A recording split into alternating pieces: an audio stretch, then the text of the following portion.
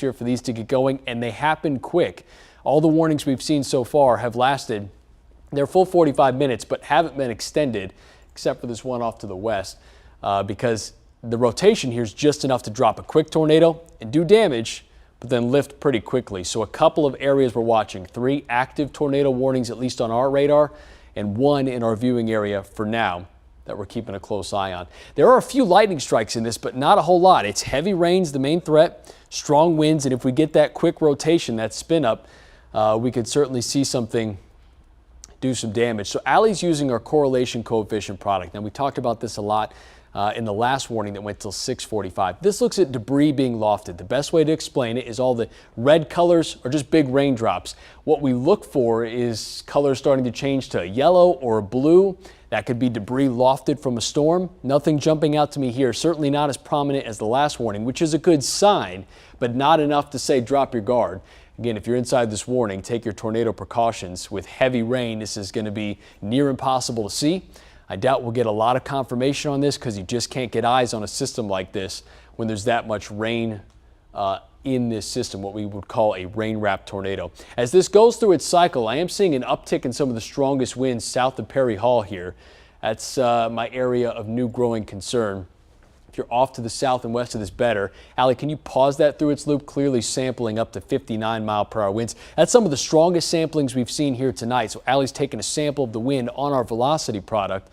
Again, what we would look for is a little bit of green showing up, but likely some rotation right here with the strongest winds on the south side of Perry Hall. She's drawing out a storm track for us. So if you see your community, your neighborhood on that list, take tornado precautions.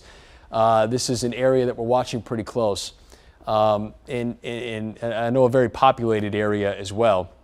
As we look south of Perry Hall here, that's my area of greatest concern. Can we flip back over to our reflectivity product? I just want to compare velocity. I'll keep a marker. And that would make sense where this storm system is.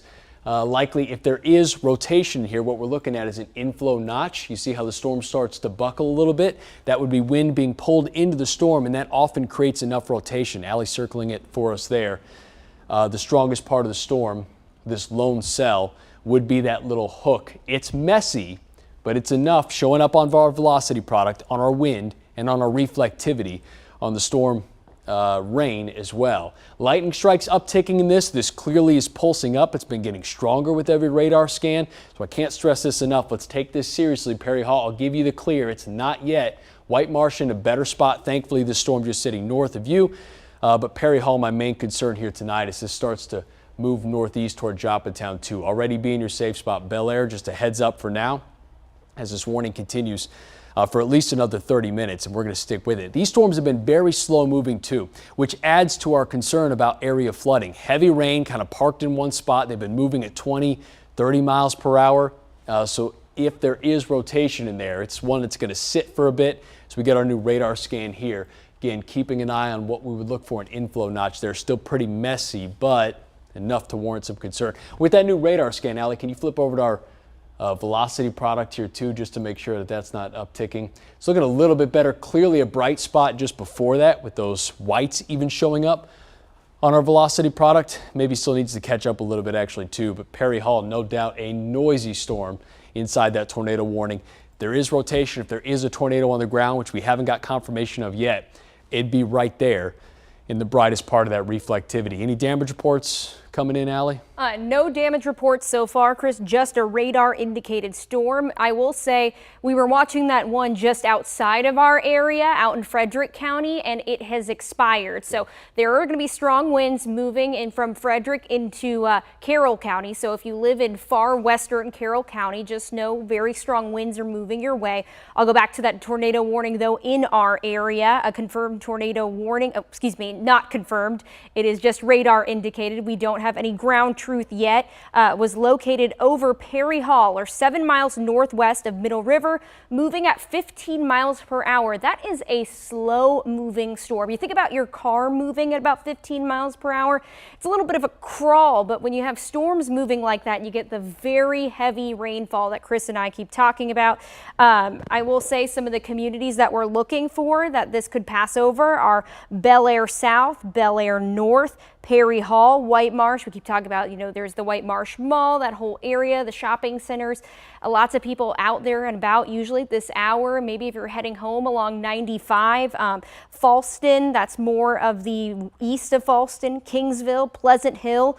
Other locations include Nottingham, Glenarm, Fork, Benson, Baldwin, Long Green, Hyde, Bradshaw, Loch Raven, and Upper Falls. Of course, we keep saying over and over again, make sure you're in the lowest area of your home, away from any windows, that you can hear us give you directions as needed. This will go till about 7:45.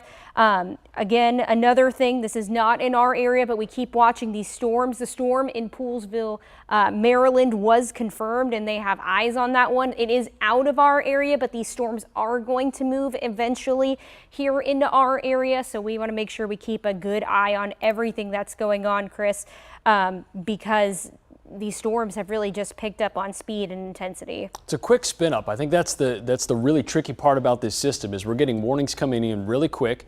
You'll get that fast spin. You got to take action really fast. And I know this can be a scary thing. We haven't had a lot of severe weather here this year. Stay calm, know your plan, get to the lowest level of your house and put as many walls between you and the outside as possible. I'm going to keep saying that. If you're inside this warning, treat it like it is a tornado warning, because this type of system will spin fast, drop a tornado. No need to panic, just have a plan, execute it, and we'll get you through this, I promise. This goes until 7:45. That's the warning box here, the extent of it. I would say it does come out quite a bit, just trimmed here a bit, which makes sense, keeping it a little tighter. Our area of greatest concern has been right around Perry Hall so far. Nothing jumping out to me on correlation coefficient here. I'm not seeing debris show up, which is a great sign, not like with the other storm system. Again, we haven't had a lot of damage reports from that.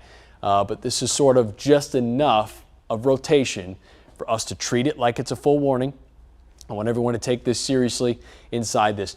Can we flip back over to our velocity product? 95 sort of juts back out almost to the north here. So an area of concern is near Joppatown, some stronger winds there. We'll likely track pretty close to the interstate. Perry Hall, you're almost through this. I'm sure it's loud with the strong winds and the heavy rain and even some small hail. But this system will move off to the northeast. A few more lightning strikes also ticking. Allie taking some samplings there where we're getting 35 to 40 mile per hour wind samplings. Again, that's the nature of this. The area where the strongest winds are will be with that quick spin up. So you can have a moment where it's 25, 30 mile per hour winds and then hits really hard as that core of strong wind comes through. Again, lightning strikes almost like think of it like a heartbeat of a storm. More pulses you get, the stronger that it is, generally. Not always the case here, but I am just noticing that lightning's starting to tick up in this a little bit more. It's a sign of a healthy updraft, and as long as that storm can keep pulling in some air, something to keep an eye on. One interesting thing here popping up on velocity for the first time, I'm finally starting to see a little bit of green show up there, which could be an area of rotation. Again, we look for green. That would be wind going toward the radar, and then red would be away from the radar, which is off to the west. So what we look for there is what we call a couplet. The tighter those colors are together, or the closer they are, that would be the area of rotation. And it is lining up with near Perry Hall, where we're seeing that just start to show up.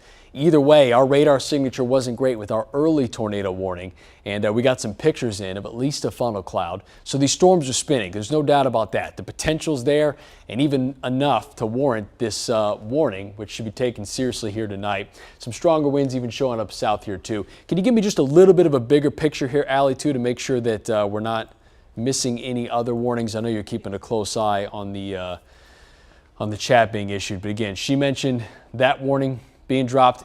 And again, that's a testament to how quick these build up, spin, could drop a tornado, and then fall apart. They don't last long. This is not the type of air mass to sustain. The one exception has clearly been this storm system, which is just on the doorstep, getting close to Howard County. Not there yet, but we're watching it.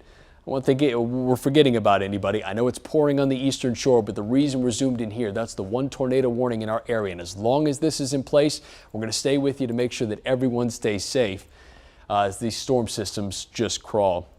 Getting closer and closer to Bel Air. It'll likely be toward the end of the warning, closer to that 45-minute mark, 7:45. With this storm system getting on your doorstep, it's going to be pouring rain out ahead of it. Where there is a hail core is usually north of where we're seeing the strongest winds. Lightning strikes still in place here, so it's going to get really rainy first.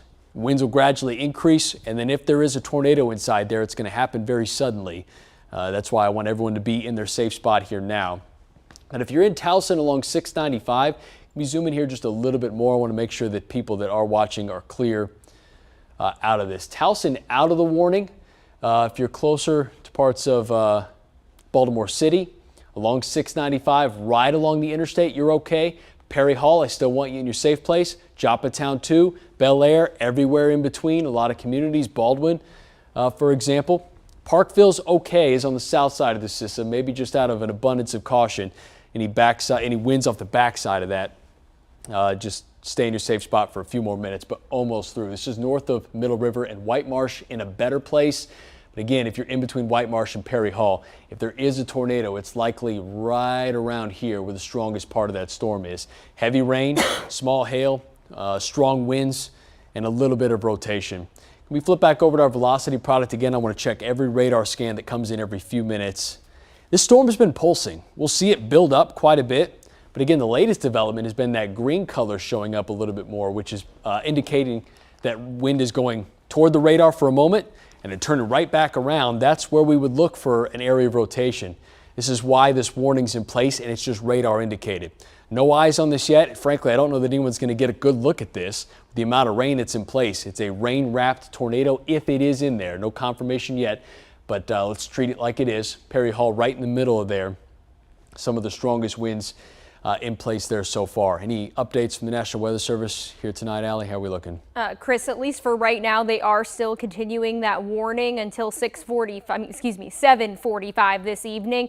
Not a whole lot else other than that. We just continue to see the very strong winds out on radar and with our velocity product. They have seen, of course, with that one out of our area in Poolsville, very distinct pictures of a tornado that is outside of our area in Montgomery County.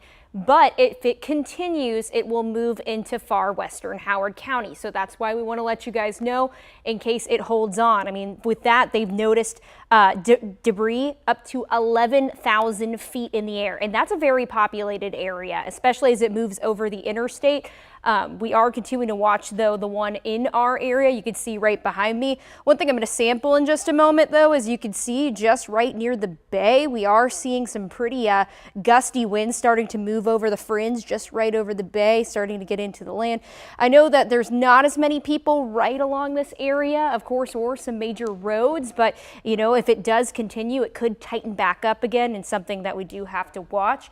I'm going to switch this back over into reflectivity so we can see just how heavy the rain is. I mean, very heavy rain moving right over Perry Hall. It does look like the bulk of the lightning and the energy has moved over just to the south of Bel Air, just north of Joppatown, where we're seeing at least the more frequent lightning strikes, which is good because if they were near that core, that's how we know we can see some strengthening in there. I am going to switch it over right now, though, to our debris tracker to see if we see anything. If anything, we're seeing more of the orangey red colors in this area, which we've seen a lot of. You know, that Chris mentioned, it indicates raindrop size. Sometimes when we see kind of a line, I like to call it a little laser beam that kind of moves from one area to the other, that could indicate hail in one spot when you see kind of the beam moving like that. So if there could be hail in that area falling, I've looked, if anything, it'd be about a penny size. We haven't gotten any ground confirmation, but you could be seeing some in that area.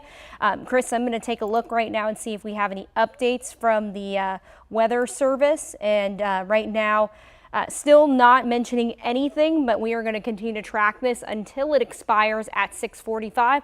I'm going to move it back to reflectivity for you, and we're going to zoom back out and see the bigger picture. Okay, yeah, that's 7:45 on that warning there. A couple things that jump out to me with what you just told us. So again, this tornado warning confirmed. That's why it's purple. Allie said they've gotten eyes on that storm system. While not in our area, what it is a testament to the potential of this, that this has dropped confirmed tornadoes, this entire system. So while we don't have confirmation here, clearly the energy is enough to get going as this storm system races off to the east. No, we're watching that. We're keeping a close eye on this. And then if you could zoom into this system too, we've been talking for 25 minutes now. This warning happened right at the top of the 7 o'clock hour when our show started.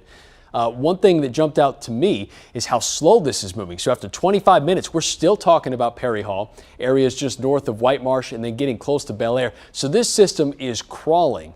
That lends to a lot of flooding concerns. There is torrential rain inside this. Some of our brightest reflectivity has been showing up inside these storm systems of the year.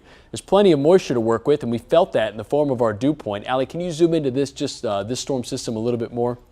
I want to note that the overall movement, while to the northeast, which they just trimmed it here, so the National Weather Service clearly keeping a close eye on this and tightening it into the area that we've been focusing on. Watch this storm system as it goes through its loop, sort of move off to the northeast, but then back build a bit. I'll keep a marker on Perry Hall, just in heavy rain for the better part of 25 minutes now, at least with this warning, and then some outside that before the warning was even issued. But this storm system is sort of spinning. The whole thing is kind of back building. You could see that heavier rain sort of dip down and then re-hit Perry Hall. A couple things jumping out. Likely an inflow here. That would be the storm feeding itself. What it needs is air from the outside of that storm system to come in, warm air, and then lift it up. Colder air is likely in place with this heavier rain. Allie's circling the area of concern here, where we're starting to see it a little more jagged. Where it's smooth, I'm not as worried about because that's uniform air coming in. But when air funnels into one point, that's when we can start to see a storm spin. And we've had a couple of those tonight. Again, what we call an inflow notch. A few lightning strikes still left. Heaviest rain core showing up in that purple there, and even some small hail certainly possible. Perry Hall, you're almost through this. White Marsh outside of the warning, but they've trimmed this here. The National Weather Service tonight's been drawing bigger warnings and then refining it where we're clearly seeing that area of rotation would be right about here and then tracking off to the northeast, and that's why this gets bigger. Jarrettsville, I'd say on your doorstep, but you're farther away from the worst part of the storm. It's Bel Air that I think I'm most concerned about with this tracking off to the northeast. Not in the warning yet, but again, be paying close attention to this. And if you know someone out ahead of this, especially in Bel Air or between Bel Air and Joppatown, give them a heads up. Tornado warning on their doorstep. This is now northeast of Perry Hall, moving away from the interstate, which is better news, but of course a couple main thoroughfares around Perry Hall, especially on the north side. That would be the area where the strongest part of the storm is right now. Still not confirmed. I really don't expect it to be with the amount of rain that we have falling in this and the stronger winds. Visibility likely really bad. But this is one of the first, or at least better, examples we've had of a velocity couplet. Again, we usually look for green and red right next to each other. This gives you an idea that that wind is moving toward the radar, and then red is moving away from the radar, so you look for that spin. Some of those samplings are certainly lighting up really strong. Allie taking a reading of some of the wind being measured by our radar, up to 58, close to 60 miles per hour. The update just there moved that core of stronger wind. And this, even though it's outside the warning, what it likely is an outflow of the storm system, sort of its exhaust system, kicks out some really strong wind, what we call rear flank downdraft, which is a big word just to say that that storm is throwing out a bunch of wind on the backside that can be really strong. While not a tornado, up to 60 miles per hour is enough to do damage, so it could still be clear, but that storm is just pumping out a lot of wind on the backside of that, and then where the rotation is, another round of strong wind. To Allie's point, she was talking about correlation coefficient showing what we call a scatter spike. So if that's hitting some big hailstones, sometimes it goes all different directions and it gives the radar a bad reading. So there could be some hail being picked up there for sure. That's why that extends all the way out. A very busy thing here, but thankfully nothing jumping out to me that looks like a clear debris ball. That's what we don't want to see. We had it earlier with the system that went through Owings Mills. But if that storm system off to the west that Allie mentioned is lofting debris at about 11,000 feet, I mean, the potential for a strong tornado is there, which as she zooms out, we're keeping a close eye on. That's the purple box. Look at the difference between these two storm systems. That one's clearly the stronger one. So thankfully, we're not dealing with that yet on our doorstep. Know that we're watching, but I still want everyone to take this warning very seriously.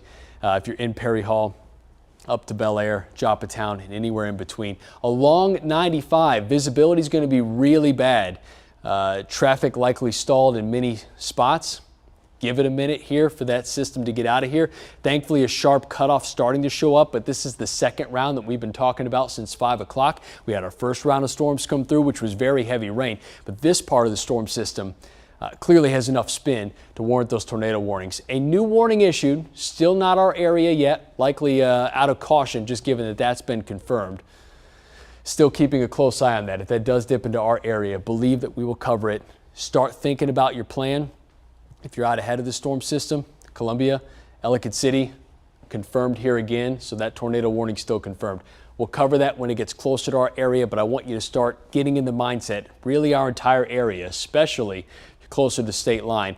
Where am I going to go if a tornado warning is issued in our area? You're going to go to the lowest level of your house.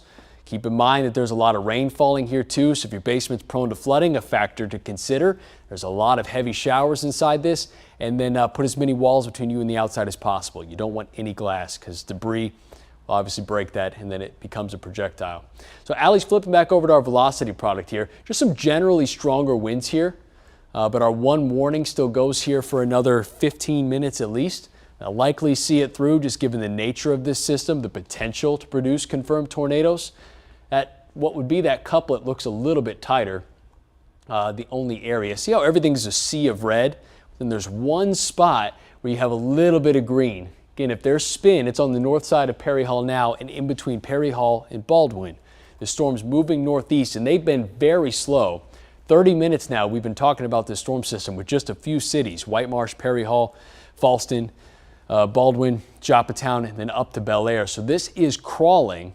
I would like to see them move a little bit quicker just to get out of here, but for now, that rotation clearly moving off to the northeast a little bit more. Some lightning strikes inside there, and then visibility is really bad inside this with some big raindrops, heavy rain to work with, ponding on the roadways, street flooding, and not to mention if that is breaking tree limbs, sticks, a lot of gutters get clogged too. So an added concern here tonight with the timing of it, everyone trying to get home.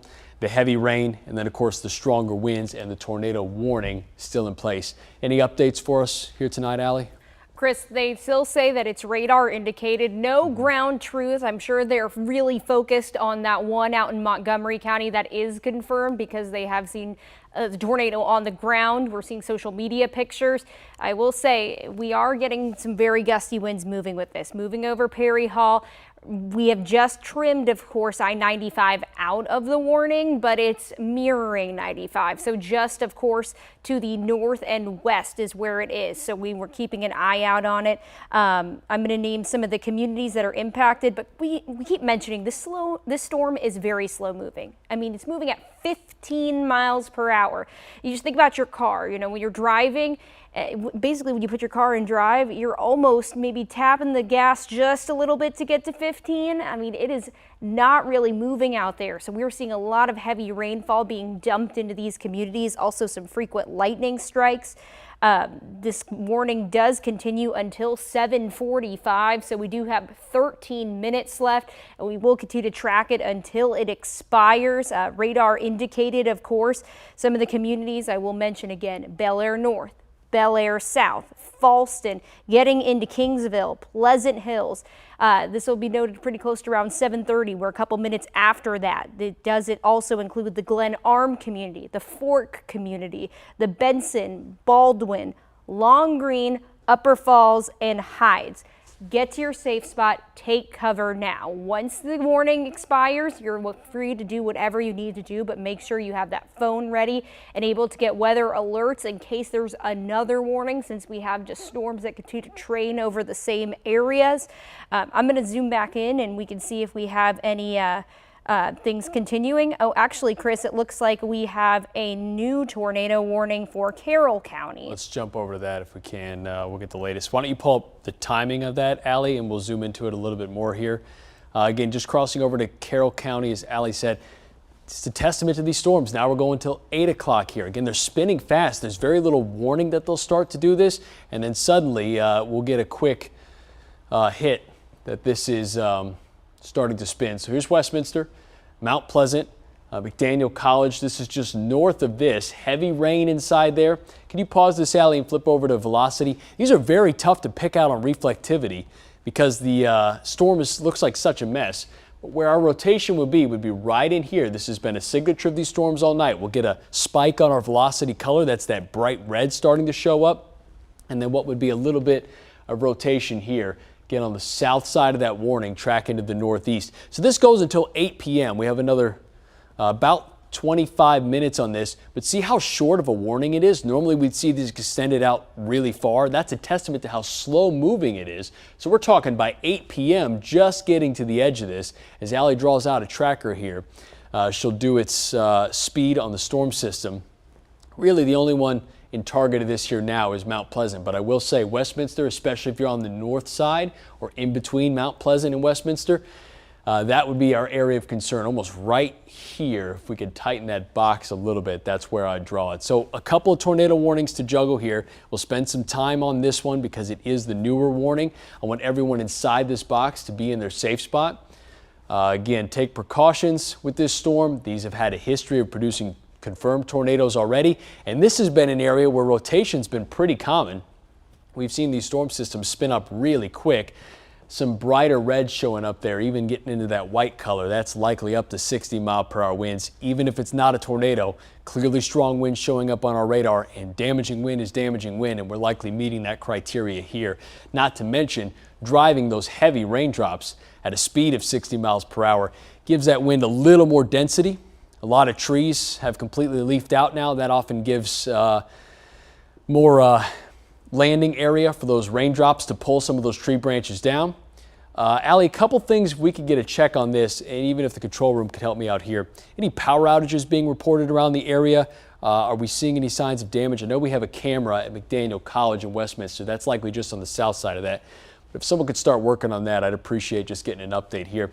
And if we could zoom out just a little bit more, Allie, let me get the bigger picture because juggling two warnings is going to be a little tough. We'll sort of have to go back and forth. This warning goes until 7:45. We have a confirmed tornado warning on our doorstep, not in our area yet, and then this new warning now in Carroll County, which goes until 8 p.m. We're going to stay with this as long as these warnings are in place. I want to make sure everyone's safe. Even if you're not inside one of these warnings, clearly these spin up very quick. So have a plan, start thinking about where you'd go, even up into parts of Carroll County, some stronger storms still working their way through. This is a part of a system that's spinning on a bigger picture. So the rotation's there, and that's why we're getting these warnings in place here tonight. But there are two areas in our viewing area to keep an eye on, a third right on our doorstep, plenty to watch. Any damage reports coming in, Allie? Are we seeing any kind of confirmation of these? I know that one storm's still confirmed, but it's getting closer. Yeah, Chris, it is still confirmed, the one out, of course, in Montgomery County as it inches closer to Howard County on the doorstep. We haven't seen anything confirmed with the two in our area. Likely they're just spin-ups. We see some very gusty winds and they're rain-wrapped. We have very heavy rainfall around these storms. I am going to give you the information, though, for the Carroll County storm. This will go until 8 o'clock, so we have some time for the storm to continue to push on through. At about 7:35, a dangerous storm was seen near Westminster, and we can see that on radar just in front of us. This is moving, of course, at 15 miles per hour. So another snail speed of a storm that's dropping very heavy rainfall, and it continues to push off to the north and east. And it was located near Westminster. I mean, it's moving as we speak, just off to the north and east. I'm going to, of course, get to the other storm that we continue to look at for Baltimore and Harford County. That has just been continued as we speak. I'm going to read the new information for that right now. This will go until 8:15. So we've now extended another 30 minutes on top of the original warning. A severe thunderstorm capable of producing a tornado was located over Perry Hall or near Middle River, moving northeast even slower, Chris, now 10 miles per hour. Some of us could maybe, if we're sprinting, could move faster than the storm altogether. So if there is a tornado on the ground, it is not moving very fast. So it could definitely loft up a lot of debris at one time. And of course, both are still radar indicated. We have not gotten any ground truth on either of these two storms. The Weather Service has definitely focused on the one on the ground, which is out in portions of Montgomery County, which is understandable. You know, we have imminent danger, and we are also watching for the storms in our area because they could lead to that, Chris. I'm going to zoom back into the one that was just reissued till 8:15, the one in Harford and Baltimore, so we can take a better eye on that that one. Yeah, let's dissect that storm, Allie. We'll get a little bit closer here. We'll look at reflectivity first. I want to just see if anything jumps out to me. And I'll say a testament to your 10-mile-per-hour moving. I mean, we're clearly in for a marathon here. The storm system's in no hurry to get out of here. So be patient with these storms tonight. I don't want fatigue to set in. I know that we've been calling out a lot of these areas. Bel Air, you heard your name a lot, especially Bel Air South. The storm is still coming. It's just really, really slow and almost taking a jog to the east here, which is likely why they shifted. So you have the original warning here and then the new warning a little more to the south, probably to account for that quick jog east that the storm did. You can see it almost fanning out closer to Edgewood, more in line with Joppatown here now. Perry Hall, so close. Give it a few more minutes and this is getting a lot better, I promise. Still some scattered storms upstream. And then, of course, watching that second tornado warning between Mount Pleasant and Westminster. But pause this for a second, Allie, and let's go over to our velocity product. Yeah, right east of Perry Hall. Again, one of the more pronounced velocity couplets we've seen. And what I mean when I say that is an area of green and red on our radar getting a little bit closer. If there is rotation right there on the east side of Perry Hall. A lot of these have been on the south side of the warning. So if you're closer to the south side of that warning, that's the area of concern. This did cross over 90 now, or is very close, right on top of it, or 95. So if you know anyone along that interstate or takes that route to and from, give them a heads up because it's just jumped the interstate. And with these types of systems, what we could typically see is a spin up drop, lift, and then redrop. This has clearly gone through pulses tonight where it's strengthened and then weakened a bit more. But the brightest colors there right here, our area of greatest concern, is almost east of Perry Hall and then cycling back toward White Marsh. As this made its jump east, it sort of dropped south here too. So heads up Edgewood to Joppatown, right along 95. We'll likely track east of the interstate here now, but that's a clear area of rotation there as Allie draws out a track for us. Joppatown in about 16 minutes, Edgewood just under 20 minutes. Start making plans now. Know what you're going to do if that warning gets closer. Just be ready to act with this system and stay there for a bit. Get comfortable because this has just been one of the slowest moving systems, slowest moving tornado warnings I've seen in quite a while. Let's go back to our other warning in Carroll County. Allie, that's the latest on this system. Stay hunkered down here. We're almost through that if you're in Perry Hall, but then lining up off to the east as well. Here's our other warning, which is moving a little bit faster. I can already tell that rotation's moved off to the east a little bit more, is mostly through that. This goes until 8 p.m. and as I say that, it makes sense that they would trim that warning here because that strongest part of the storm moving on the north side of Westminster, tracking toward the south side of Mount Pleasant. Everyone in between at greatest risk here to see stronger winds. If there is a tornado there, it's right there where Allie starts our tracker. Goes off to Manchester in about 27 minutes. Slow moving, but our rotation right here near Westminster, McDaniel College. Thankfully, a lot of the college students have gone home, but on the north side of Westminster there. Allie, I know we have a camera there. Are you able to pull that up quickly if it's not too much? Or even if you want to step over to Weather 2, pull it up there. We can go back and forth on the control room as we look at this a little bit closer. It's just often helpful to see the storm in its whole.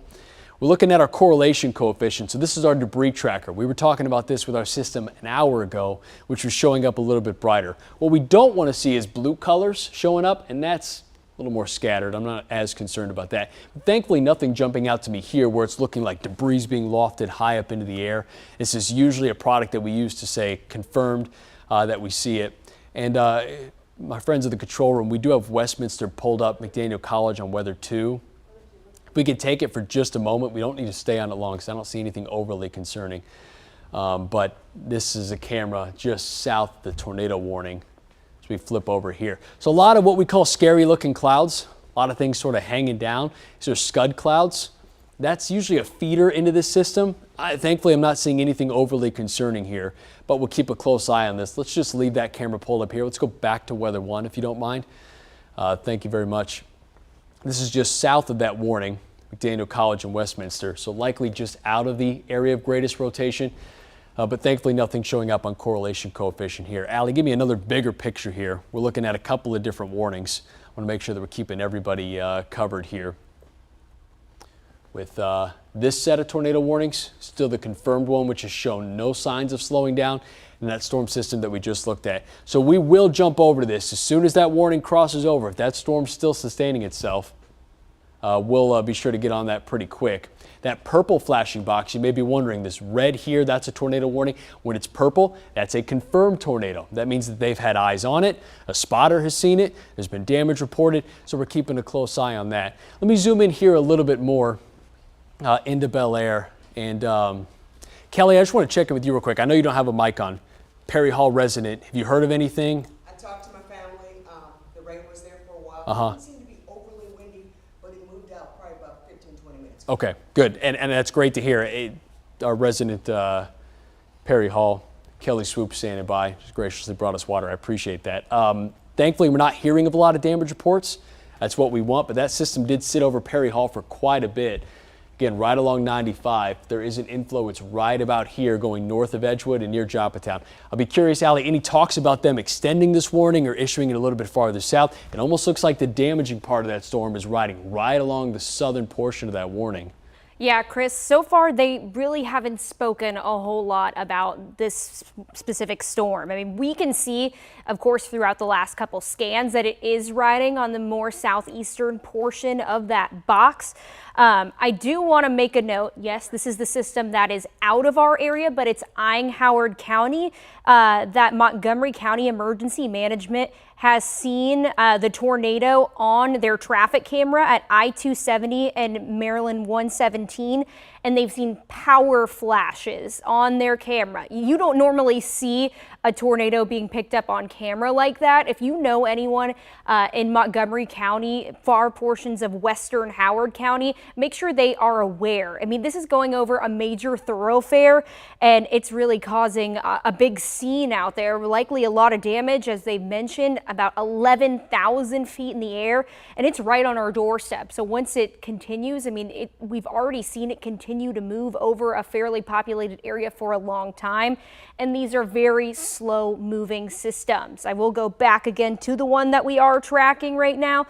Still not a whole lot of updates, but it is until 8:15 this evening, the one right here that continues to move up. Still some lightning strikes eyeing 95 as we speak, just to the north and west of Edgewood, to the southeast of Joppatown. Eyeing 95 as we speak, as it continues to move well on through. I'm going to change over to see one of our other products if we're getting anything. Let's take a look at velocity. You can see it looks like just to the south of the warning box, and it could just be lagging a bit. Very strong winds. I'm going to sample that too so we can see exactly what's going on. And see some of that reading out there. That looks like almost 50 miles per hour, and 53 is the latest scan. I'll move out of the way so you guys can see that a bit. 53 just to the south, right along the Baltimore-Hartford line. And you can see it's moving right off to the north and east as we speak. I'm going to clear that away, and we'll also go take a look at the other storm, Chris. I'll bring you back in for that as I zoom back out so then we can zoom back in. Yeah, we're watching a couple of areas here too, and I know this gets a little tricky with watching multiple places at a time. Gaithersburg area, can we pull that up? It's my producer in my ears, got a picture from Gaithersburg. We've been sent images here. Yeah, it's a dark storm cloud, and likely what's even looking like a shelf cloud. That's colder air rolling out of this. You can see the contrast between light and dark is likely that top of that storm rolling over the bottom, which is a testament to not only how heavy that rain is, and you can see that there on the left side of your screen where it gets sort of that blue color, heavy rain, even some small hail inside there, and a lot of storms, or a lot of clouds being pulled up into this. And you can see it just crawling actually as this goes along, that storm getting pushed around and almost getting carved out. It looks like or like a spaceship. That's a good indication that there's a lot of spin in the atmosphere, a lot of rotation. So something to keep an eye on there. Thank you for that. We'll flip back over. Allie, you got a quick update? Yeah, I was just going to say, talking about that picture that we saw, the one from Gaithersburg, that's the one that the Weather Service has said is the confirmed one. So while that picture, the one that they have, it looks like is a little bit more advanced than the picture we just showed, but that is the confirmed one where they saw the power flashes earlier. So that is moving closer to Howard County, and we'll keep an eye on it as it continues. The Weather Service did say that they are continuing, though, the one for Harford and Baltimore County that continues to move, the one that we continue to track. I do also want to note that I've been taking a look at the broader scale right behind me. It also looks like, Chris, something maybe to watch right here in southern Carroll County, also northern Howard County. It's getting a bit brighter. So we know that they have warned areas that have gotten pretty bright towards the tail end. So it might be an area to watch for soon. So if you're in those communities or know someone that is, let them know that a strong storm with gusty winds is headed their way. Not necessarily tornado warned, but it could end up getting there. So we want to make sure everyone's safe. Okay, we'll go back to our Carroll County storm, if you don't mind. It looks like that one's getting close to the end of its warning. I know that went till 8 o'clock, so technically still got 10 minutes left. But I'm happy to say that's looking much less impressive and even reached the end of its warning there. So I wouldn't be surprised if that's either just allowed to expire in 10 minutes. So we'll focus a little bit less on that. But I just want to give areas like Westminster and Mount Pleasant in between an all clear there as the strongest part of that storm. Give me a quick look at velocity. We don't need to spend too much time on this because it's outside the warning now, but I just want to make sure that nothing, looking a lot better. So I feel better about that storm system. We'll go ahead and clear everyone in between there as the stronger winds move off to the northeast. If you're still in the path of that, take precautions, but thankfully outside that warning now, and I would be surprised if that gets reissued. That's one we'll watch. Another area here north of Butler. This storm starting to show up a little bit more. No warning yet.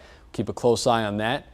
51-mile-per-hour winds. Wouldn't be surprised here. This is the same area, Allie, that had our 6:45 p.m. warning we were covering about an hour ago into the 6 o'clock show. We'll keep a close eye on that. Give me big picture real quick. Just want to do an update on all the scattered storms that we have. 2 warnings in our area, 1 just outside. Because this is getting so close to the end of this warning, Allie, can you give me a quick zoom in here? I just want to give the communities that are not in the warning yet, but very close to the storm, heads up. Start thinking about your safe spot. Even if you're into Columbia, I know it's still pretty far to the east. It'd be on the south side. Areas like Laurel, Highland, Clarksville, not in the warning yet, but this is the storm that's had confirmed rotation where we just took that look from. It'll be heavy rain first. If there is rotation, it's normally on the end of this here.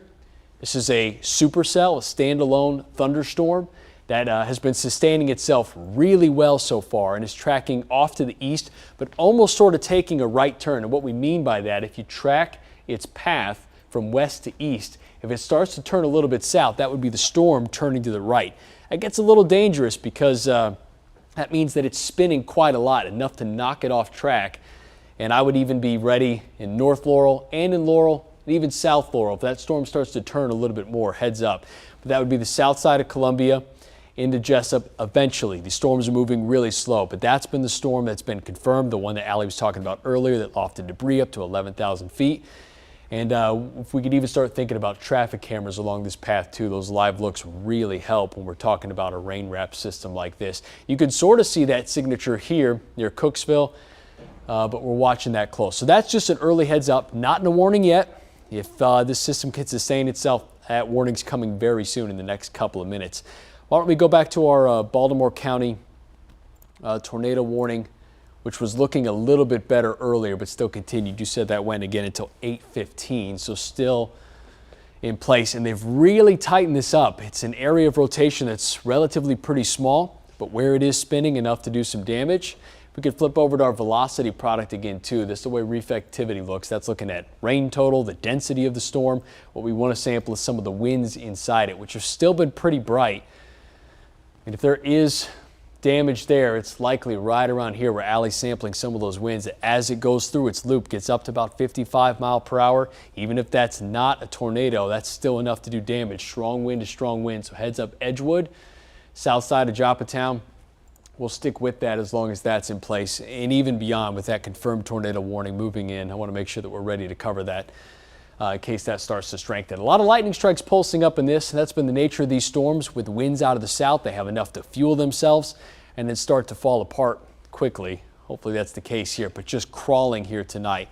Give me a bigger picture here, Allie, and if you see any sort of wording that they're going to issue that warning ahead of that confirmed tornado, feel free to jump in here. That warning's dropped went till 8 p.m. Still in place, but through 8 p.m. Not as concerned about that. So I know there is a tornado warning still in effect there. That storm system's cleared out of this.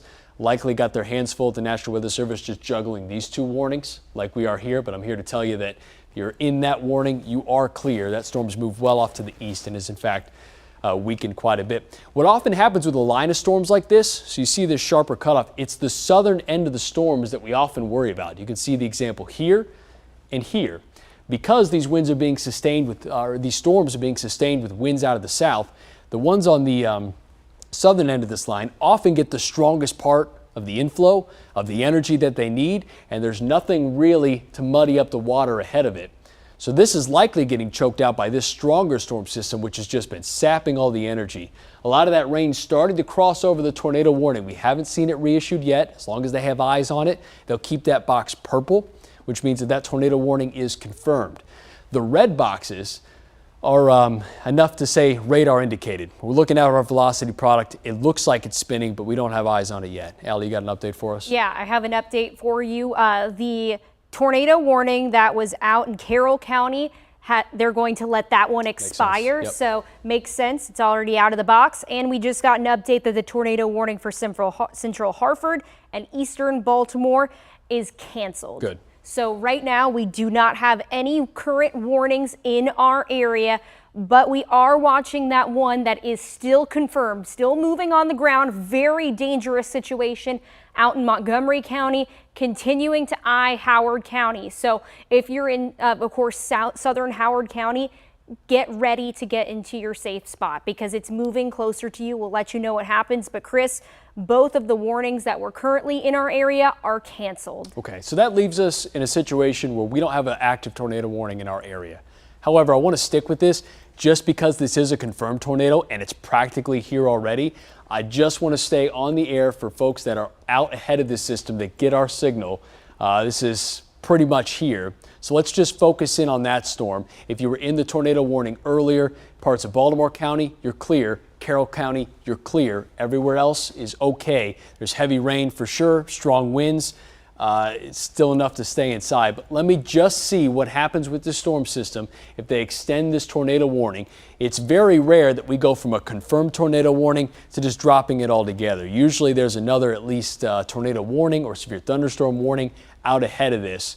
So up front, the way the storm system's oriented, this is the rain shield. Everything inside here is heavy rain, maybe some small hail, and frequent lightning. That's not the strongest part of the storm. That typically builds out ahead of it. As Allie looks at our velocity product, the area we're really concerned about is showing up here where those greens and reds are getting a little bit closer together. And this isn't just radar indicated. We're not just using this tool. It was seen on a traffic camera as a tornado on the ground that has lofted debris up to 11,000 feet. So that's why we want to stick with this one because pretty much for Highland, North Laurel, Clarksville, even Dayton, albeit it's farther south. These are areas where I want you to start getting ready to activate your tornado plan, which is getting to the lowest level of your house and put walls between you and the outside as possible. You just want layers between you and this storm system.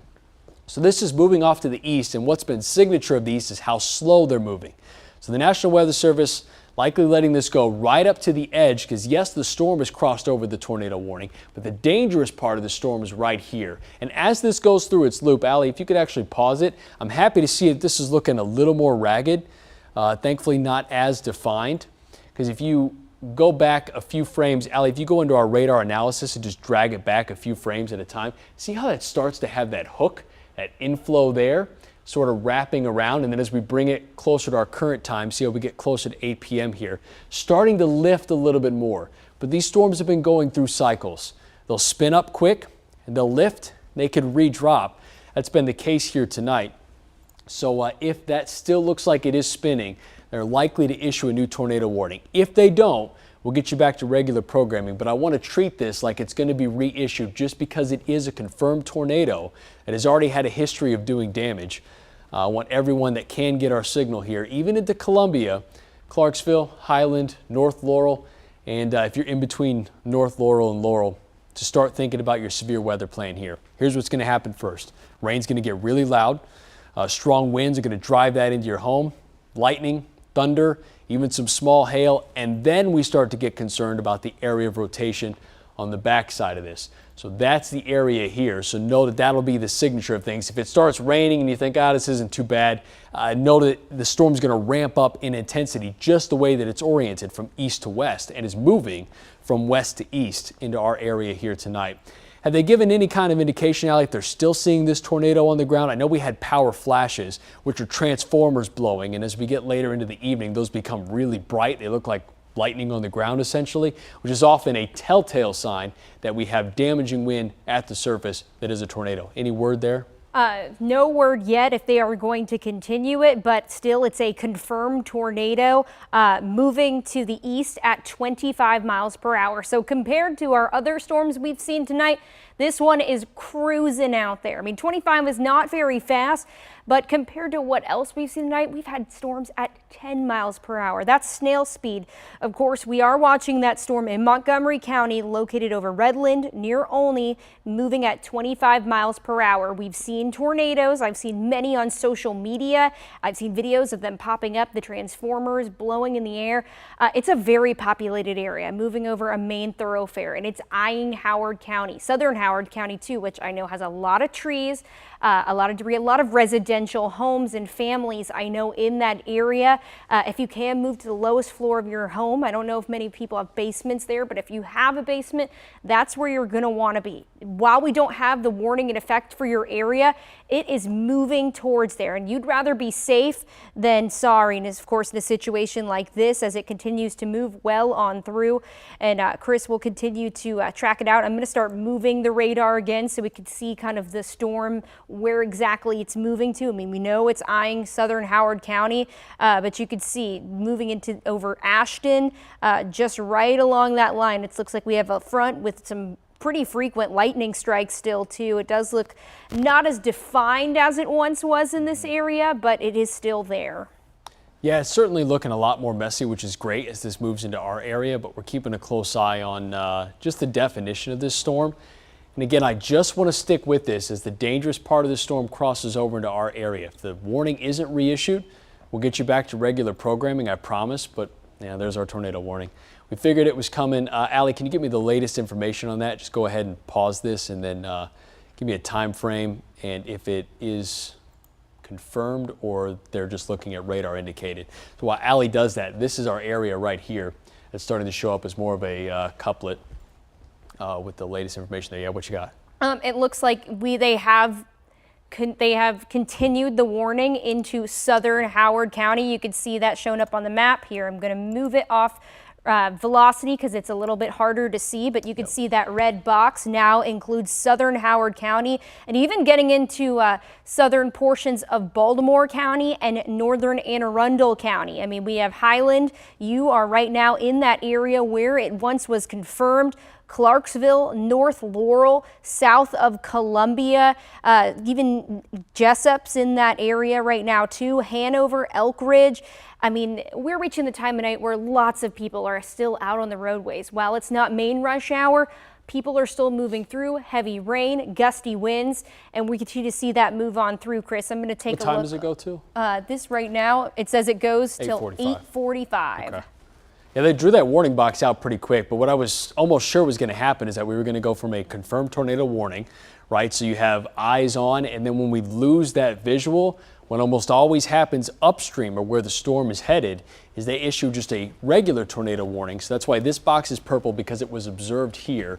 What we're thinking now is that there's enough on radar to say, well, it looks like it's spinning, it could have lifted, the potential's still there, but we don't have eyes on it anymore. Very rarely do we go from a confirmed tornado warning to just nothing. So that's why we stayed on, because I wanted to give Highland enough of a heads up to say, get in your safe spot, do it now if you're inside of this. And this goes really far east. I mean, they took this very far out. So it includes Columbia, so all the way to Arbutus, Hanover, even Severn in that as well. You have time here, but I want to say start working on your plan. Know where you're going to go, get ready. If you're up closer to the storm, at least the front of it, it's heavy rain up front, small hail, strong winds, but the storm looking a little more ragged. Can we flip back over to our velocity product? And I noticed there was some spinning here too, something to keep an eye on there. That looks a little north of Eldersburg. No warning there, but we'll watch that. It's looking messy. Zoom out just a little bit more, Allie, but keep it on this loop. So what we look for here is how tight that rotation is. That was the Gaithersburg look that we took. You can see that spin there. It looked a little more broad, but it's starting to fan out a little bit more. That's what we want to see tonight. But that warning's still in place. And this is our only one, just to make sure, right, Allie? We don't have any other active tornado warnings in our area? No active warnings, but I do want to mention, Chris, and I'm going to move it so you can talk about it. It looks like our product is picking up on an area just to the north of Eldersburg in southern Carroll County. To watch. A very strong winds that they're indicating that there could be some turning going on. Yeah. Nothing confirmed. Nothing from the Weather Service yet, but there could be something. We are still right now eyeing the one, though, out in Harford. Yeah, our newest warning. In Howard County, portions of Baltimore County and northern Anne Arundel County. That north of Eldersburg is the same area that path that started these tornado warnings that went through Owings Mills. So the environment's favorable there. We'll watch it. No warning yet. What we're focusing on here tonight is this new tornado warning, which we're going to stick with through its entirety. It goes till 8:45. This storm has had a history of producing damage, and if you're just joining us here tonight, maybe at the top of the hour, we're covering a tornado warning in our viewing area that has had reports of a confirmed tornado lofting debris up to 11,000 feet in the air. So this has been the strongest storm we've seen in our state, no question, and it's now starting to track east into our area, where that rotation's showing up just a bit west of Highland and south. So I would say the track here sort of takes it along the southern edge of that. US 29 and Maryland 216. Here's what we're talking about. This is exactly my point. Still a decent amount of daylight. I know we're getting close to twilight here, but look at how heavy that rain is. Visibility is terrible in these storm systems, and that's what comes first. You get this drop in visibility, automatic lights coming on. You can hardly see the brake lights of the cars going away from us, certainly as they get farther into the distance. So that's what makes these storms particularly dangerous, is the visibility drops so fast. In fact, the way that they likely confirmed that earlier tornado was because of the power flashes that were showing up. You're not going to see much in this, and that's what adds a level of danger here. So something to keep in mind: heavy rain, flooding on the roadways, visibility is just terrible, and then if a tornado's inside there, it's rain wrapped. Allie, you got an update for us? Yes, Chris, you know how we were just talking about that one north of Eldersburg? Well, they have warned that storm. I'm going to turn on reflectivity, so it's a little easier to see with the reds. Let me go in and see the information from the Weather Service, and I can reiterate that to you guys. The National Weather Service has issued a tornado warning for southeastern Carroll County and northwestern Baltimore County until 8:45 this evening. A severe thunderstorm capable of producing a tornado was located over Gamber, 10 miles southeast of Westminster, moving northeast at 20 miles per hour. So, you know, we've noticed the winds really starting to tighten together, and that's moving over 795, and that warning also includes 83 just to the north of Towson. If you're in that area, you want to seek shelter immediately. We keep continuing, Chris and I, throughout the night, telling you about all of these storms, and we want to make sure you're not getting fatigued. We want to make sure you're safe and you are taking these storms seriously. Yes, they're moving over that area. They're moving slowly, but we want to make sure everyone is safe. We'll be right here to keep you safe during these storms as they continue to move through the area. Chris, I'm going to zoom in closer to that storm in Carroll County so we can talk a little bit more about it. Right here. So we find ourselves in a situation here tonight, which has happened a couple of times, where now we have multiple tornado warnings. So we're going to do our best to cover both. But let me just say up front, if you're in this warning, if you're in that warning, start taking your precautions. That's the bottom line. We'll get into some of the details. And Allie, we were talking about this not 5 minutes ago, how it looked like it was starting to spin. And sure enough, a warning came here. So this is the same track that the storm system took around 6:45. We took over the 6 o'clock show at about 6:15, and that went through 6:45. This is the same line where we had that picture of the funnel cloud, the rotation there. So the environment's still favorable here. I know we had strong winds come through Owings Mills in between Reisterstown. This is enough to produce damage, and then we'll eventually track off to places like Cockeysville. That sounds very familiar. Again, this is the same line that storm system took last time. So 2 tornado warnings in place here tonight. Both go until 8:45. If you're inside either one of these red boxes, Allie, can you include both in the view just to give people an idea of where we're looking at? Get to your safe spot. Put as many walls between you and the outside as possible. These storms are tracking off to the east. They are very slow. Please don't get fatigued with these. If you get down into your safe spot and you think nothing's happening, it's likely because the storm's moving very slow. Please take this seriously. We've already had reports of damage with this system outside our area, but as it does track, that's confirmed, Allie. Latest update there. Is that, wow. Are they saying anything about tower camera? Yeah. Okay. Let's do it. 795 in Cockeysville, Reisterstown. This tornado's confirmed. Heavy rain there off in the distance, no doubt. Camera almost iris is pretty bad. I'm not seeing anything jumping out at me at this point. Keep an eye on that, please. If you see anything, a power flash, a transformer blow, or of course any kind of rotation, we'll keep a close eye on that. Thankfully, not a lot of people out on the roadways. I love to see that. But if you know someone in the path of this, let me step up the urgency here a little bit. That tornado warning now confirmed. I want to add a level of urgency here. If you're inside that tornado warning, particularly this purple box, get to your safe spot. We'll play around with this. Rotation showing up quick. We saw it early just before the warning was issued and now showing up more. Zoom in really tight here, Allie. I want to get a picture of where this rotation is. Even go right there in between Reisterstown and Owings Mills. If you know someone that lives in between here, give them a call. They got to get to their safe spot here now. All of these so far in our area have been radar indicated, meaning that we're seeing spinning on radar. As Allie flips over to our correlation coefficient product, this is our debris signature. I hate to see that. This is what we don't want to see. See how it's lighting up in blue? These are all raindrops. That's why it's red. The color is uniform. But what we're likely seeing here are things like 2x4s, pieces of house, shingles. I don't know that for sure, but the debris is looking different to radar. It's like that doesn't look like a raindrop. So what we use this product for is to say that debris is being lofted there with that system, and that spun up really fast. We're talking 5 to 6 minutes. We went from no tornado warning to confirmed tornado very fast. In the path of this, if you see your city here on this list, get to your safe spot now. I know we've been talking about the potential here in radar indicated. This now confirmed. Did they say why it is confirmed, Allie? Have they seen it on a traffic camera? Are we getting eyes on, power flashes, any kind of reports while she works on that? Again, our debris signature here, likely like nothing on the traffic camera. Okay, thank you very much. The only thing, Chris, we have at least from the Weather Service is they just said tornado on the ground near Gamber and Carroll County at 8:11 p.m. Nothing else, just that.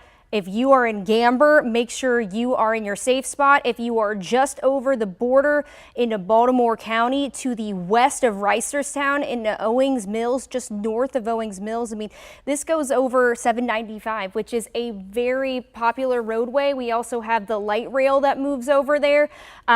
We want to make sure that we think we have something on camera. M.dot camera, yeah. Where's this at? If we could pull that up full. Oh, okay. Just keeping an eye on it. Okay, just keeping an eye on it. Nothing on the N.dot camera now, but we have a producer in our control room keeping a very close eye on that. Yeah, again, off in the distance, but it's tough to see through there, and that's likely a testament to the amount of rain that's falling in this. A couple people with their hazards on, moving really slow, a lot of road spray. If you know someone on this route, 795, call them. Tell them to pull off on the nearest exit, get to a secure building. Banks are good options. Grocery stores, get to the interior there. What I don't want to see the hazards there on the left and on the right, people starting to pull over. This is not an area that you want to get caught.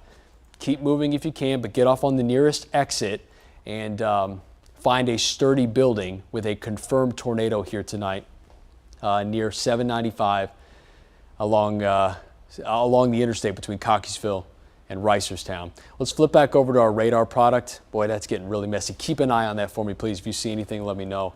I appreciate it. And this storm right here is what we're watching. It's spun up very fast. A confirmed tornado. We haven't heard where it was seen, but we are getting it confirmed from the National Weather Service. That's why it's flashing purple. I know we still have another tornado warning here that has been confirmed earlier. That storm's been pulsing up and down. If you're in the path of this, get to your safe spot here. But the reason there's a level of urgency here is because when that box turns purple, it means that there's a tornado on the ground. We're not talking about radar indicated anymore. this now confirmed. These storms are fanning out quite a bit. You see how they're almost spread out from west to east really far? That's why the rain gets very heavy. And if you zoom in right to 795 there, Allie, in between, our traffic camera is right in the core of that purple where the heavy rain is. That's likely why people were pulling over and turning their hazards on. I don't want you to do that. I know this is tough to drive in, but that's not an area that you want to park right now. Again, if you know someone along that path, please give them a heads up, especially south of Reisterstown, just on the south side there. As this area of rotation starts to come in quick, Michael, if that camera will likely show something very soon. Give it 5 or 10 minutes. That area of rotation looks like it's getting very close, especially if you have one close to Reisterstown. But as Allie samples this, you can see that spin there and even a little bit of green showing up. So that's wind moving toward the radar and then away from it very quickly. Okay, starting to tighten up really quick, but in the path of this immediately is Reisterstown. Strongest winds now right over the interstate, 795. Some of the brighter colors there. Let's take the camera here real quick. That's getting really close, right along the interstate. And I'm seeing a lot of people turn their hazards on, a testament to how heavy this rain is. Tough to see off in the distance, and that's going to be the case with these storms.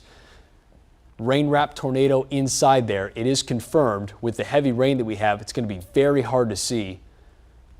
I see cars stopping off in the distance too. I know this is a treacherous route, but again, if you know someone along that path, stress a level of urgency here to pull off on the nearest exit, get off the interstate, and find a building to get into.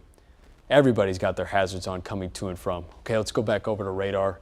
Keep a close eye on that. That's the way things look on the ground. That's how hard it is to see. Allie's looking at our debris signature here. This is all rain. That's why the color's uniform. It's all in red.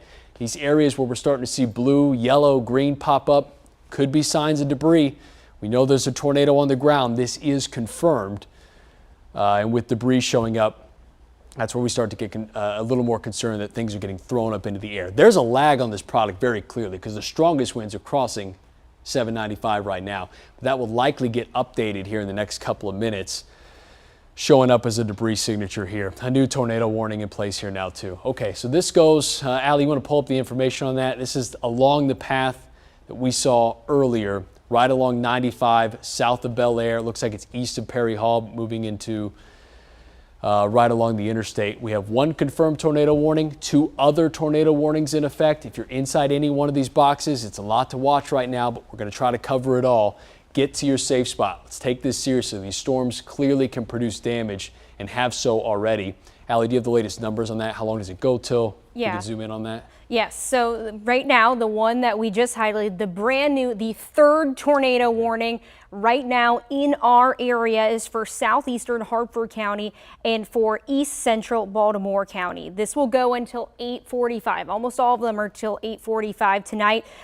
It is moving at 20 miles per hour. So another slower storm, but still picking up a little bit more speed than when it was at 15 miles per hour. Of course, this is radar indicated, nothing confirmed yet. We still do have that confirmed warning for portions of Baltimore County. I will say we just got another update from the one in Anne Arundel County, southern Baltimore County, and Howard County. That one is still continuing.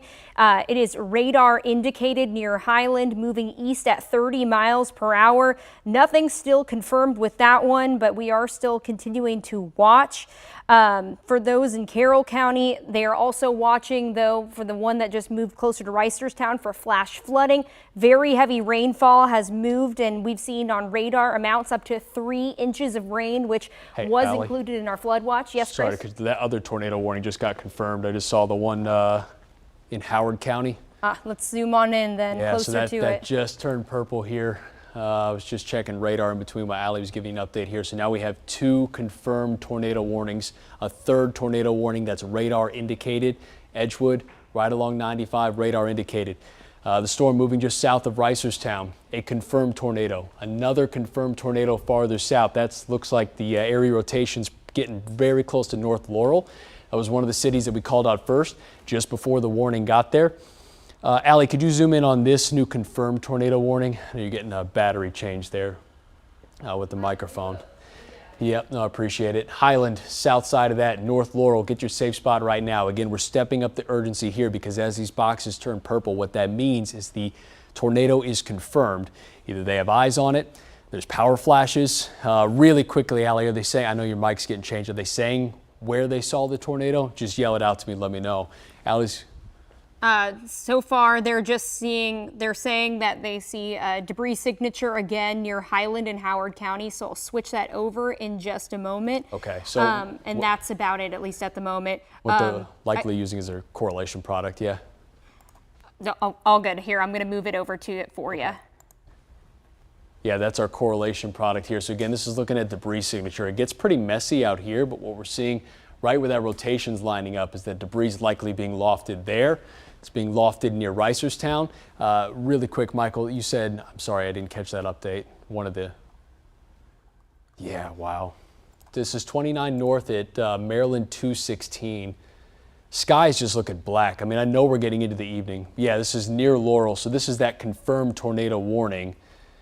What we would look for here is power flashes off in the distance. I'm not seeing that at this point, but it's tough to see much at all. I mean, look at how the brake lights just fade off into the distance. It is torrential rain ahead of what is a rain-wrapped tornado inside that. So North Laurel, safe spot right now. Take this seriously. We're not just talking about radar indicated. Keep a close eye on that and let me know if you see anything interesting. Let's flip back over to our radar product. 2 storms that are confirmed tornadoes. A new tornado warning just issued, so thankfully that means what we're looking at here is that it lost its credibility that it is a confirmed tornado, so they reissued a radar indicated tornado warning.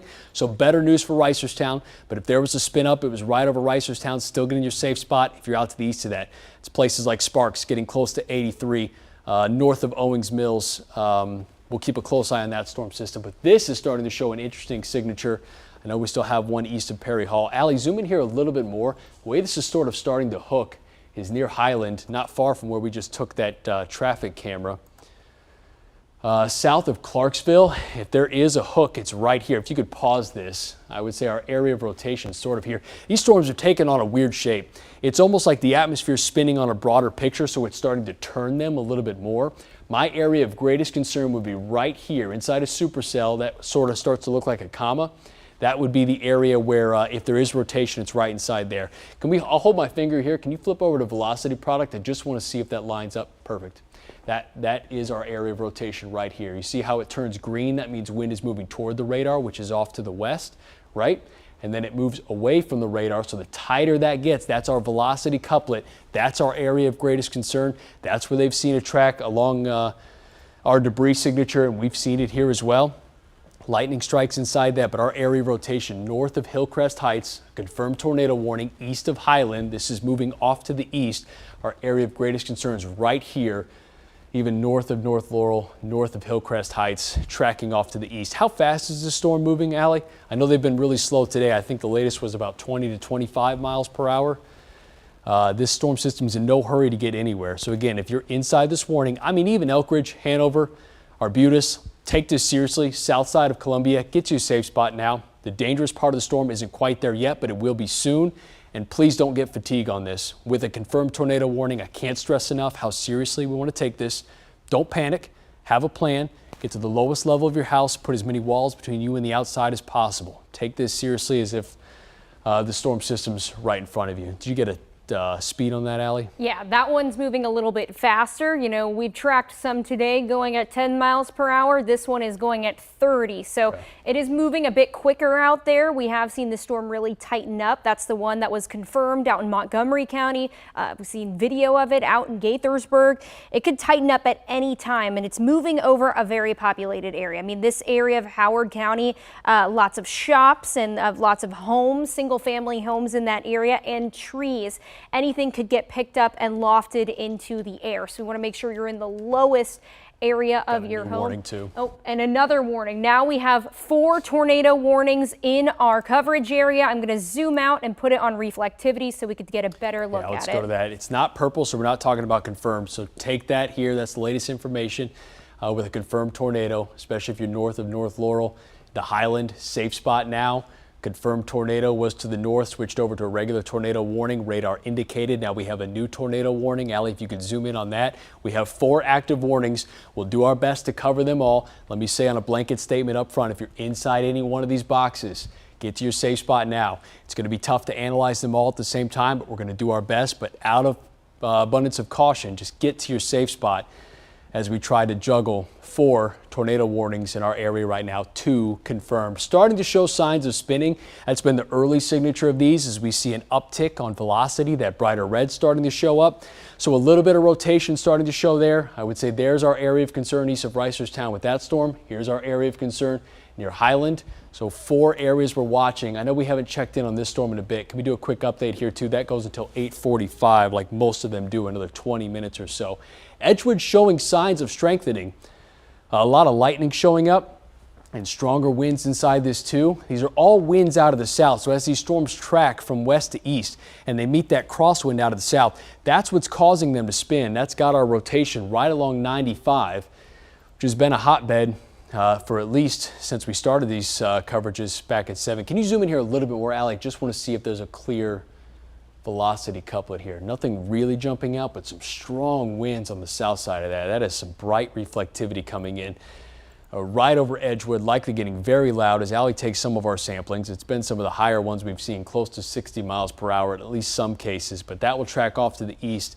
So even Havre de Grace, Aberdeen, Edgewood, safe spot now. White Marsh, play it safe. You're on the backside of what we would consider the most dangerous part of this storm, but with strong winds around here, let's just get to the interior part of your house just to be safe, especially with what's been going on upstream. Is this reissued confirmed here now, Allie? That was our warning that was just a regular tornado warning. Okay, that's still inside.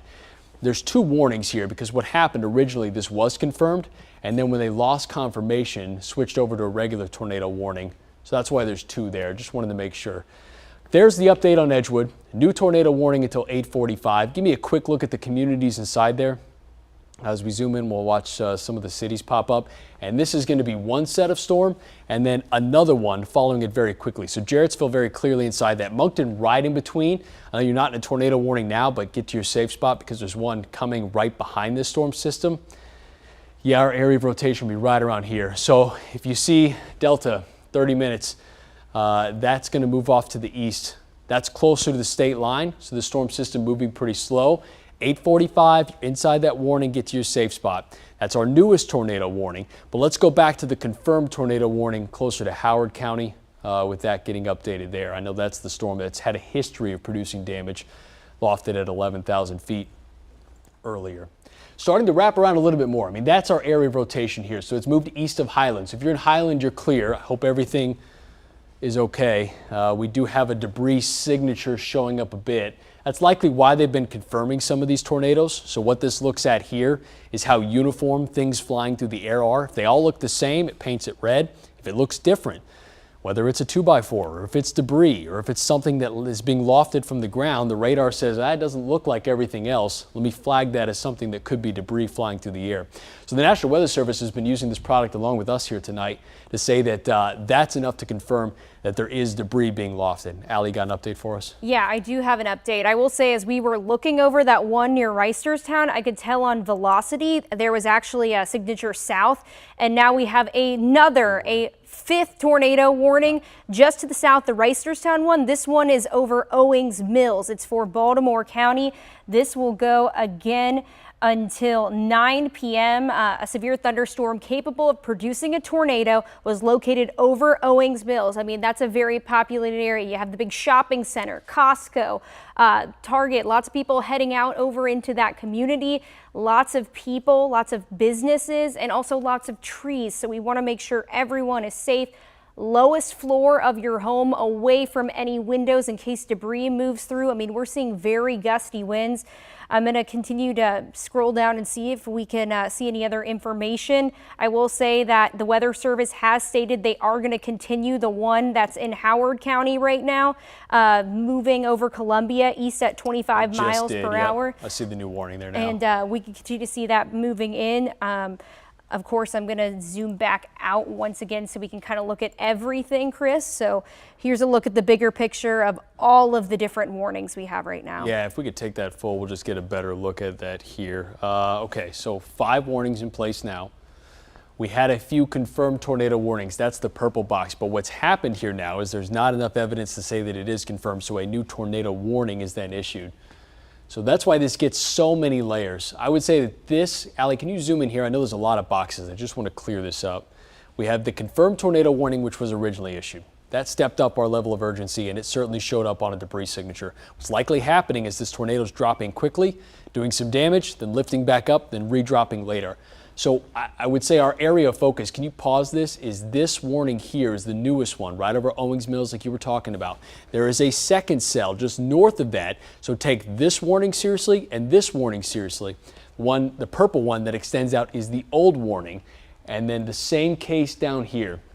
Allie circling our areas of rotation. Yeah, we're looking at right there. I know there's a lot of boxes layered over each other. This is getting very messy with the amount of warnings that we've had, but what we're watching here is now this new red box, the smaller of the two. This red box here that goes over Owings Mills, and then a second one here that's just east of Reisterstown. Another area of rotation here, and then near Edgewood. All of our areas we're watching, about 5 circled here tonight, so it's a lot to cover. 795 at McDonough, we have a live look. That's right over Owings Mills. Right over Owings Mills. Looking okay here so far. It's been heavy rain, but that's been the signature of these. Things look calm, and then heavy rain moves in, and then we get that area of rotation. Yeah, there's the signature train car tracks right in the middle. So if you know McDonough 795 around Owings Mills, that area pretty clear to pick out as the tracks there in the middle of the interstate. We'll keep a close eye on that look.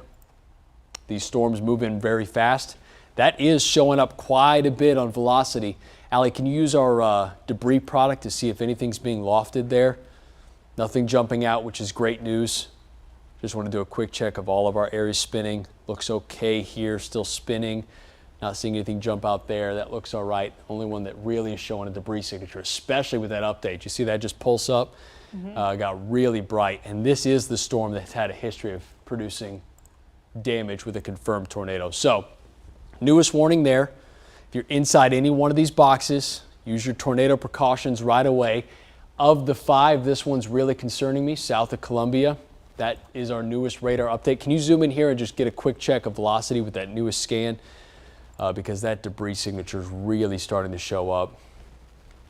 And it is looking really bright. Let's zoom in here now. Not confirmed anymore, but enough showing up on radar to cause concern where we have that tornado warning. Bring me in really tight here. I just want to see some of the cities start to pop up so we know what we're dealing with here. This is south of Columbia, and I know we immediately start to think of flooding, a lot of heavy rain inside this too. We did have one flood warning issued earlier with that system near Baltimore County.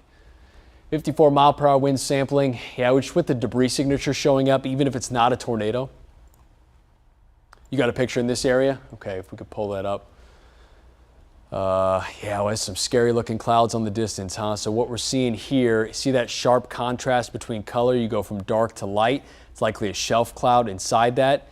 And then where it goes to lighter color is all rain, and torrential rain at that. I know the camera's wet up front, but you look off to the distance, and that's just a wall of water headed our way. What's inside there could be a tornado, and that's why it's so hard to see. I mean, we have a very hard time looking into these storms when there's that much rain in place. But even just in real time, watch that system sort of close the distance, and what's on the way is very heavy rain, and inside there could be a rotating tornado. That's a great idea of what we're looking at here tonight. It's a great picture of what to expect. Just that wall of water moving in. So not only flooding concerns here tonight, rotation embedded inside there, and then you get wind-driven rain up to 58 miles per hour. That heavy of rain starts to pelt houses, trees, takes down branches, power lines, things like that. So we'll keep a close eye on that. I did notice a quick update. I just have our power outage map pulled up on the other camera. Quick up, almost a peak here. So I am starting to see power outages pop up a little bit more with this storm system coming through. So that was a live look of this system here where we have strong winds, even a little bit of a velocity couplet, right? The green next to the red, where we're starting to see rotation and debris signatures show up. This one has a history of producing a tornado already. So we're taking this very seriously here tonight. Can you give me a quick big picture, Allie? These tornado warnings pop up so fast. I just want to make sure that we're not missing any.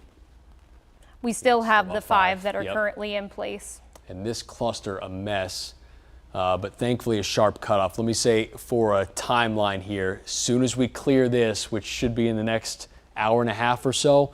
We'll drop this thread here tonight, but this has been an impressive system which is working out of winds out of the south to fuel these tornado warnings and clearly has a lot of potential here as Allie takes a sample. Most of these go until 8:45. I do see one there at about 9.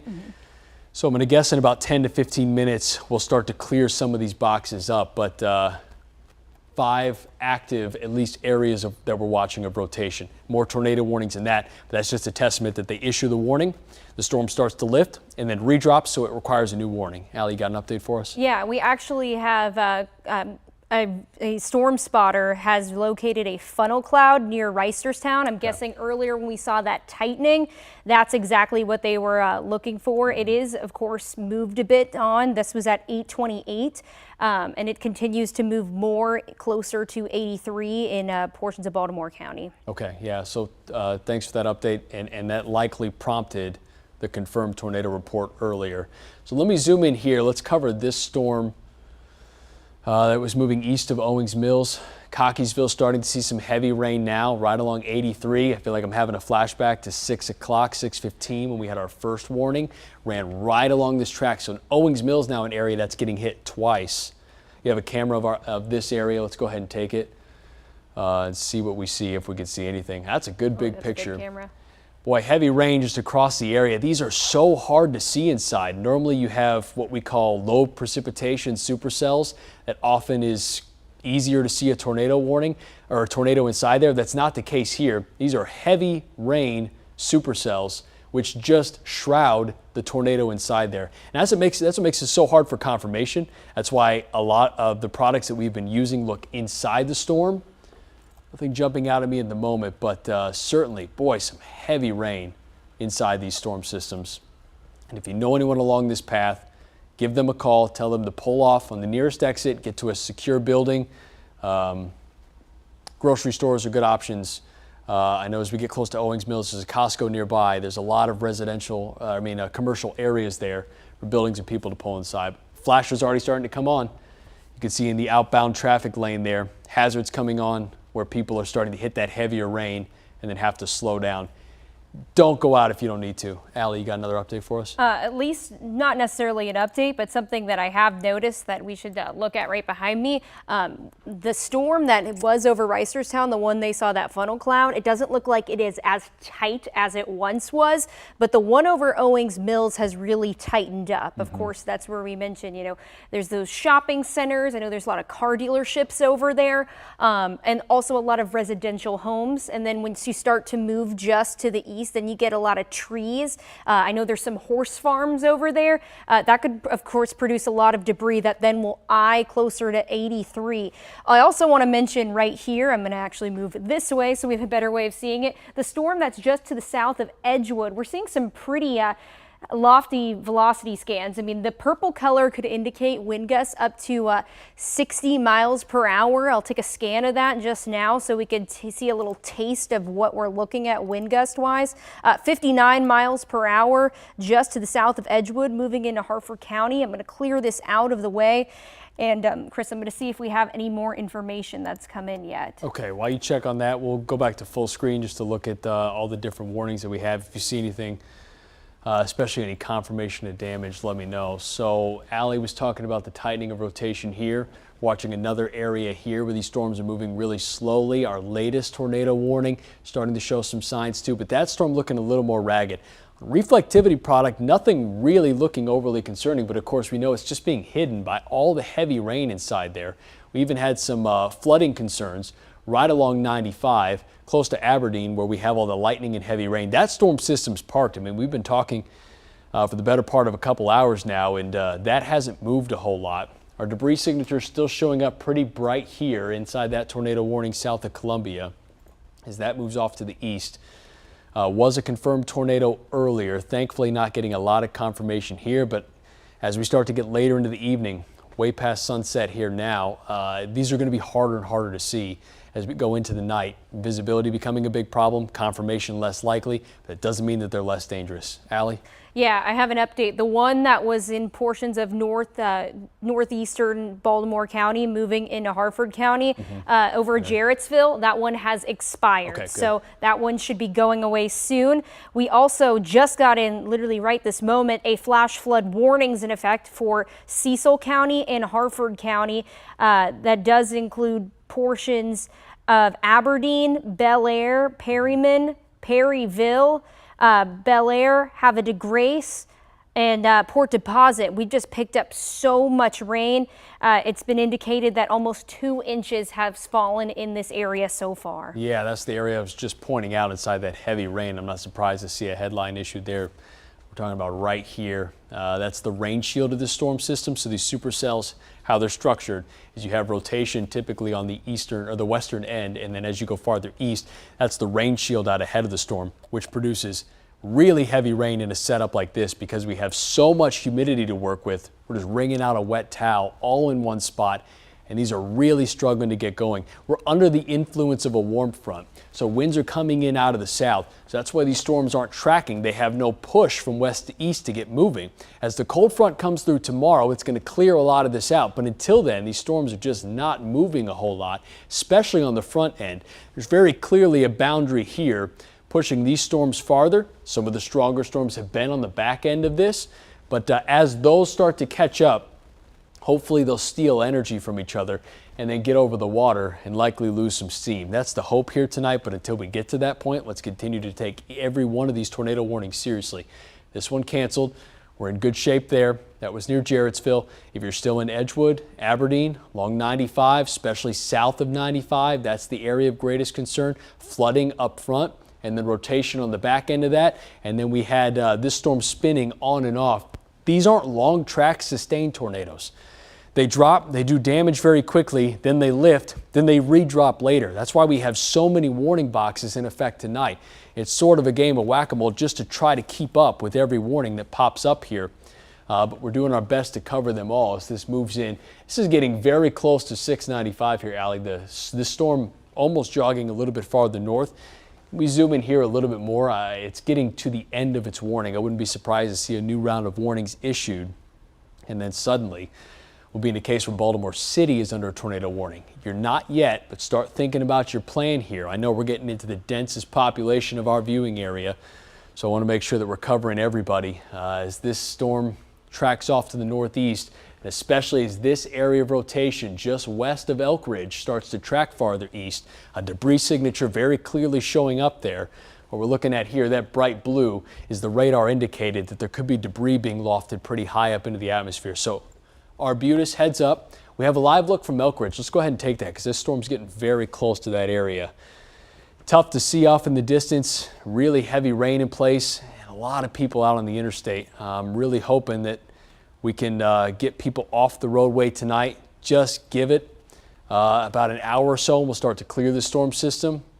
We'll keep a close eye on all of our cameras around the area, but Elk Ridge likely about to open up here quick. I would give it in the next 10 to 15 minutes if that picture is even tough to see off in the distance. We'll go back to our radar product. So that's a look from Elk Ridge, which is right here. So there was our camera right inside some of the heavier rain, but the strongest part of the storm. An update there on our debris signature moving off to the east. If you're in the path of this, specifically right to the edge of that warning, take precautions now. If you're off to the west, south of Columbia, starting to clear now, so in better shape. Ellicott City just on the north of this. But Brooklyn Park, Baltimore City, Lithicum, start thinking, okay, where's my safe spot? What do I need to do? You need to get to the lowest level of your house and put as many walls between you and the outside as possible. You want a buffer. There's our new tornado warning. We knew it was coming. That's why we were focusing on this area. This just issued here now includes Baltimore City, even crosses over the bay, over to Essex, even out to Middle River, starting to extend this even farther. And notice, Allie, do we have a confirmed tornado warning near Cockeysville now too? I think we have 2 new warnings. Dundalk, Edgemere, Brooklyn Park, Baltimore. Safe spot now. That's Sparrows Point. That's on the south side of Baltimore. 795, Brooklyn Heights, Cherry Hill. Start taking your precautions. That's the old warning. Forgive me, it extended farther out. The new one's out. Okay, so let's focus on this here. How long does this go? The one in Baltimore City? One in Baltimore City, yeah. Yeah, that will go until 9:30. It also will include portions of southern Baltimore County that are just to the east, so including Essex and Edgemere, getting close then to Middle River, just to the south of that, even including Dundalk, where the Key Bridge is, of course. The storm is moving pretty quickly, and I will say the Weather Service, someone sent in a photo that looks like some clouds lowering near Elk Ridge, where we were just looking at that camera. So it looks like that we are starting to see some clouds lower as that rotation tightens a bit. I would say our scariest part of the storm, or the area most concerned right here, is south of Catonsville. So in between Elk Ridge and Catonsville, if there is rotation, it's likely right here. Can we pause this and flip over to our velocity product with our new warning here?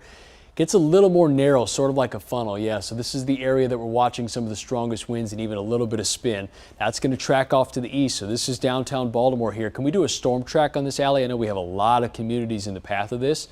And as Allie pulls this up, 58-mile-per-hour winds sampled.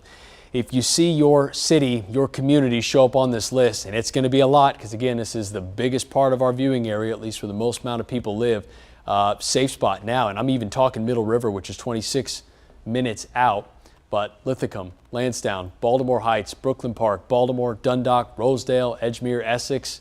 Start thinking about your severe weather plan here. You have a little bit of time if you're on the extended end of this, probably closer to 9:30, 45 minutes, but I don't want this to be a last-minute thing. The storm has had a history of producing damage. It pulses up. It'll spin fast, produce damage, lift, and then re-drop as we're getting into some of our densest area, and we'll have a lot more cameras here as this gets in a little bit closer, so something to keep an eye on. They've trimmed the warnings on the backside of this, so now we're dealing with a little more of a clean map. 2 warnings showing up here now. Those likely expired, at 8:45, so that's why that dropped. We have, let me go out just a little bit, Allie, just to make sure that we're looking at all the warnings. This is a lot of warnings being issued and dropped. Seems like there's less concern here. That warning now dropped.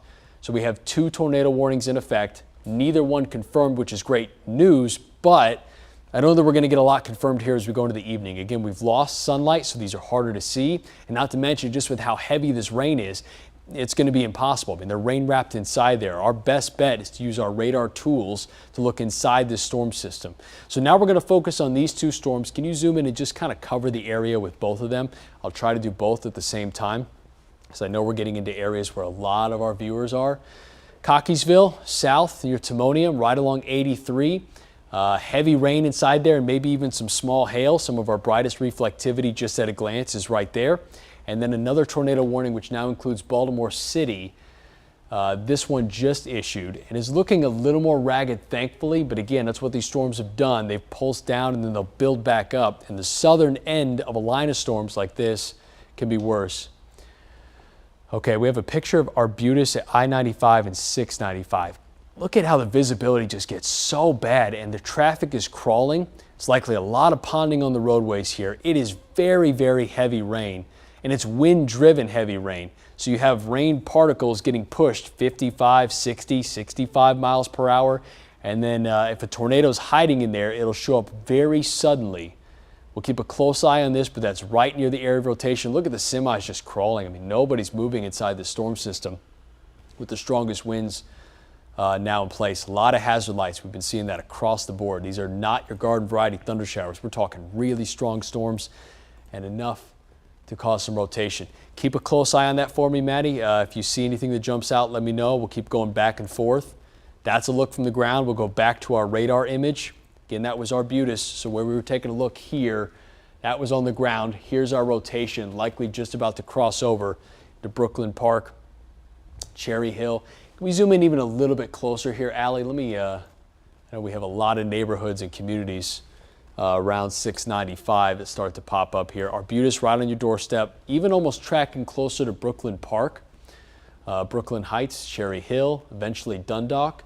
South side of Baltimore, while not quite the harbor, I think that would just miss our area of rotation. Still some really strong winds with this, and a lot of these winds are likely showing up from the heavy rain because you have the weight of the wall of water falling and then crashing to the ground can still produce straight line winds of 55 to 60 miles per hour. That's plenty to do damage, especially now that the trees have completely leafed out. Those sort of act as sails. It can pull down larger branches, cause power outages.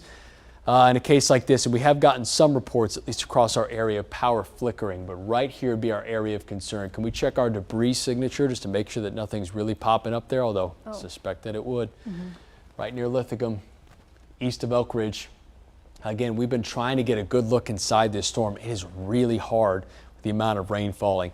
These are all uniform particles. What we look for here is the yellows and blues to pop out, as that could be debris being lofted into the air.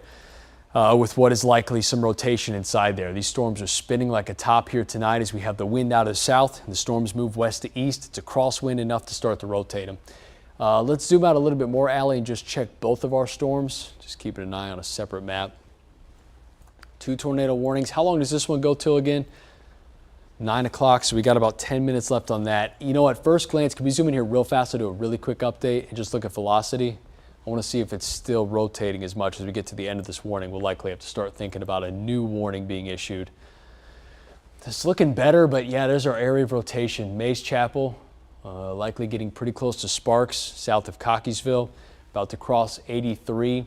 It'll be the north side of Towson, close to Timonium. We'll keep an eye on that, but start thinking about your safe spot if you're upstream of that. Something to watch. As we go farther south, are we getting damage reports, Allie? I know this is getting to an area where a lot of people live. I'm thinking if we're getting damage reports, they should start coming in a little bit more. You know, you would think that we would. I will say I'm hoping most people are home and they're Safe, not going out to see any damage, or they're taking photos, because you shouldn't. I mean, it's 8:50, the sun is set, it's dark outside, and we are seeing strong storms continue to move through. I will say the one that's just to the south of Arbutus, that's just north of Elk Ridge, that one just continues to look tighter and stronger, but that's where the confirmed tornado was that we saw so many images of out in Montgomery County that continues to move through. I'm going to take some samples real quick because we're seeing a lot of those purples pop, and we can continue to see what's going on. You could take a look. 65 miles per hour just to the south of Arbutus. I'm going to clear this out of the way just so we could zoom in a little closer, right over Relay. So if you live in the Relay community just north of Linthicum, I know a lot of people head on 95 this way and 695 for work. A lot of people also, you know, we're heading right into a very populated area, just into southern Baltimore City, near Brooklyn Park, near the Brooklyn community. I'm going to continue to zoom in even more because this is a really impressive scan that we just got where you can see those deep purple colors. We don't always see those. 67 miles per hour here. I'm going to put this back in. It was just giving me some fuzz, and I want to make sure I can hear you guys clearly. Let's also see, Chris, if we have any debris being picked up. It doesn't look as cohesive, which is good. I'm going to clear this out of the way just so we can see a bit better. But it continues to move on through very gusty winds with this system as it eyes portions of Baltimore City. So let's start thinking about your safe spot here now, even more so with that latest radar scan. I want everyone to take this very seriously as it gets into a really densely populated area. We haven't done this in a while. It's been a bit since we've had severe weather in our area, and then suddenly we have tornado warnings left and right. So if you're inside this box, let me make it really simple. Put as many walls between you and the outside as possible. It's going to be heavy rain up front, even some small hail inside there. You're going to see lightning strikes. Thunder's going to be very loud. Don't get fatigued. The strongest part of the storm comes at the very end. So Brooklyn Park, for example, pouring rain. And no doubt it's tough to even see across the street. You have a picture of Brooklyn Park? Let's take a look at it. I'm sure it's just pouring rain across the area. What we've been able to see is a lot of lights in the distance, a lot of ponding, and what's been a signature of this has been people throwing their hazards on as they drive. You can see the road spray behind the cars, likely some pooling around as well. This is inside the storm as a lightning strike just fires off there, the flash of lightning in the distance. Getting tougher and tougher to see as we get later into the evening, and that's going to be an added hazard to these storms. That's going to make it very tough to see the rotation inside there. Let's go back over to our radar product. So that's what you can expect on the ground, Brooklyn Park. And then as this storm moves east, heavy rain, even some small hail inside there. And then where the rotation is, the strongest winds are going to come right at the end. And that's the part where I need you in the lowest level of your home and as many walls between you and the outside as possible. A bathroom's a good option, but if you have an interior closet, just an area without windows, because we don't want glass to fly and debris break. So a lot of strong storms off to the northeast, moving into parts of Cecil County. A lot of lightning there, but we're focusing on our 2 tornado warnings, which this one clearing here now. I know it goes until 9 o'clock, so another 7 minutes. I'm less concerned about the rotation here as that storm starts to clear the warning. This is our latest tornado warning to the south. We'll see if that's reissued, but I'm not seeing any signs yet. We check velocity just really quickly here, Allie. There is rotation. It's likely north and west of Towson right here as Allie samples some of the darkest part of that storm, up to 71 miles per hour. So this is what I mean. Like if you're in Dundalk, it is heavy rain, no doubt, and you're hearing that wind, but give it another 25 minutes or so, and that strongest part of the storm is still coming. Dundalk, let's say 15. Essex 22, Middle River 27. If you see your name on this list, take your tornado precautions. Take this seriously. This storm goes all the way back to the west where we've had video coming in of a tornado, really strong, causing damage. So the potential's there. What I'm hoping for is as we get into the evening hours, we're losing the heating of the day, and then these storms should start to lose a little bit of strength. That's been the case for some as we've lost a lot of our warnings at peak. Warnings, we were at 5, now down to 2. I'm thinking this is going to get trimmed to 1 unless they reissue a tornado warning near Timonium and off to the east. So let's treat that like it is spinning, but definitely our stronger storm of the 2. And what often happens here, especially as you have winds out of the south, are moisture and warmth transports coming in from south to north. So the southern storm often steals a lot of energy from the northern storm. And if this is a testament, this adds up as well, because what we're looking at here is our debris signature. Red is a good color in this case. We're talking about uniform particles. That all looks like rain. Where we start to get a little more concerned is Lansdowne, for example. That yellow and green showing up is likely particles that look different. That's where the strongest winds are. Could be kicking up things like dust, debris. That would be the strongest part of the storm. So the idea here is that hopefully this will sap energy from this and then limit severe weather to the north. But of course, we're still very much concerned about this warning here that goes through Baltimore City into northern or into parts of Middle River, Essex, Dundalk, Edgemere, Brooklyn Park, and Baltimore. Yeah, Allie. Chris, I just want to let you know the one that's near Mays Chapel in Cockeysville, they have let it expire. Yeah, makes sense. So now we are only focused on the bottom one. I will say they just came in and updated it that they are still keeping an eye out on this storm at 8:55. It says at 8:55, a confirmed tornado was located over Arbutus near Baltimore, moving east at 25 miles per hour. This is the first, at least, wording in here that we've seen confirmed. Yeah. This tornado will be near Baltimore, Middle River, Sparrows Point, Dundalk, Essex, Rosedale, Lansdowne, Brooklyn Park, Brooklyn. It's even going to start to move over the Baltimore Peninsula pretty soon.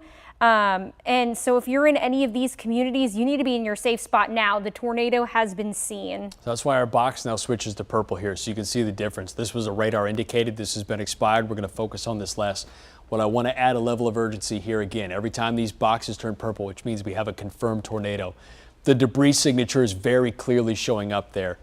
If you weren't taking this seriously before, you should now for sure, because we have confirmed that there is a tornado with this system. Our debris signature is the most alarming thing here.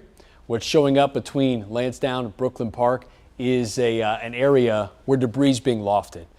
Whether that's 2x4s, pieces of a house, whatever it is, it's showing up on radar now as an area that's of great concern.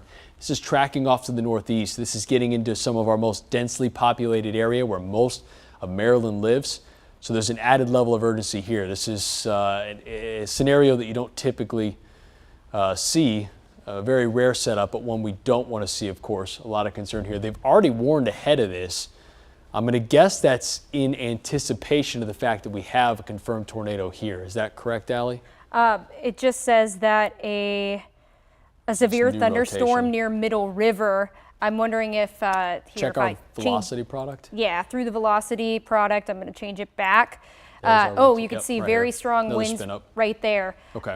I'll circle it right now. They're anticipating this. So We have 2 areas, one that is confirmed. I did want to say that the Weather Service earlier mentioned that they were seeing a spotter mentioned they'd seen that a tornado spotter is just someone that has been trained that can see certain things, call it in. It's confirmed. Stated they saw a tornado crossing I-95 at 195 with numerous power flashes. That's probably vehicles, probably lights around. I mean, a very populated area, and it's moving into over some overpasses, you know, that go through the city. There are probably cars that are high up right now. I hope people have pulled over because very strong winds could loft those cars and they could go over the overpasses. And it's starting to move as we speak, just over very populated areas. We might even have some cameras over there. I'm going to let the control room know that, like I said, 195, it's starting to move over 95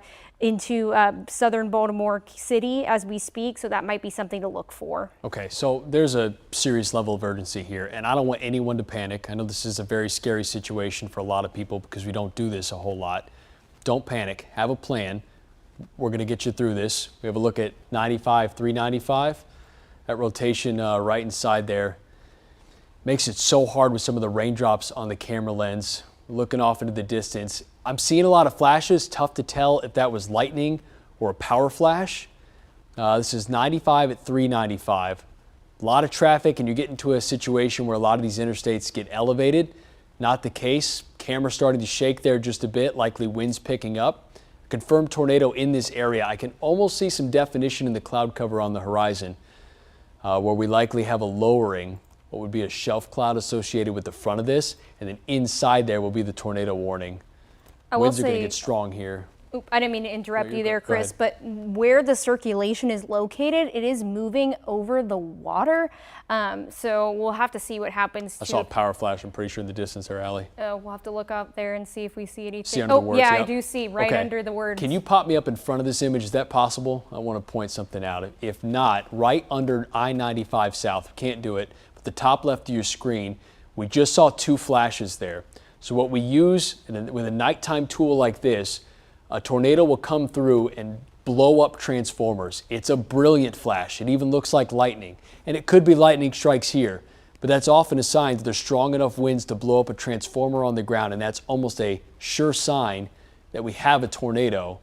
I don't know if that's the case there for sure, but I did see a couple of flashes right in a row, which could be power flashes. We'll check back in on that camera in just a second. Let me look at radar again. Boy, that rotation just on the south side of Baltimore. Everybody in your safe spot now. If you're off to the west, you're in better shape here, but we did have a confirmed tornado in Arbutus. Take this seriously. Again, don't panic. Have a plan. Turn us up as loud as you can so you can hear us from a distance. I'm going to stay with you through the entire duration of the storm. Start charging your phone if you don't have, or if you have power now. If this knocks out power, you want to have battery, you want to have a way to get alerts, the latest information. But we're going to stay with you as long as this is in place. A confirmed tornado through Baltimore City and some of our most densely populated area. We have confirmation of that, and radar certainly showing up with strong winds on the south side of Baltimore, where we just took that live look. There have been reports of power flashes. We could have even seen one ourselves here tonight. That's a sign that there is a tornado. Can we check our debris signature here, Allie? I'm going to guess it's going to line up right where the strongest winds are. Everything on radar is telling us that there's a tornado on the ground here. We have strong winds being sampled up to 70, 80 miles per hour, and that's just the sampling. Could be stronger at the surface. Tornadoes are often strongest closer to the ground. Brooklyn Park, this is on the north side here. This is south of Baltimore City. This is getting close to the harbor, but likely starting to cross over the water. Hopefully that will weaken this. But everything on radar showing us that there's debris being lofted here. 9:02 p.m. we have a confirmed tornado warning with this moving off to the east in some of our most densely populated areas tonight. So hopefully this gets over the water. There's our latest update there. It even looks a little bit worse, even getting into some of the blue colors. Can we check our velocity scan here, Allie, again with our latest update there? That is really strong wind inside here. Can you sample some of these darker purple colors even right here? Likely coming up really strong, 63 miles per hour, up to 64 miles per hour. That's been strong on the south side of this. Rotation here, southeast of Baltimore, getting close to Sparrows Point.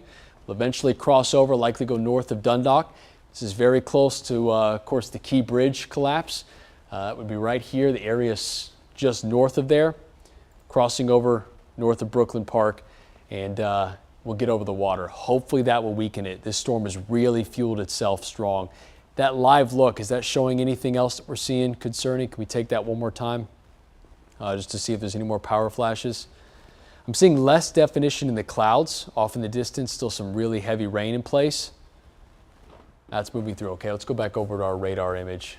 I really wonder if that was power flashes that we were seeing at the top left of the screen. I would say yes, because Chris, the lightning strikes, while we just had one pop up, there weren't any that were really close. But I will say, I used to live over in this community. So if you are in Locust Point, Riverview, very strong winds starting to move over Fort McHenry.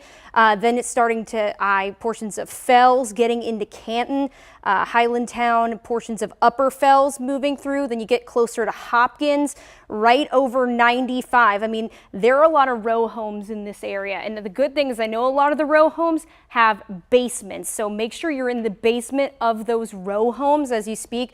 But these are two major interstates that they come up right over here. And lots of people that are traveling north on 95, we are seeing very strong winds. I'm going to sample some of them, but I'm thinking we're seeing gusts up to 60 miles per hour. I know there's a lot of very old power lines in those areas. So we may see some power flashes just because the winds are so strong, but we might see them even across portions of getting closer to near Canton and near 95 as we get into far east Baltimore City. I'm going to sample some of those winds right now. 58 miles per hour starting to show up, 45 miles per hour as we get closer to right near the interstate. So very strong winds, of course, with our confirmed tornado. If it's still on the ground, if it was able to survive over the water, it's moving over the water again, but still very strong winds. And this area also sees a lot of flooding, especially right next to the harbor. So if we have very strong winds, it's probably pushing up a lot of that water into some of those neighborhoods. Yeah, that'll be an added concern tonight. It's just the wall of water up front. I mean, it's been a big problem with these storms. Not only does it reduce visibility, talking about flooding a lot of local areas. Again, if your basement's prone to flooding, maybe consider an alternate safe spot. Just get to the interior of your house, especially if there's heavy rain. Allie, got another update? Yeah, it looks like we now have that second storm that's now in Baltimore, southern Baltimore County, getting into Harford County is also confirmed. So now we have two confirmed tornado warnings. The second one goes until 9:30 this evening. Okay, let's zoom in on both. Can we try to get both in view? I want to cover each equally. Because these are flashing purple, we now have confirmed tornado. What I'm going to guess, Allie, is if we go over to our velocity product, we're going to see two areas of rotation, right? Right here, that's a really intense sampling. Some of those purples showing up are, I'm going to guess, upwards of 70 or close to it, 68 miles per hour. So rotation here, both confirmed. So there's our area of concern here. There's our area of concern here. Allie, if you flip over to our debris product, I'm going to guess there's going to be a debris ball right here too, because that's been our best look inside these storms. What you're going to see is a lot of red leading up to this and then flipping over to sort of a green-yellow. A little bit showing up inside there, but getting far from the radar. Clearly a signature there, starting to show up here, but I'm going to guess this storm is just starting to ramp up with the strongest winds just showing up on our velocity product. That's an area of concern here too. Can you zoom in a little bit closer to here and flip back over to our velocity product? A new tornado warning issued, not confirmed anymore, which is great news. This one now confirmed. Still take both very seriously. Yeah, so this will move off to the east. It's riding right along the water. Okay, 40 at 7:55. Got a live look. Yeah, boy, look at that. Camera might have froze on us, but it gives you an idea of what it did see. Some heavy rain along the roadways. There's going to be a lot of road spray and tough to see off in the distance. Yeah, but that's the case here tonight. We'll go back over to our radar product. Two areas of concern. If you zoom out just a little bit more, I know we're going back and forth quite a bit. I just want to make sure we're covering both. This is a confirmed tornado warning. This was a confirmed tornado warning. What they've done now, and that's the National Weather Service, has issued a new tornado warning, which has switched back over to that red box. So what we're saying here is there's not enough evidence to say that this is confirmed, but it's had a history of being confirmed. It's produced damage all the way back close to D.C. and has sustained itself here through tonight. But as these storms start to follow each other, what you're going to have is an intense wind core moving with this, especially south of Edgewood. Damage likely with that. That will move off to the east, and then don't drop your guard because you have another tornado warning right on its heels. What I'm hopeful for here is that this system will work over the atmosphere enough to reduce the strength of this. Because we have a new tornado warning north of Dundalk, they're saying that their winds are still strong. On radar, it looks like there's a tornado, but there's not enough to say that it's confirmed. This is still moving toward Essex very quickly, and you need to be in your safe spot now. If you're in downtown Baltimore, we're in a better spot. Brooklyn Parks, Brooklyn Heights, if you turn your TV up loud and you can still hear me, you're okay for now. Be ready to get back in your safe spot in case another storm comes by, but we're on the tail end of this.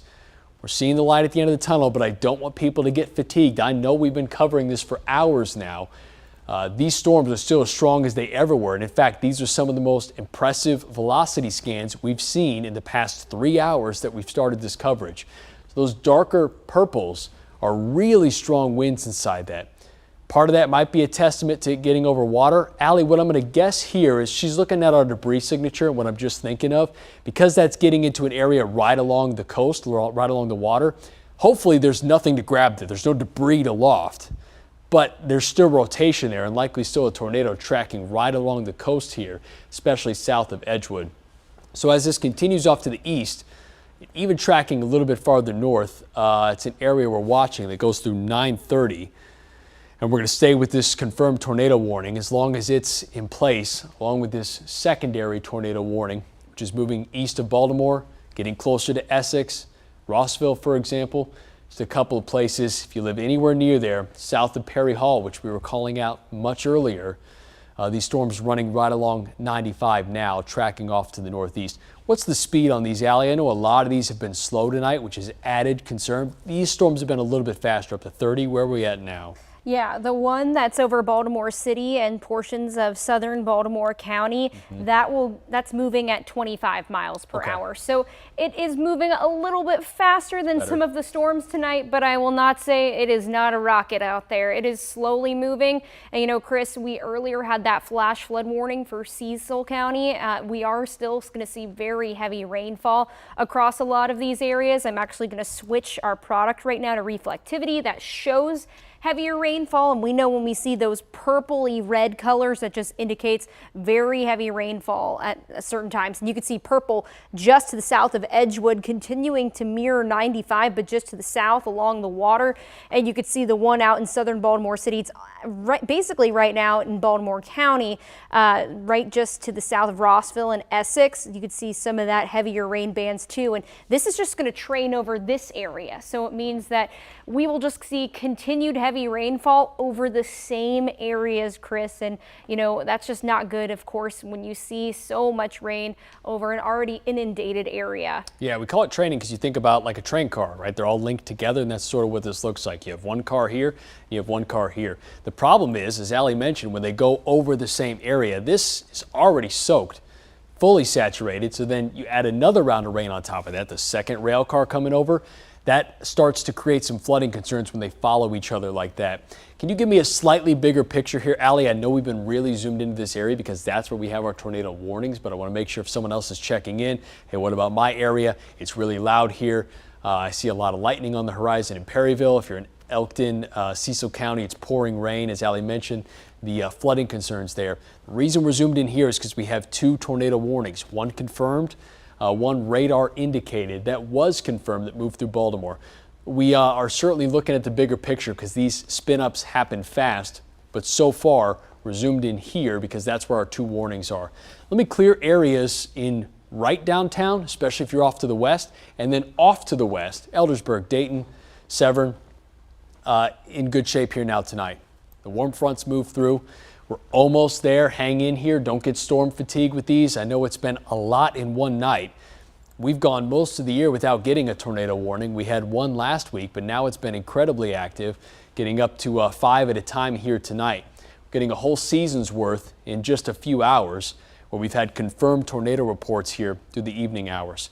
So let's zoom back into our tornado warnings. Know that we're watching the bigger picture as well. But I want to look at our velocity product here again, Allie. This is reflectivity looking at rain. We're going to flip over to our velocity product, which is starting to show up much brighter here. One thing I want to say, we're getting farther and farther away from our radar beam. And what happens when you do that is the radar beam climbs higher and higher into the air. They have to aim it slightly up because if it was at ground level, it just hit ground and bounced back. So I say that to say that this storm is being sampled higher up in the atmosphere. So the rotation has got less resistance. So it's no surprise that we're seeing some of the strongest winds farther away from the radar, but a lot of that is still making it to the ground.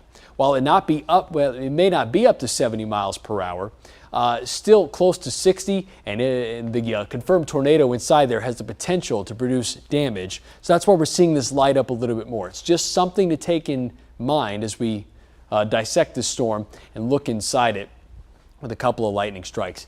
This is looking better, but let's zoom into Essex. I mean, still really strong winds and a clear sign of rotation there, at least with the way that this storm's been producing tornadoes. But Essex, likely very loud. Dundalk, you're in better shape, cleared now. Downtown Baltimore in better spot too. Towson and off to Reisterstown, better here. But Essex, rotation right overhead. They've been trimming that tornado warning to include the area inside there that's not confirmed anymore, but two areas of rotation that we're watching here. One confirmed tornado and then one tornado radar indicated, one right after the other, which adds to a level of concern here. These storms are following one another. Thankfully, this is getting very close to the water, and I'd love to get that out into open water, a water spout likely to do less damage. But as this crosses over, just be ready as it rides right along the coast and up into Cecil County. If this storm can sustain itself, we're talking in the next 45 minutes or so, this storm now getting into Cecil County. Any updates, Allie? Have we gotten any damage reports? I know it's late, and often that doesn't come in until people see the light of day tomorrow. Things have still been pretty quiet over the area. We haven't gotten any notifications that any of these warnings are going to expire, so we are still watching them as they continue to move. We can see the rotation has certainly tightened. I'm going to show our debris tracker so we can see if anything else is being shown. Still looking pretty messy just over in Essex, just to the west of Essex. It's moving right on through. Still pretty messy in there. And you can see out in Edgewood, at least right now, just to the south of it, it does not look like we are seeing a lot of debris being picked up. It is moving over the water. It is mirroring the bay. So a lot of that stuff could be hindered because of that. Could just mean that very gusty winds are just above it.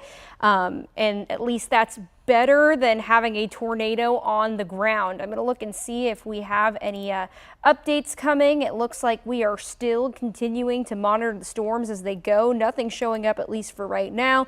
That one tornado warning that was confirmed earlier, that's moving over southern Baltimore County into Harford County. That'll go until 9:30 this evening. And the other one that's moving, it's almost out of Baltimore City as we speak, and moving again into another area of Baltimore County. I mean, southern Baltimore County today, Chris, has just seen multiple rounds of tornado warnings. It's just been our mini tornado alley that we've had today. Yeah, that tends to be the case here when a storm moves through mainly north. It's the southern end that we get the most concerned about, especially with a setup like this. We're under the influence of a warm front, and that's winds coming in from south to north. We've been talking about how these storms are moving west to east, and then you have a crosswind at the surface coming in from the south. That's the reason that we were so warm today, but more that we were so humid. And that wind that comes in perpendicular starts to spin some of these storms. That's why we've seen the rotation. I will say that this storm that has had a history of producing damage and had the debris signature close to Baltimore City, especially on the south side, is getting to the edge of its warning. Now we're getting into an interesting situation here where this is going to cross over into an area that's been very worked over from another tornado warning.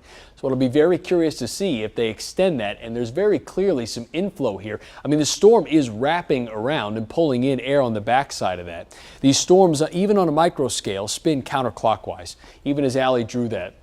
So we can see that wind coming in on the backside and then the rotation right there. Likely a mesocyclone, which is a precursor to a tornado.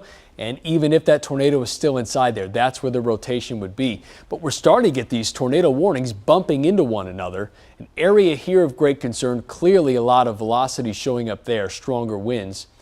And then our secondary area here, which is just moving over Middle River. So now we're getting to the point where this has crossed over a lot of water. I know that we're still in a really populated area, but now we're starting to get into Essex, Middle River, south of White Marsh, which got hit earlier. Perry Hall had a tornado warning. That was upwards of close to 3 hours ago at this point. But clearly this atmosphere still got enough energy to keep it going. Allie's taking some samplings where we're getting over 70-mile-per-hour winds. We mentioned earlier that's higher up in the storm, but a lot of that wind still making it to the ground, translating to damage on the ground where we have strong winds. Can we check our debris signature? They notice they trimmed this tornado warning to just include this. You can pretty much ignore this purple box here now. So if you're south of this red box, you're in good shape. That new warning issued to just say that this is the storm that we're concerned about. This is an area that we're concerned about. And I think we even need to start watching Perry Hall again, especially northeast of that, where that storm's starting to show that hook a little bit. Can we check our debris signature here? I also just want to mention, Chris, that the Weather Service has canceled the flood watch other than in Baltimore County and Baltimore City. So if you originally were in that flood watch, I know it included Howard County, Northern Anne Arundel County, you are no longer in that flood watch because most of those showers have pushed through. We haven't seen any considerable amounts since, but we know a lot of Baltimore City is flood prone. And of course, we keep seeing those training showers over southern Baltimore County. Those are going to continue to move through. They are still in effect. How long do these warnings go for, Allie? Can we get an updated time on the tornado warning inside there?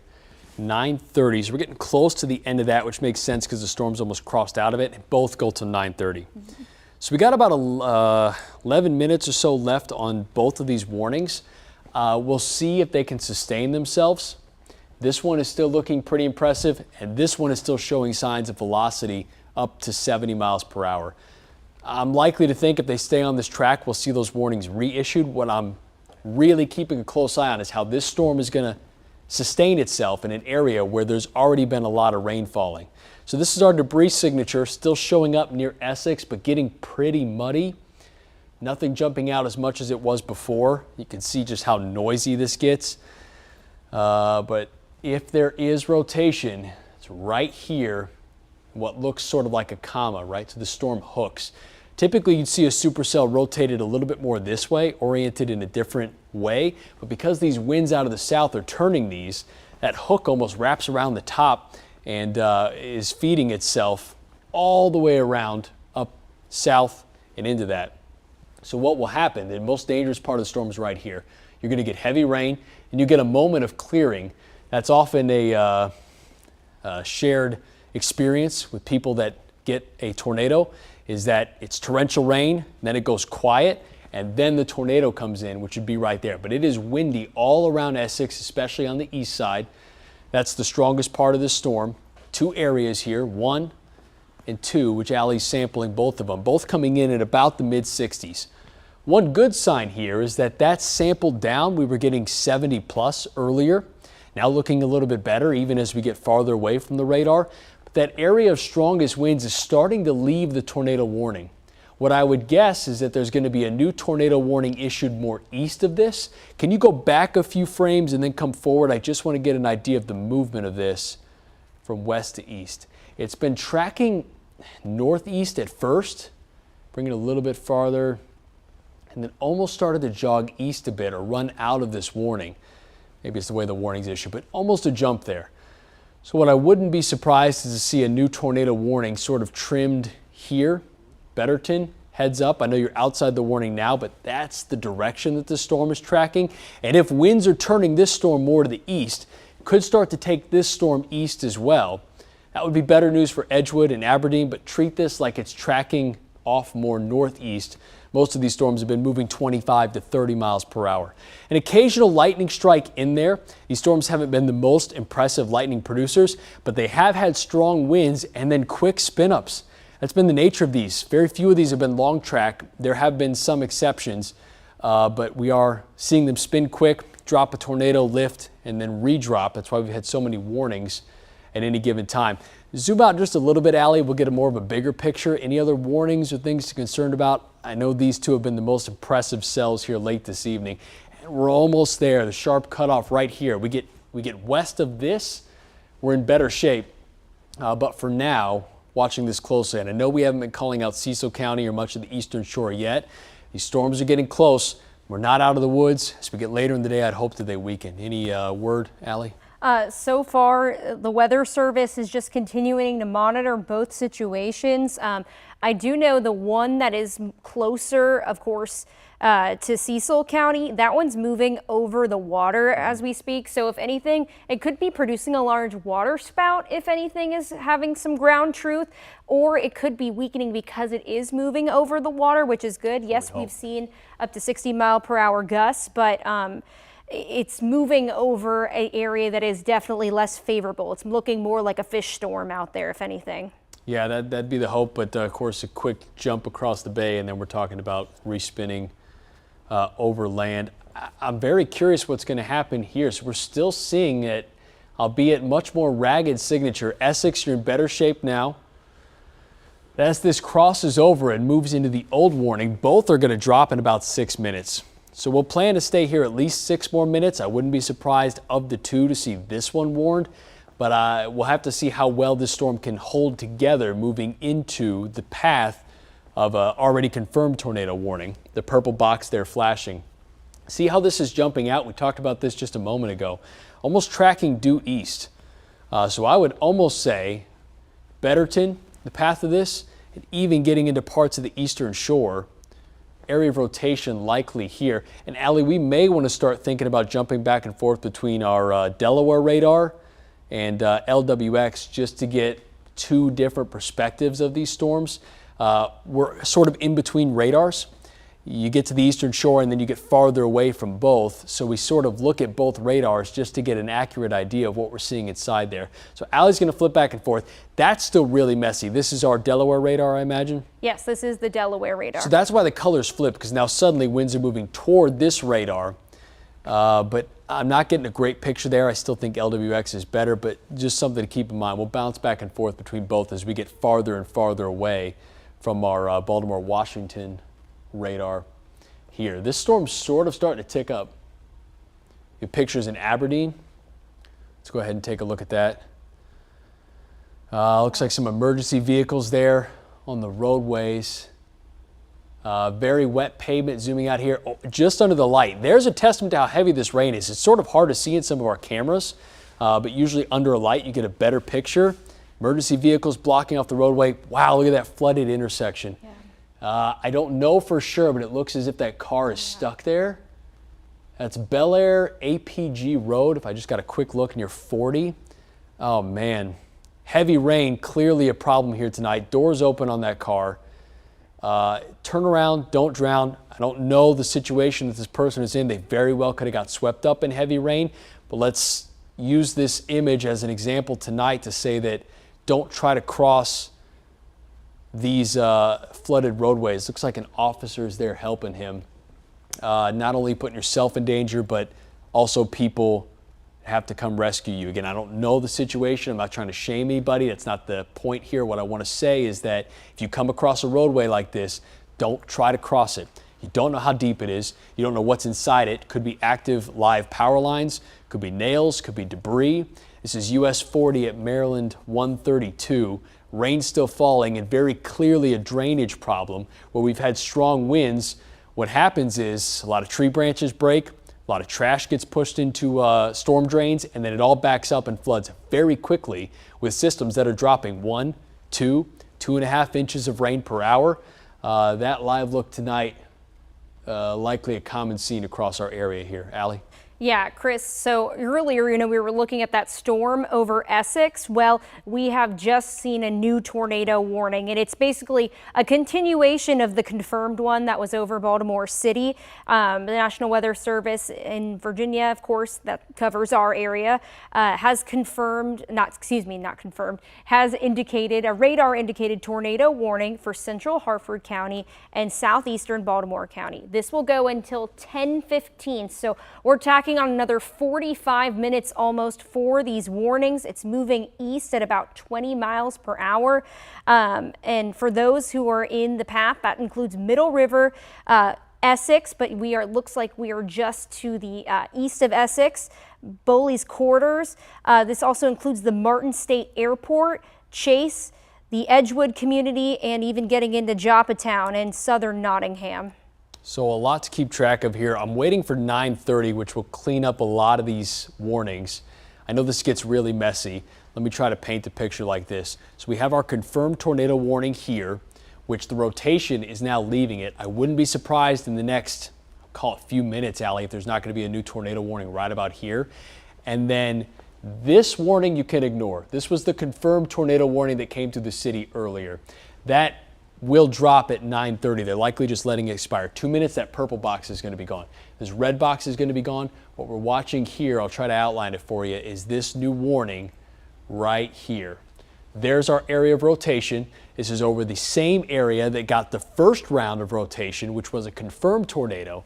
So a lot of boxes here, a lot of flashing lights, just trying to highlight, here's our area of concern, here's our area of concern. If this shows enough promise or signs that there is a tornado in there, likely a new warning coming out ahead of this, with this set to expire in less than a minute, call it 50 seconds, these boxes are going to drop. But this is the area we'll watch. We're here to say that ignore the boxes for now. There is still a tornado warning in effect, which is why we're staying on programming, and we'll be with you as long as these are in place. Allie said another 45 minutes, still a very populated area for us. Allie, flip over to velocity product for us. I just want to check inside this storm here. Yeah, there's our rotation, again, for the warning that goes up to here. So this will just skirt south of Edgewood. You just saw an update there. Here comes 9:30 in about 15 seconds. So what you're going to see is this drop, and this drop, and this drop, and what will be left is a warning here. And until we get a new one issued, that will be our only tornado warning in the area. Although this is a really impressive area of strong winds and has been enough to issue warrants or warnings earlier, I wouldn't be surprised to see a new warning here. But here we go. This will clean up a little bit more, give our system a chance to update. That rotation looking a little bit messy, which no surprise over the water, will hopefully weaken it, and again is running into what we were talking about earlier, that area where the storm already came through. A lot of energy sucked out of the atmosphere there. So I'm hoping that's enough to kill these tonight, or at least this storm. That wind out of the south has been fueling these all night, just keeping these isolated supercells alive. So 9:30 on the dot, here we go. Much more clean image. With this warning, you said, Allie, goes until 10:15 Yes. with a slow moving storm. Looks like they're choosing not to issue a warning on this storm system, although of the two, this is getting farther away, looks a bit more impressive, but we're certainly seeing some spinning here, at least stronger winds inside that storm, which is an area that's already been worked over quite a bit with heavy rain. Allie? Yeah, I have an update. This is earlier. You know, we had that flash flood warning for Cecil County and portions of Hartford County. The Weather Service has said that there were multiple water rescues tonight due to high water along US 40 at Maryland 132. That's in Aberdeen. That was our live look. In Hartford County. So. Yeah, we're already starting to see that happen. I mean, these storms continue to move over just very flooded roadways. So keep that in mind. Make sure that if you see water over the roads, I know that it's dark and it might be hard to see. If you think there is water on the roads, or if you know someone that's out and about, tell them to turn around, tell them not to go over it. You don't know how deep it is. 6 inches of water can completely move a car, and you don't want to set yourself up for a bad night. We were talking about this, I mean, yesterday, the biggest focus was just the amount of moisture that we had. I mean, these are soakers of a system, and that wind out of the south has been enough to just add this layer of tornado warnings, of severe thunderstorms that we've seen, of damaging wind, of lightning. So a lot of different modes of severe weather to think about here tonight. Let this storm system clear, and even into tomorrow morning, I think the light of day is going to reveal damage in some spots, especially where we saw our debris signatures, and then heavy rain leading to flooding across the area. This will be with us through the late hours tonight and cross over overnight, and then as the cold front comes through, we'll wrap up this storm system around midday tomorrow and into the afternoon. The evening, 24 hours from now, will be much better than the mess of the storm system we've seen today. Allie's checking out our correlation coefficient. This is our debris signature, which has been lighting up with this storm system in particular. Thankfully, this is one of the most promising images I've seen tonight with this storm system. Much less clear, We want to see more red in this because that means that we're switching over to just rain. I'm hopeful that this is a sign that these storms are starting to wind down. We have a live picture, did you say from Edgewood right here? This is US 40, Maryland 755. Oh, this is the image that was frozen earlier but is now back. You can see the steady raindrops there and some of the puddles across the area. Continuous rain out ahead of this storm system. Lightning off in the distance. Yep, I see that there now. That's the storm that has the tornado warning. People coming to and from still. You can see the road spray, a lot of ponding on the roadways, and we've seen situations where flooding can happen very quickly. So please stay safe out there tonight. Another round of hazards. How many lights have we seen people with their hazards on driving tonight? It's been a common sight with just running into that heavy rain. So it's tough to tell from some of our camera images, but that's a testament to just how bad this system is. Even that person there in oncoming slowing down quite a bit. We'll flip back over to our radar product. That's a look from the ground. This was in Edgewood. That's really heavy rain with this system. Some of the heaviest rain now over the water, but we'll cross farther east. This storm already halfway through its tornado warning with a new tornado warning now issued. This just coming in. This was the system I was saying earlier, Allie, that I thought that some of the rotation was stronger here. I was surprised to see that there wasn't a tornado warning, but now in place, one of our first tornado warnings that stretches all the way to the Delaware border. Can we get the latest information on that? How long are we talking? What communities are looking at this warning here now? Yeah, the National Weather Service has issued a tornado warning for southeastern Cecil County. This will go also until 10:15 p.m. At 9:33, a severe thunderstorm capable of producing a tornado was moving over Betterton near the Aberdeen Proving Ground, moving east at 25 miles per hour. So still a faster, slower moving storm, if that makes sense. It's moving still kind of at a snail's pace, but not at the 10 miles per hour we saw earlier. Of course, this will go near Cecilton, Warwick, and some other communities in portions of the southeastern area of Cecil County, getting up to the Delaware border.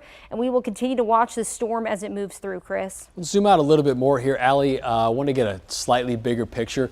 So this is the strongest part of the storm. There's still heavy rain north, but definitely the worst part right here and right here. If you're west of this, you're in better shape tonight. Go ahead and clear everyone to the west of the storm system. Our severe threat is now really contained to the eastern shore. And we're going to stay with this, still in our viewing area, still people that we want to make sure stay safe as this rotation gets closer to the Delaware border. Crosses over into Delaware, we'll end our coverage here tonight, but until then, I want to stay with these two warnings that we have in place. Both go until 10:15. I don't think that storm off to the west is going to make it till 10:15. Our rotation's embedded in here. This is already getting close to the edge of the warning. As this moves east, we'll likely cross out of that warning. We might need a new one in between. As these storms work their way out of here, we'll be in better shape tonight. Till then, please take your tornado precautions. Be safe here tonight. I know we've been doing this for hours now, and if you haven't heard your city called yet, know that there's still the potential for these to spin, so just have that plan ready to go. This has been a very active night. We've had tornadoes drop very quickly, cause damage, and then lift. And then on top of that, even outside the tornado warnings, as Allie mentioned, when we took our live picture in Aberdeen, we saw swiftwater rescues. Heavy rain has been a big concern. There's a lot of moisture to work with. So it's not just the damaging wind, it's not just the rotation. There is torrential rain falling out of these systems that are following one another. Aberdeen, we have that picture here again where we had the swiftwater rescues. It's still a mess. I mean, it's a lake. The road has turned into a lake where you have an officer there at the bottom of the screen. He's going to walk into the water because they've been checking on the people in that white car. They had the door open earlier. But you can see they blocked off traffic both ways. This is US 40 at Maryland 132, US 40 south. Heavy rain still falling in this area. And very clearly a big problem here tonight where they've had swiftwater rescues from people. A mess of a system. Allie? Yeah, I just want to give another update regarding the flooding going on. I know you're showing us Aberdeen. We got a report out of Abingdon in Hartford County that water is up to the hood of a minivan along Dumbarton Drive. So if you are anywhere near that, that water is really high up. I mean, that's almost half of me. And we're talking feet. Yeah, you want to make sure you are out of there, evacuate your homes if you're nearby, just get yourself to a safe spot. And don't try to get in this, don't try to cross this. Again, you don't know what's inside. Yeah, maybe your car can clear it, but the problem then becomes if your car floats, which sounds ridiculous, but it only takes 6 inches of water to lift a vehicle, and you don't know what's inside there. There could be debris, nails, live power lines, chemicals. It's just not worth it. It's not worth it to you. It's not worth it to the person that's got to come rescue you. Now, if you find yourself in a situation, obviously a different story, but don't go looking for that here tonight. Best you just stay in until all these storms clear with this rain in place. A very big problem with some of the heaviest rain now falling here tonight. That's where we took the live look. I mean, you saw how steady the rain was. That's only moderate rain. Imagine how heavy we are here with some of the returns coming in pink and even starting to max out some of our reflectivity product. That's a look at reflectivity. Allie, let's check our velocity product. I want to keep an eye on some of the stronger winds inside here. Definitely lighting up in a few areas where we have our warnings. What Allie's doing here is bouncing back and forth. We have a radar in Delaware. We have a radar in Virginia. We're in between both right now. Our area of rotation is right here from our Delaware radar. So the colors flip because green means that it's moving toward the radar, red's away. So as we switch views from east to west, those colors are going to change because the wind's still moving the same direction. So Allie drew a point from our area of rotation off to the east. You can see that will likely get to the border in the next 20 minutes or so. And some of the samples coming in are about 40 to 50 miles per hour in some spots. That's in the brightest part of the storm. That's not necessarily ground truth because this radar is looking higher up. And if we do have a tornado in there, it's radar indicated. Some of the strongest winds could be at the surface if that tornado is in fact on the ground and not a funnel cloud. So even though radar showing that, still could be a lot stronger, and not to mention rain wrapped with heavy raindrops inside there. 2 tornado warnings. That's why we're staying with this tonight. We're going to cover this all the way through. It goes to the eastern shore and off to the state line into Delaware. We'll be in better shape here tonight after this system gets out of here, but clearly these winds out of the south have been enough to sustain this. South of Edgewood, a light show. Strong winds inside there, and even near Betterton, not inside the warning, but strong winds being sampled here. A lot of lightning strikes. Allie just keeping a close eye on our debris signature, and I'm happy to say this is one of the best this has looked all night. Some of our biggest indication has been using this debris product to say that, well, there's clearly a debris ball inside there. There's got to be a tornado on the ground. With this looking a little more messy, a lot more reds, a lot more uniform colors, nothing jumping out to me to say that that's a debris signature. So we're improving here quickly tonight. Not out of the woods, but getting a lot better. We're almost there. Again, I know this has been a long stretch. Please still stay safe. Take these warnings seriously. These storms have been known to spin up very fast and produce damage as Allie looks back and forth between 2 different radars. These both go until 10:15. We're already getting to the edge of this tornado warning. If that storm can still hold together, we'll see if a new warning is issued in between, if that rotation's still in place. Any damage reports coming in, Allie? Yeah, actually, I was just about to get your attention. I mean, this is, of course, from way earlier in the evening, almost about an hour ago. There were reports of spotters seeing a tornado crossing I-95 and near 195 in Arbutus.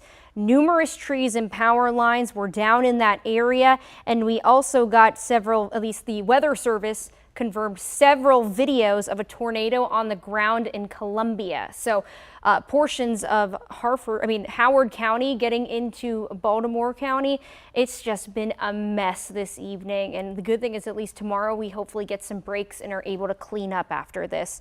I will say we just got another thing in, Chris, a flash flood warning for Cecil and Hartford. The damage threat on this is considerable. So we are up in the ante in terms of severe weather. And you can see it says between 2 and 6 inches of rain have fallen in this area so far. I mean, this is not just a typical thunderstorm that passes through. This is a flooding situation, and they're indicating another 1 to 3 inches could fall on top of that. Some spots could see almost 9 inches of rain before all of this is all said and done. And we are continuing to see things. Here's another damage report that just came in out of Carroll County. Of course, this was from well earlier in the evening around 8:07. So I just want to make you guys at home know that this isn't right now. This was earlier in the evening. At least 2 trees down on homes in the Gamber area and the Eldersburg area. That's where earlier we had that confirmed tornado. And we just keep getting reports in, Chris, and I'll let you know as we continue to see more. Yeah, my producer just told me too from Sykesville, we had reports of trees down across roadways. And to Allie's point here, those storm reports come in late because what happens is a lot of people are funneling them into the National Weather Service. Their immediate concern is to stay on top of the active warnings, but the reason those reports come in later is because they received them, they acknowledged them, they issued warnings based off of them, and now we're starting to get reports of that. So there is damage out there tonight. I mean, we've seen it show up on our radar in the form of debris being lofted. The scope of that, not yet known, and as we get into the early morning hours, daylight often reveals damage that people didn't see. A lot of flooding concerns. That will be the case tomorrow. That's going to be a big cleanup across our area with what's turned into a very active night. As far as ratings, a lot of people start to think, okay, how strong were these tornadoes? Here's what's going to happen. National Weather Service is going to send teams out likely as quickly as tomorrow to survey damage, and then they'll issue wind reports based on what kind of damage they see. What kind of tree fell? Was it a healthy tree? How much damage to the house? So that will be the sampling for tomorrow. But note that there is damage out there tonight and a reason to take both of these warnings still seriously because we've had reports of this. In fact, this is the storm that came through Arbutus and had the confirmed tornado. And even back to Columbia and even farther west into Maryland was north of D.C. when we had confirmation of the tornado there. So 2 warnings still in place tonight. They go until 10:15. We got another 30 minutes before this gets to the border. But I'm starting to feel a little bit better about some of these radar images. Not as impressive as what we've seen. And that's what I expect as we get later into the night. These are losing their heat. They're losing their sustaining, their winds out of the south. And hopefully that will start to weaken this a little bit more. But there's still a lot of lightning in this storm east of Betterton. Nothing really showing up to me on our dual pole product. Maybe a few spots here, but very messy south of Edgewood, as we have 2 warnings still in place here tonight. Can we check our velocity product one more time, Allie? Starting to see a little bit of an inflow here. Some messy rotation there and a bit here. Both of these storms moving pretty slow, starting to crawl. Allie going to circle the area of concern here with these 2 warnings. That's south of Edgewood. Thankfully pretty close to the water. And so that's why I'm thinking a lot of the debris signature isn't showing up because this is getting over open water. That will hopefully start to weaken this a little bit more, although this storm's been able to sustain itself pretty well. Bigger picture here tonight. Allie, can we check some of the rainfall rates that we've seen here tonight, either on our rainfall map or on our radar estimated rainfall totals? Some of these numbers have been incredible. Allie was talking about up to 6 inches reported in some spots, another 3 on the way. You're talking about months worth of rain in a day. I mean, a soaker. And this is June. It's one of our wettest months.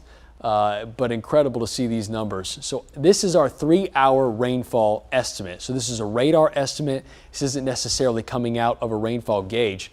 But just to even sample 6.2 inches in 3 hours is no surprise that we're getting reports and have seen on our cameras here tonight.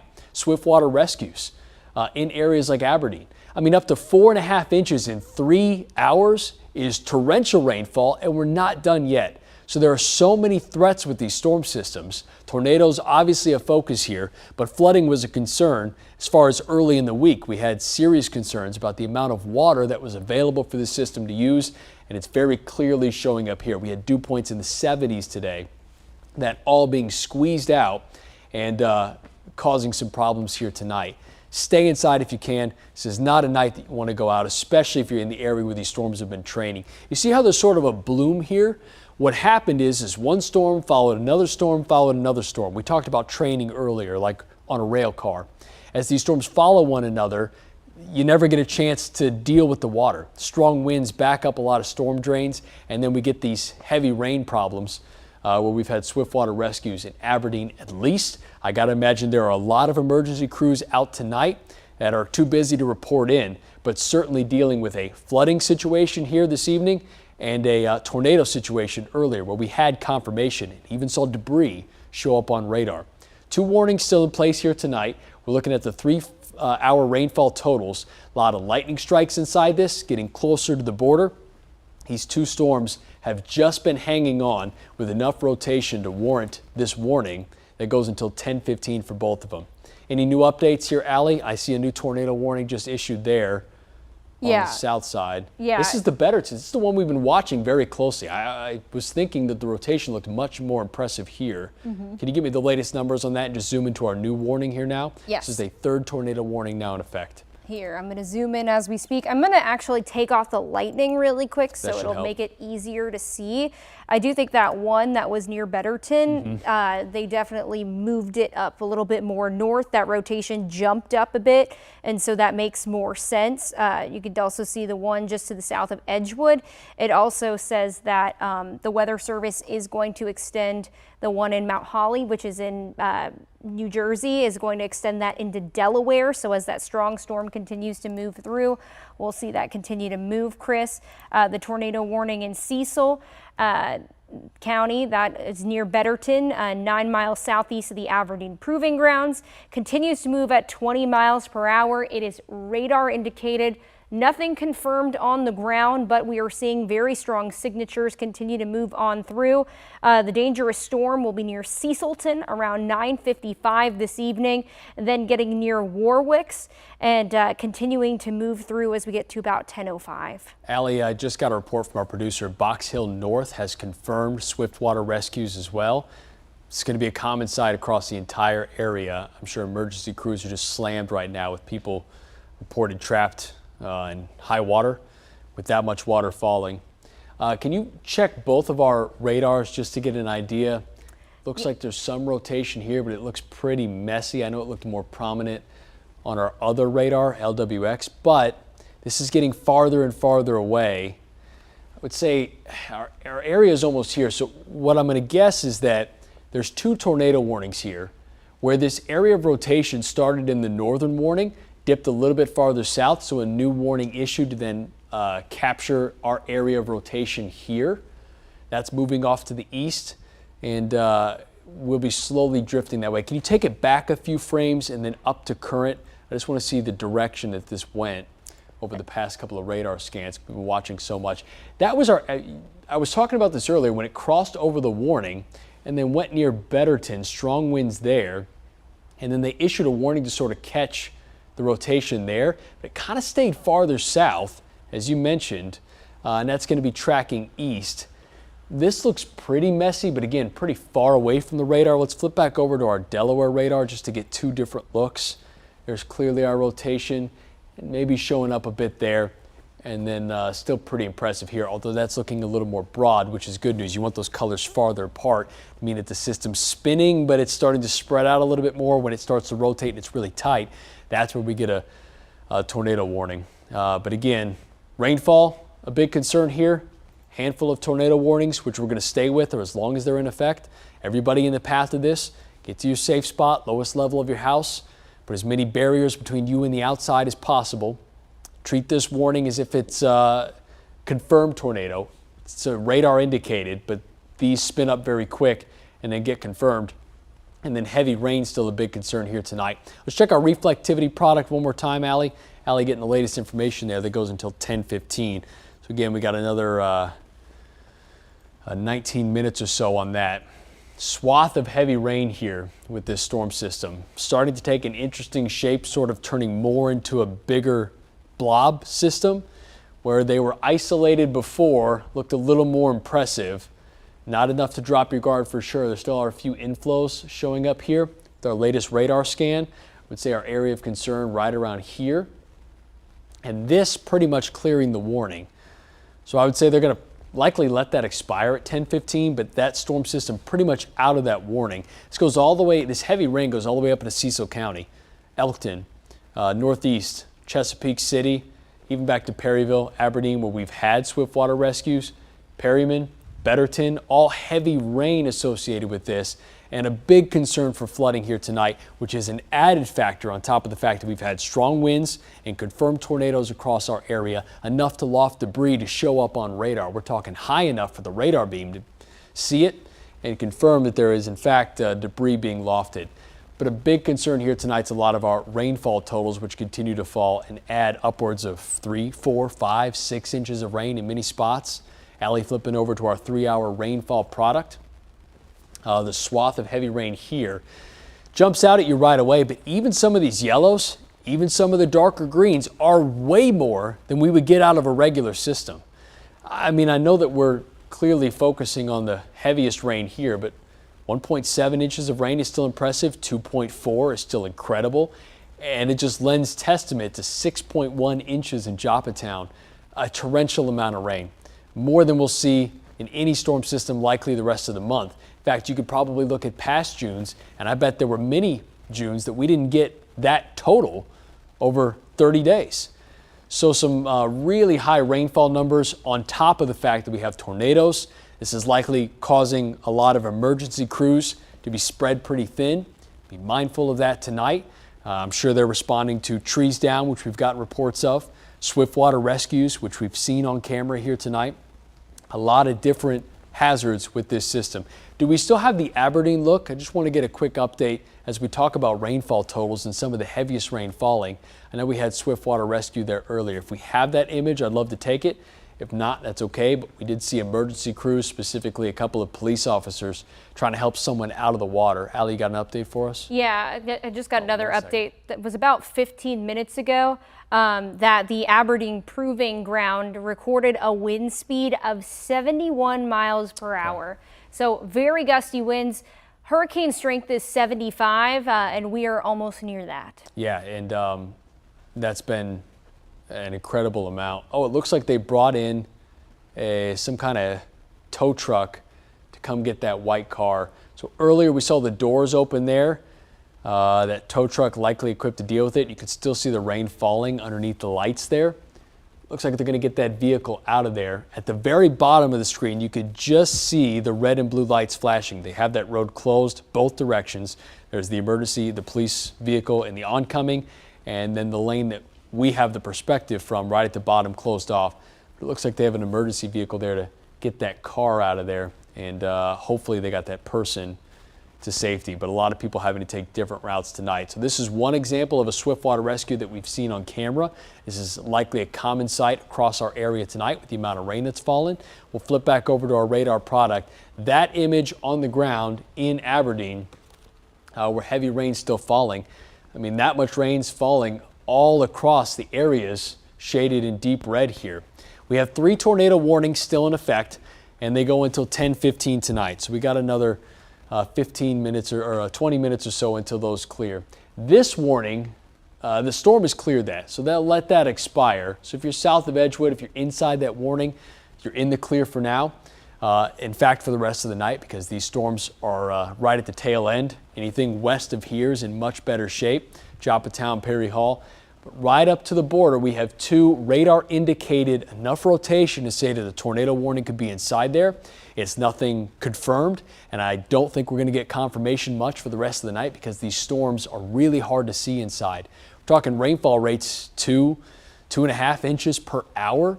That's torrential and will likely shroud any sort of tornado that could be embedded inside there. These are going to track east, slowly but surely. We'll give it through 10:15, do a reanalysis, and then hopefully that these have weakened enough to say that we don't need a tornado warning. We'll take you up a little bit farther north. Storms look a little more ragged. Allie, can we just kind of get a little bit of a bigger picture? Stay on reflectivity. I just want to look at some of the heavier rainfall totals that we have. This is really the last player left, but it's sort of morphed into this bigger cell that's just turning into more of a heavy rain event. Still take these tornado warnings seriously, particularly these 2. Not as concerned about this because the storm is cleared, but a lot of rain still falling with this system, and it's just parked. This is all being driven by an upper level low, a warm front lifted over our area that are very slow moving. So as it gets dragged across here and it pulls wind from the south, it's got a lot of moisture to pull up into our area and then translates that to very heavy rain, torrential rainfall.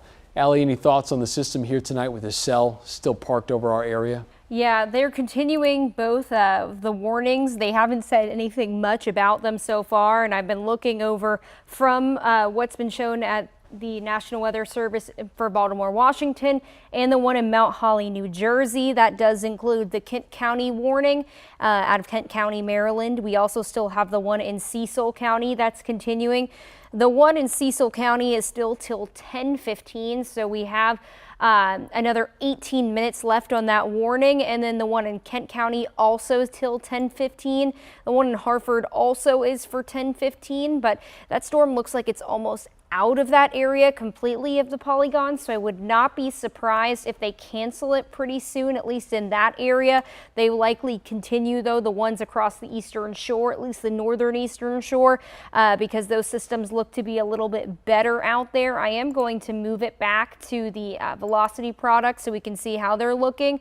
The one that is just to the west of Cecilton definitely looks a little bit more pronounced than the rest of them. That is moving into southern Cecil County over Cecilton as we speak. It's moving at about 25 miles per hour, so still a slower moving storm, but it is moving a bit quicker than some of our other systems that we've seen tonight, Chris. Which is great. I mean, that's been the problem with this. A lot of these have dragged. I think at our slowest, we had a storm moving 10 miles an hour.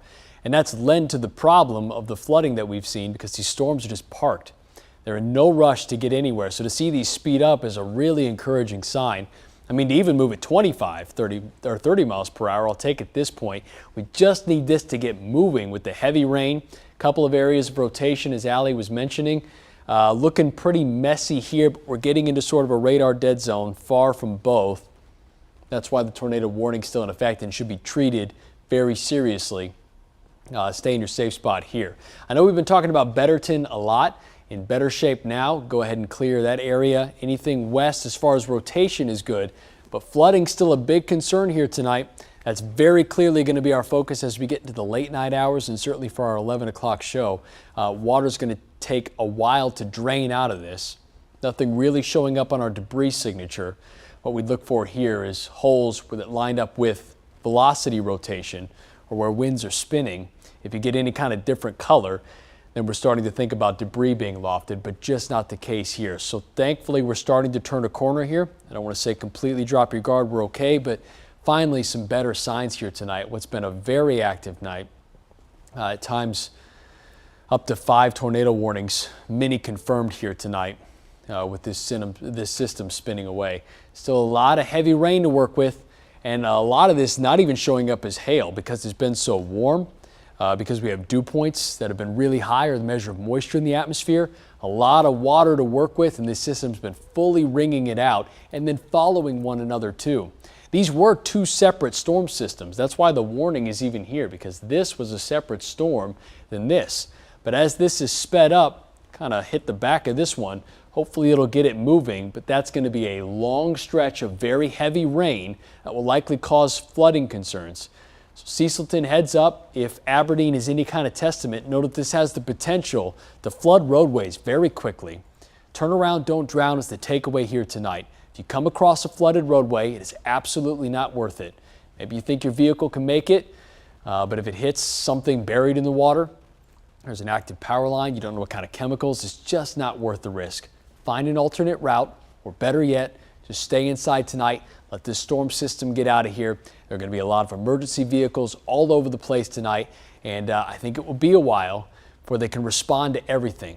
So just try not to add to the complication of the situation that we have here tonight with the amount of rain that we have falling across the area. And that stretches all the way up to both the Pennsylvania and Delaware line. And we're really looking at the northeastern portion of our viewing area as the last stronghold for really heavy rain, causing some problems here with visibility dropping and localized flooding. Certainly the case here tonight. We're not even talking about road ponding anymore. I mean, we're full blown turning parking lots into lakes here with a system like this. A tornado warning still in place, but again, that one cleared. We're focused on these 2 warnings here tonight. They have another 14 minutes left to go, and then hopefully we'll get to the point here tonight where things start to calm down a little bit more. Through the overnight hours, a chance for things to drain. But as we get into tomorrow, a last push of systems with a cold front coming through will spark another round of showers. We're not completely out of the woods, but this is definitely the more potent part of the system. Allie putting up our information on our tornado warning that goes until 10:15. They have been trimming it a bit, but they've left this one completely in place. That's for Kent County till 10:15. It goes almost up to the state line, but sort of two separate warnings covering the same storm system here as these run into one another and so hopefully start to sap the energy from the other. Allie, you got an update for us? Yeah, so that one tornado warning that was over south central Harford County and in southern Baltimore County has been canceled, just to south of Edgewood where we were looking at earlier, and they continue to move that out of the area. Of course, most of those storms are moving across the northern eastern shore. Still keeping an eye out on those. I will say also the flood watch for Baltimore City and Baltimore County has also been canceled. So that's good. That's great news. And I'm sure we're in a better spot now. As soon as the rain stops falling, things get a chance to drain. What often happens with systems like this is a lot of crews got to go around and they clear debris out of the storm gutter. As soon as you do that, that water will drain, but it takes a while to get to. It's a big problem here tonight with the strong winds that we've seen. They've knocked a lot of tree branches down, pushed a lot of debris around it. All that gathers in the storm drain and then back builds, causes a lot of problems. We're looking at our velocity product here. This has been an important map tonight. It looks inside the storm system at our wind. Not only speed, which would show up as bright colors, but direction too, which is the color indicated here on our individual pixels. So green goes toward the radar, red goes away. What we're looking at is that velocity couplet tightening. Our spin right about here, this is from our Delaware radar, where we're seeing a little bit of rotation, but this is an area that gets far away from both radars, so it's tough to get a really accurate sampling inside there, but enough here to keep that warning in place. This goes for another 9 minutes or so, 11 minutes, and then I'm going to guess, unless this looks a little more impressive, they'll likely let those go at that point. In which case we can get back to our regular programming, but I want to stick with this just in case. I want to make sure everyone in our viewing area, including the Eastern Shore, is covered by this. And not to mention, we could take the time to point out how heavy this rain has been and how much I can't stress enough to just stay inside tonight with the amount of rain that we've seen falling across our area.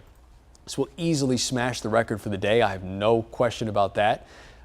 This is going to shape up to be one for the history books with the amount of rain that we've seen. So this is our 3-hour rainfall total. So there's always going to be a lag on this where the heavy rain is. It's more about where it's been. Allie taking some numbers here, and to see over 6 inches of rain, I mean, that's a really potent system. That does not happen very often. This system had a ton of moisture to work with, what we call precipitable water values, or just the amount of moisture that it has to work with. It was high today, but even this system has overperformed a bit. I think what's caused more problems is not necessarily the amount of moisture that's been available, which has been incredible, but it's been how slow these systems are moving and how they're following one another. You get one storm after the other. That's how you get numbers up to over 6 inches in 3 hours. You're talking about a rainfall rate of 2 inches per hour. That's very hard to come by, let alone sustain for over 3 hours. So we got a lot more water still to come here tonight, a lot more falling, and I wouldn't be surprised to see other swiftwater rescue reports start to pop up, although I hope as we get later into tonight and people seeing what's happening, stay off the roadways and we won't have as many issues as what we've seen on some of our live cameras and some of the reports we've gotten in tonight. Allie, these numbers have just been incredible. Yeah, Chris, and we are continuing to watch that storm continue to move through. I'm going to accidentally cleared it out. I am going to clear off the screen though for a second, and I'm going to move it back to our reflectivity. We zoom out again to see exactly what's going on out there. You can see those who are west, of course, of Harford County, you are in the clear. I mean, if you're in Baltimore City, most of Baltimore County, getting into portions of Carroll County, Anne Arundel, Howard, you are in the clear. You are looking significantly better. It's still these 2 tornado warnings that we're taking a peek at. One in Cecil County, southeastern Cecil County, and in Kent County in the northern eastern shore. They're about to trail into Delaware. I am going to zoom in and scoot over a little bit so you can see exactly what we're looking for. You can see just very heavy rainfall. We know when we see that red, yellow, orange color, that indicates rainfall rates that are just very, really hard out there. And we are seeing that continue to move through. We picked up in some spots today on 6 inches of rain. I can't stress. Chris and I earlier today asked him a question about how much rain we normally see at BWI just for this time of year, at least for what's the record for today. We looked it up. It was 2.3 inches of rain. I said, I don't think some of these spots are going to get there, but some of our areas have smacked that number, to say the least. We've seen so much heavy rain. I'm going to look again at velocity products to see how the winds are. It does look pretty broad over the Galena area, and even as we get closer to Cecilton, which is good, but we do see a lot of reds and greens still together.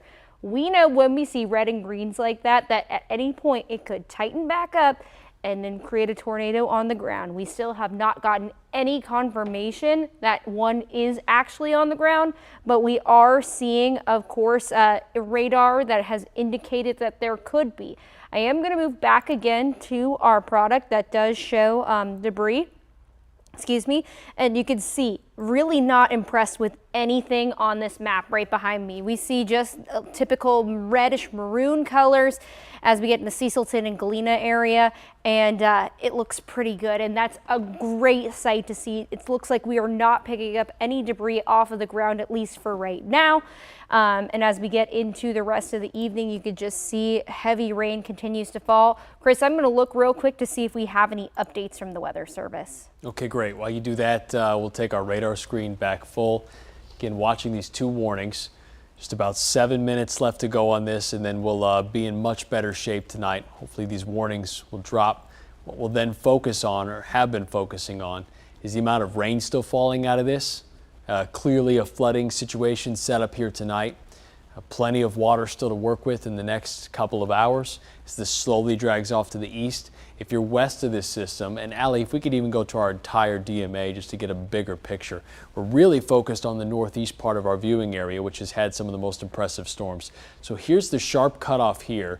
Anything west is in much better shape. Yeah, a few showers still dragging behind, but clearly the more robust system has been in this area, with some of the brightest returns on reflectivity still showing up. Still 2 tornado warnings in effect.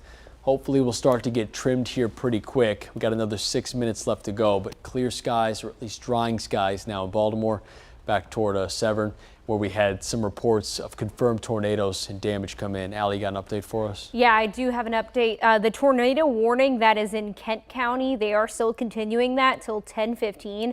About another 5 minutes on that, so hopefully once we get to about that time, it will expire, but they're at least continuing it for the next 5 minutes. Okay, thank you for the update there. So we'll stick with this just through its entirety.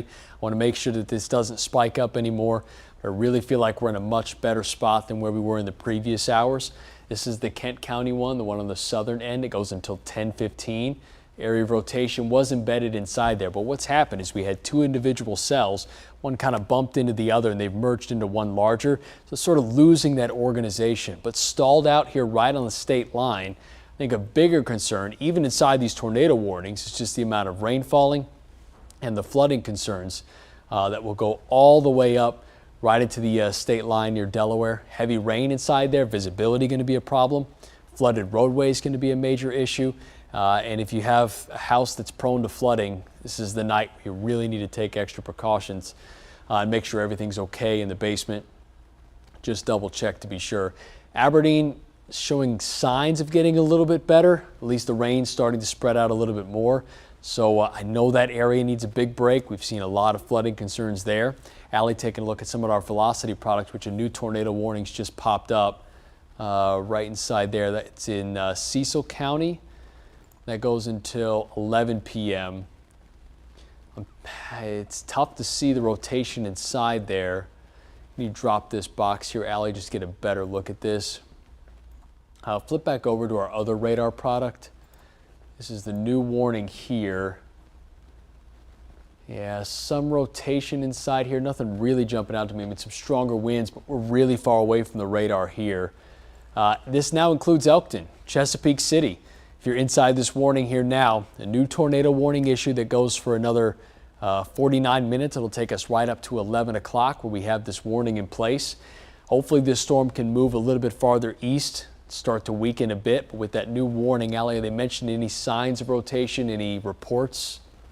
Yeah, Chris, it just says that a severe thunderstorm capable of producing a tornado was located in southeastern Cecil County.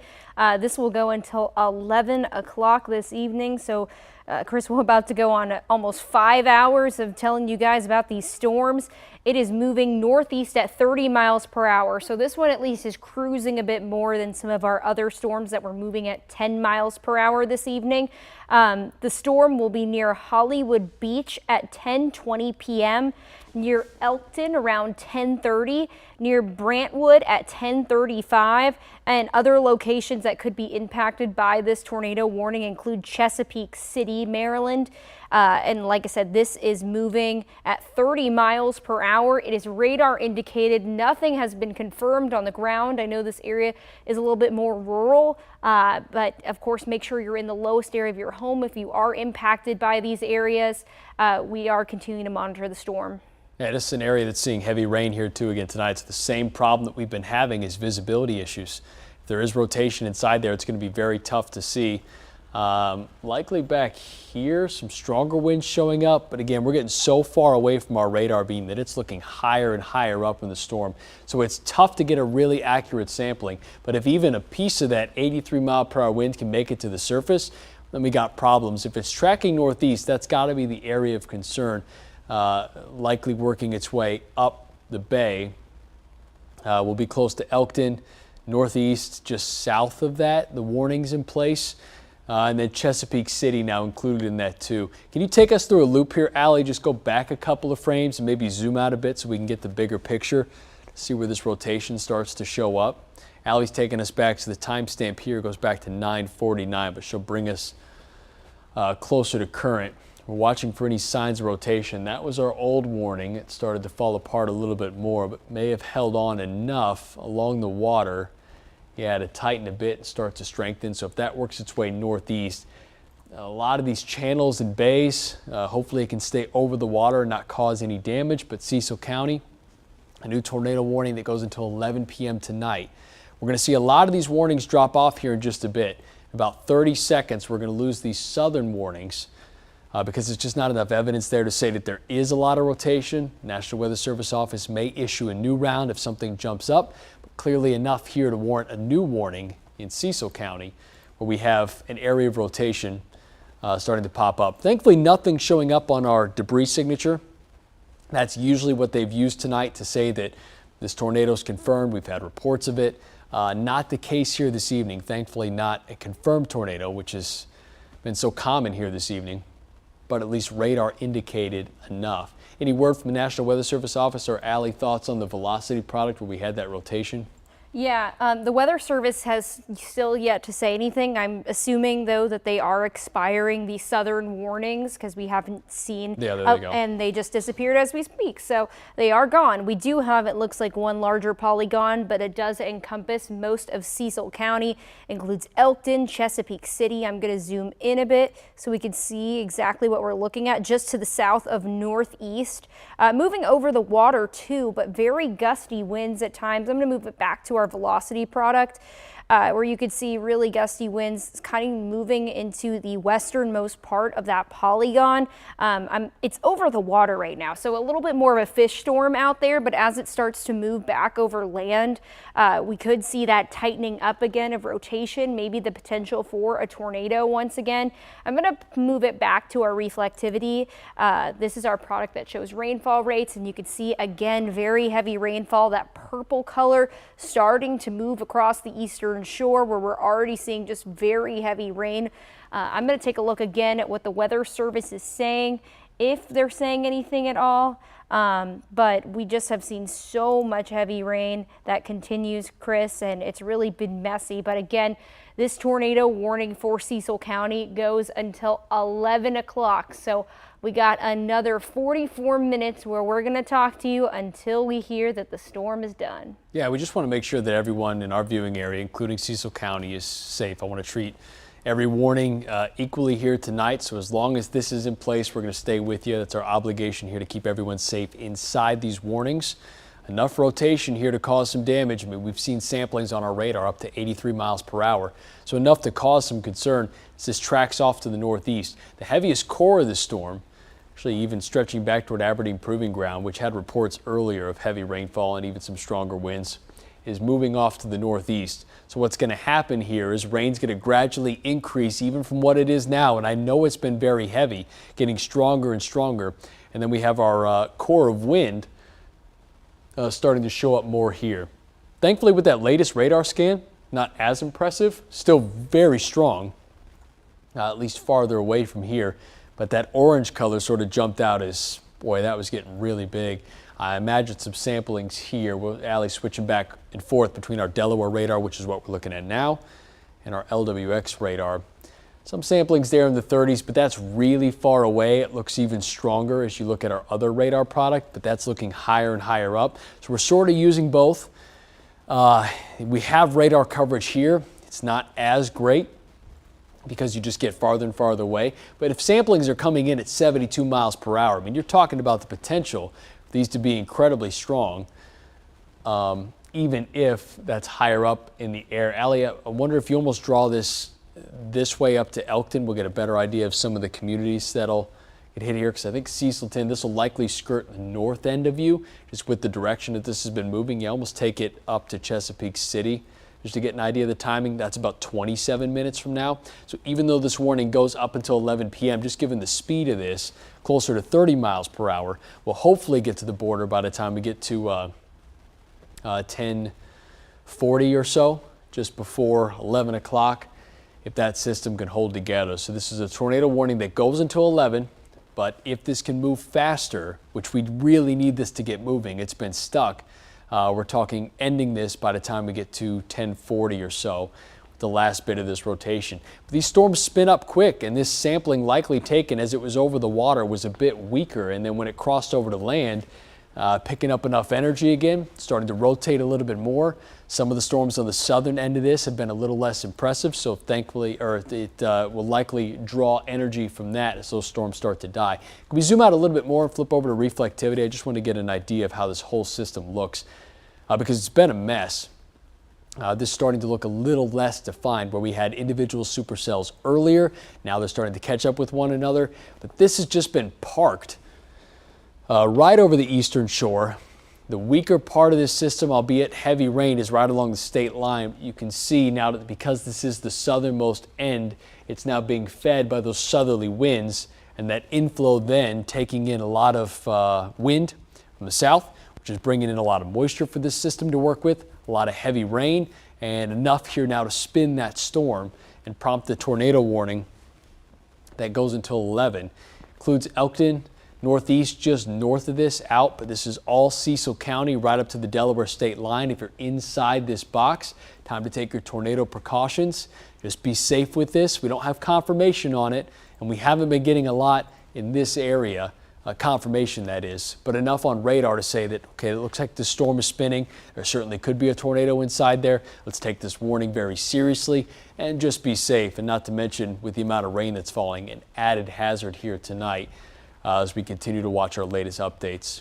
10:20 now, the storm system kind of stuck in Cecil County, goes until 11 p.m. Sally takes us through our loop here. We had the handful of warnings, at least 3 at a time, that were kind of sticking around with some rotation. But here could be a sign of good news. Some of those southern end tornado warnings got dropped pretty quick because they just didn't quite materialize. They went through their full life cycle, but thankfully never showed any signs of confirmed tornado warnings. And then hopefully that'll be the case here tonight. We're keeping a close eye on that. Allie, you want to take a look at velocity and let us know what you're seeing inside that storm? Yeah, we're taking a look at the velocity product. I'm going to zoom back into this storm so we can get a better view of it as I continue to move our cursor, and you can see the screen. We still have a lot of that dark purpley color, almost black even, showing up on our map, which indicates very gusty winds. I'm going to take some samples just to see what we're seeing as this moves back again from the water to the land. 65 miles per hour is one of the many readings. This one's 51. And we're continuing to see just very gusty winds, almost 49 miles per hour. This is away from the area of circulation over Cecilton. So if you know anyone in Cecilton or in southeastern Cecil County, they're probably experiencing very gusty winds. If you had your trash out because it's trash day tomorrow, it's probably your neighbor's trash can, or you might not find it again after this. We're just seeing very gusty winds move into the area. I will say that it does look like the area of rotation is kind of moving just due east. So I will say those who are to the south of Chesapeake City, definitely keep an eye out. Elkton, you are still under the warning, but it does look like a lot of those winds are moving more to the south of you, but that doesn't mean that you are necessarily completely in the clear. You are still in the warning and should take this pretty seriously as it continues to move through. I am going to check to see if we have any debris that's being lofted, or at least we're checking in, and it still shows that our debris tracker is pretty weak, if anything, which is good. That's exactly what we like to see at this hour, is a whole lot of nothing, and we'll continue to see that move through. I'm going to change it back again to reflectivity, showing just the heavy rain. A lot more purple starting to show up on this map. So not only do we have wind gusts that are at times almost 50, 60 miles per hour, but then when you see colors like that, Chris, it looks like we might get another swath, maybe of some areas seeing 4+ inches of rain. Yeah, those 2 inches of rain an hour rainfall rates that we were talking about often come where this color starts to show up. Normally, on a typical day where it's cooler aloft, I would start to think that those are hail returns. It's really not been the case here tonight. It's just torrential rain with the amount of water that this has to work with. That's the heaviest part. I mean, that's just going to be a wall of water under a waterfall inside that system. That's where our rotation is too. And Allie, if you could pause this and actually flip back over to our velocity product. One thing I've noticed quite a bit is that a lot of these warnings almost encompass the southern end that we're most concerned about there. At least that's the area where their strongest winds are. It's running right along the south. So to your point, yeah, I think more Cecilton as this tracks east to northeast. Still a little bit of a jog north, but really pushing more east with this. We just need that driver to come through and push this entire system out of here. But that's not been the case. It's just been winds out of the south. So a lot of these storm systems have parked in one spot, sat right overhead, and have continued to drop just torrential amount of rain in this system. So the rotation on our velocity product is right here. That's the area of the strongest winds. Still are some pretty impressive returns on the north side of this, but that's where the heaviest rain is and will likely limit the amount of rotation. We're seeing that rotation really more right here where those colors start to show up. Okay, we actually have an update from our reporter, Janae Wright. She's in Hartford County. Janae, what are you seeing out there? We're about to go now. Hey, we're actually in Abingdon in the Box Hill community. I'm standing in a street that was flooded just a few hours ago, not even hours, probably minutes ago. We're going to take you down the street a little bit. We are seeing the final few cars that were on this road being towed out of the way. These cars that are on this tow truck were immersed in water earlier today. Like I said, I'm in the Box Hill community in Abingdon. The floodwaters were pretty bad. We spoke to a few people out here who say you couldn't even walk on this street earlier. They had these green cones in the road blocking off the road so that nobody could get access to this street while they get the rest of these cars out of the way. There were a total of 4 cars when we first pulled up, but now there's 2 remaining. If you look at the cars, you can see the water dripping off of the tires, dripping off the sides. You can see an amount of dirt on the cars, just where the water was risen up to the window frame. I can only imagine the owners of these cars' disappointment to have to go get their cars later on. There probably is some significant damage, floodwater damage inside of all of these vehicles. It stopped raining. It's been on and off a little bit. If I take you over to the other side of the road, we can see a bit of where the drainage are. There's a little bit of water just rushing down the street. A lot of this water was from the floodwaters earlier. This is pretty much what remains of the floodwaters, is going down into the drains in this neighborhood. And so we're going to keep you guys updated. We've been getting a lot of reports of different flooding areas. This was one of the really bad areas that we've seen earlier today. But when we got here, the waters, I guess the drainage just did its job. So now the waters are pretty much gone, and they're taking these final cars out of this neighborhood. And that's all I have for right now. And we're going to toss it back as we go out and find some more of the storms that we're seeing out here Chris. Janae, thanks for the update. Can't help but notice that tow truck was doubling up. Had one on the back and then was one in tow. They're probably stretched thin tonight, amount of vehicles that they've had to rescue. We've been covering this tornado warning while Janae was talking. A new warning now issued. This is right along the border. It goes rising sun. Allie, this could sometimes be a hotbed. It takes me back to our April 1st tornado. We had a April Fool's Day tornado last year. It's one of our first of the season that did get confirmed. It went right through rising sun. This is almost that exact same track, just enough rotation here where that hole starts to develop. So rising sun, safe spot right now, really strong wind, Kilby Corner, Barnes Corner. This is running almost due east. We'll have to see if the National Weather, the reason that this gets cut off at the state line is because you have two different offices. Our National Weather Service office here issuing that warning. If this jogs north of the state line, I have to reissue a new tornado warning there. It looks like it's enough, but strong winds. Can we take some samplings here as this moves almost east?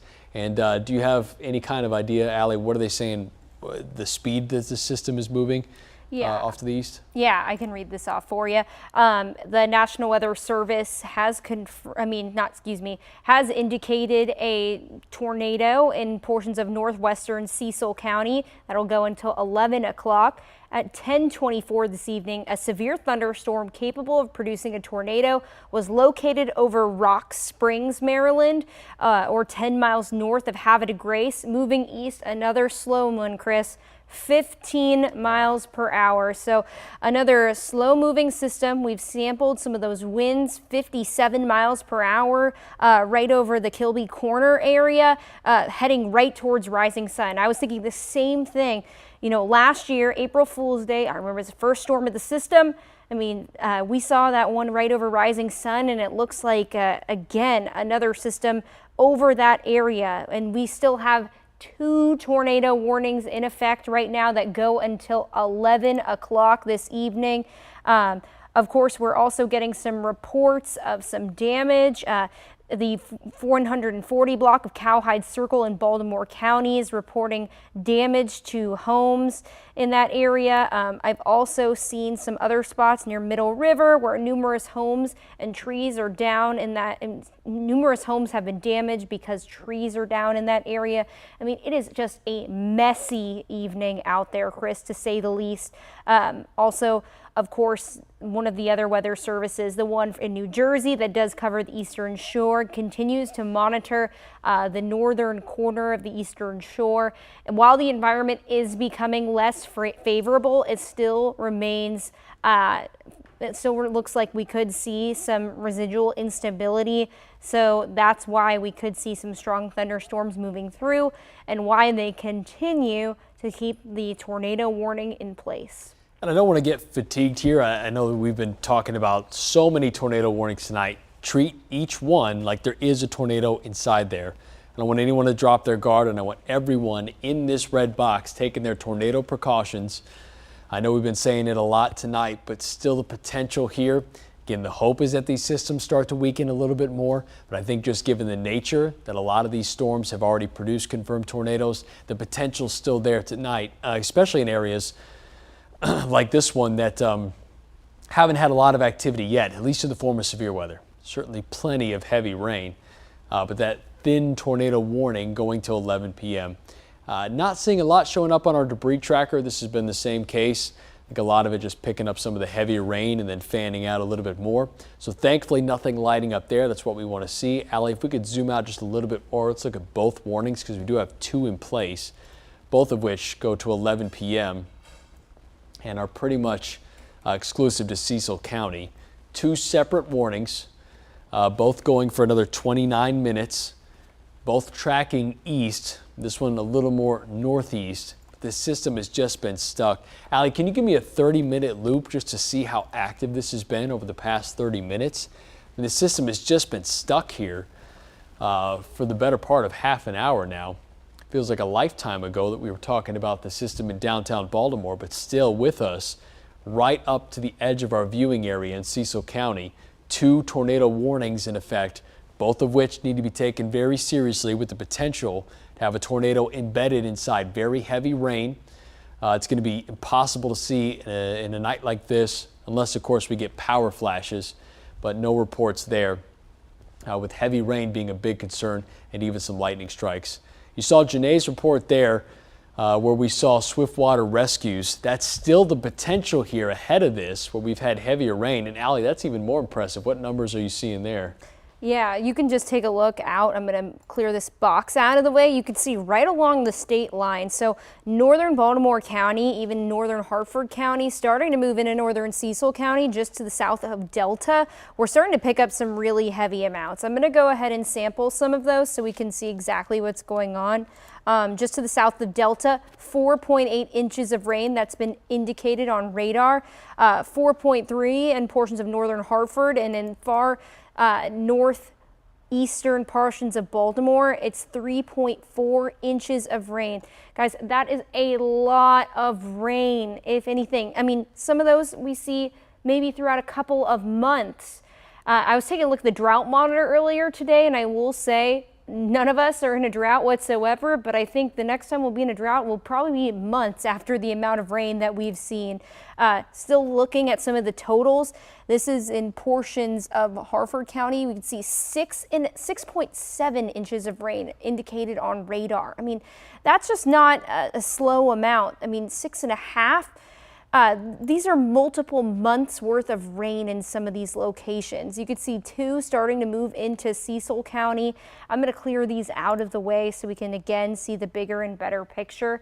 I'm going to move it also back to radar because we are still tracking these storms that are capable of producing a tornado over the Rising Sun community in northern Cecil County, but also the southeastern portion of Cecil County, well east into Elkton. But that circulation definitely looks closer to the Chesapeake City community. I am going to put back again on velocity so we can see what the wind speeds are looking like. I'm going to pause it so it's easier to see, and we can take some samples of some of those winds. I will say, Chris, it does look like some of the spots over Rising Sun have started to intensify a little bit. Yeah, it certainly looks like that. I mean, we're seeing some stronger radar signatures there. These have spun up very quick. Have a moment where it's clear and it's fine, and then things start to spin fast. And that's the case here with Rising Sun. We're getting farther away from our radar beam. I know we've been talking about that a lot, so this is sort of looking higher up in the atmosphere. We have wind gusts at least sampled close to 60 miles per hour. And with the latest update there, what we're looking at is this hole here is sort of a bit of rotation. So we're getting to the area in between our legend here. Red means moving away, green means moving toward, but as we get to that white, it's sort of a stalled out air and then moving away again. So enough rotation there. Moving through Rising Sun right now is our greatest concern. Really strong winds, very heavy rain. A few lightning strikes with that storm system as well, but starting to really spin a bit. Allie circling it there. Some of our greatest concerns here tonight being just west of Rising Sun. Pretty much on top of you. We'll give it the next couple of minutes where it's downtown, but especially if you're on the west side of Rising Sun, a big concern. And that'll continue here tonight until 11 p.m. We have 2 warnings in effect just for tornado warnings, both of which go until 11 p.m. Can we get an update on this one, Allie? Let's look at velocity product here. I just want to see inside to see if we can see where that area of rotation is. Because on velocity, pretty messy. I mean, on reflectivity, pretty messy. And nothing really jumping out. I mean, a couple of areas, maybe have some broader rotation, but certainly some stronger winds inside there. And that'll be a concern tonight. I would say almost even the more impressive, yeah, is where you're sampling down there close to Cecilton. That system's been moving farther east. Any new damage reports from the National Weather Service, Allie? Have we seen any other backlog reports coming in? Yeah, here, let me take a look real quick. Of course, this is another one out of Aberdeen in Hartford, Maryland. We have seen roads closed near the intersection of James Avenue and South Rogers Street due to high water from flooding. We've seen multiple water rescues out from that area. Again, a recent wind gust from 1025 near the Aberdeen Proving Ground. That was up to 40 miles per hour, which looks pretty close to what some of the samplings we've gotten are. So that does check out, and so to speak. Other than that, they're continuing to watch. This one's another one from Perryman in Hartford County, Maryland. The road is closed near the intersection of Route 7 and the Pulaski Highway due to high water from flooding. I mean, lots of areas, Chris, continue to be closed because of flooding. don't try to go through those roads. Your home might be on the other side, but I promise you, you would rather have a working car, a safe life, if you just wait it out. Yeah, it's the best shot here. Find an alternate route if you can. A lot of emergency crews are being spread out. A lot of these drainage issues are being addressed, so it'll get better, but we just need the system to clear here first. Still 2 warnings in effect. One really thin one. This is almost right over Rising Sun. Then another area of rotation farther south. They'll likely keep these warnings in place up until 11 o'clock, but it's a 2-pronged threat that we're watching, both the tornado warnings and then the amount of rain that's falling. Allie, if we could take a look, at reflectivity. Strongest part of this storm here, where the lightning strikes are, the highest reflectivity. That's really heavy rain, some visibility problems, localized flooding. Thankfully, areas that we've seen that have had a lot of problems here tonight, getting a bit of a break, especially Aberdeen, even back toward Havre de Grace and Port Deposit. In between, no major issues, a lot of lighter green there, but this is still torrential rain in place in the 2 areas that we have tornado warnings. Best thing we can rely on is looking at the winds inside the system, where we have gusts up to 60 miles per hour, and then showing some signs of rotation. So that's the tool that we're using to look inside these storms, because we're just not going to get ground confirmation in a system with this much rain in place. Still take your precautions, but I'd say if you're generally west of that line, you're in better shape, especially Havre de Grace, Aberdeen, starting to turn the corner. Elkton on the north end of this, I know you're inside the tornado warning and you may be thinking it's not that bad outside. You are on the northern side of this, so in better shape, likely still raining pretty hard, but thankfully away from that rotation. Allie? Yeah, Chris, so I do want to say that the National Weather Service has canceled the flash flood warning that was in portions of southern Baltimore County. Of course, they are not seeing any road closures at this moment, but I will say that they are continuing the flash flood warning in Harford County with considerable, it does have a considerable threat tag associated with it. This will go until 11:15 for southwestern Harford County. Doppler radar has indicated between 3 and 7 inches of rain. And while the heaviest rain has left most of Harford County, we still see a lot of excess runoff in a lot of those communities where we've seen those rescues. We saw Janae out there, still seeing very heavy rainfall. Some of the locations that still are in that zone that could experience flash flooding are Aberdeen, Bel Air North and South, Perryman, Joppatown, Magnolia, Belcamp, Joppa, Abingdon, Edgewood, Pleasant Hills, and Riverside. So just keep in mind, a lot of the heaviest rain has moved out of that area, but we still could see flooded roadways. So we want to make sure everyone is safe and careful. Again, we have another couple of updates I'll show you right now. Another road is closed near the intersection of Harrogate Way and Kensington Parkway due to high water from flooding. That is in Abingdon in Harford County. It seems like Abingdon and Aberdeen are the 2 hot spots out in that county. And then, of course, they are continuing that flash flood warning for Cecil County with a considerable threat, and they're saying again in Cecil County some spots have seen between 1 and 2 inches, between 2 and 6 inches of rain, and of course we could see more as we get into the evening. Thanks for that update, Allie. We also want to take a look. We have Jack Watson live. He's in Arbutus, where we had a confirmed tornado, at least on radar, was showing up as a debris signature. It's been a lot of damage reports coming out of there. Jack, what are you seeing out there tonight?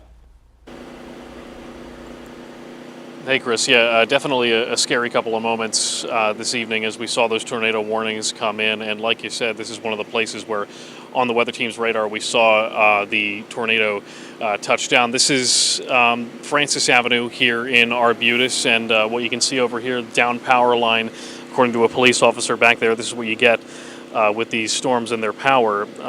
Probably about 10 minutes away from the airport right now. We've been looking around all night at the storms. We were in Perry Hall and Cockeysville. There were similar warnings. Absolutely pouring rain out there.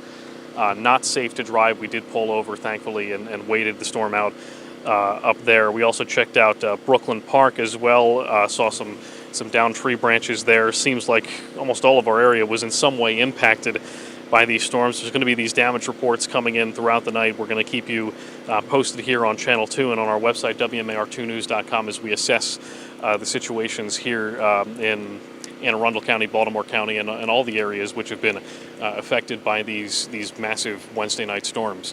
For now, we are live, though, in Arbutus. Jack Watson, WMAR2 News. Chris, Allie. Yeah, Jack, thanks for the update there. I feel like we've become the city of flashing lights here tonight. I'm sure emergency vehicles are all over the place. Scenes like that are becoming very common. We've got a lot of reports of downed trees, down power lines, as Jack mentioned. And I want to add just a word of caution. If they can't get to all the down power lines, if you come across one, treat that wire like it's live. Don't drive over it, don't walk near it. There's a lot of energy that runs through those lines. Just steer well away from that here tonight until emergency crews can come and deal with it. Jack doing the right thing there, staying far away from those down power lines. Allie, I think I'm starting to see a little bit of green pop up in our rising sun. Of the two, this looks a little more concerning. A little bit of rotation there, a tighter couplet. What we're looking at here is wind moving toward the radar and then away from it very quickly. This is one of the more impressive scans we've seen out of this warning so far. This is right over rising sun and almost the exact track where that April 1st tornado went through last year.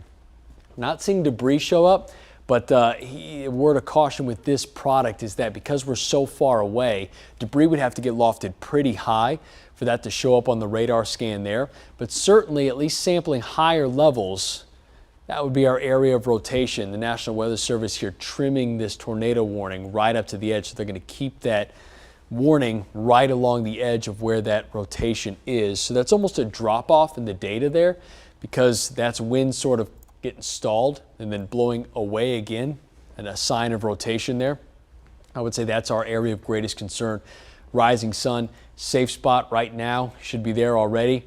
And this system's moving right overhead with Allie taking some samples of 55-mile-per-hour winds in some cases, and will likely be strong enough to take down power lines. The scene like we just saw with Jack become very common inside this warning box if there's enough of a rotation there, which certainly looks like it would be with that warning inside there. Allie, any thoughts there? I imagine they're noted that they've trimmed that warning back a bit. Yeah, they have trimmed the warning back. I'm going to take a look and see exactly what they've mentioned about it.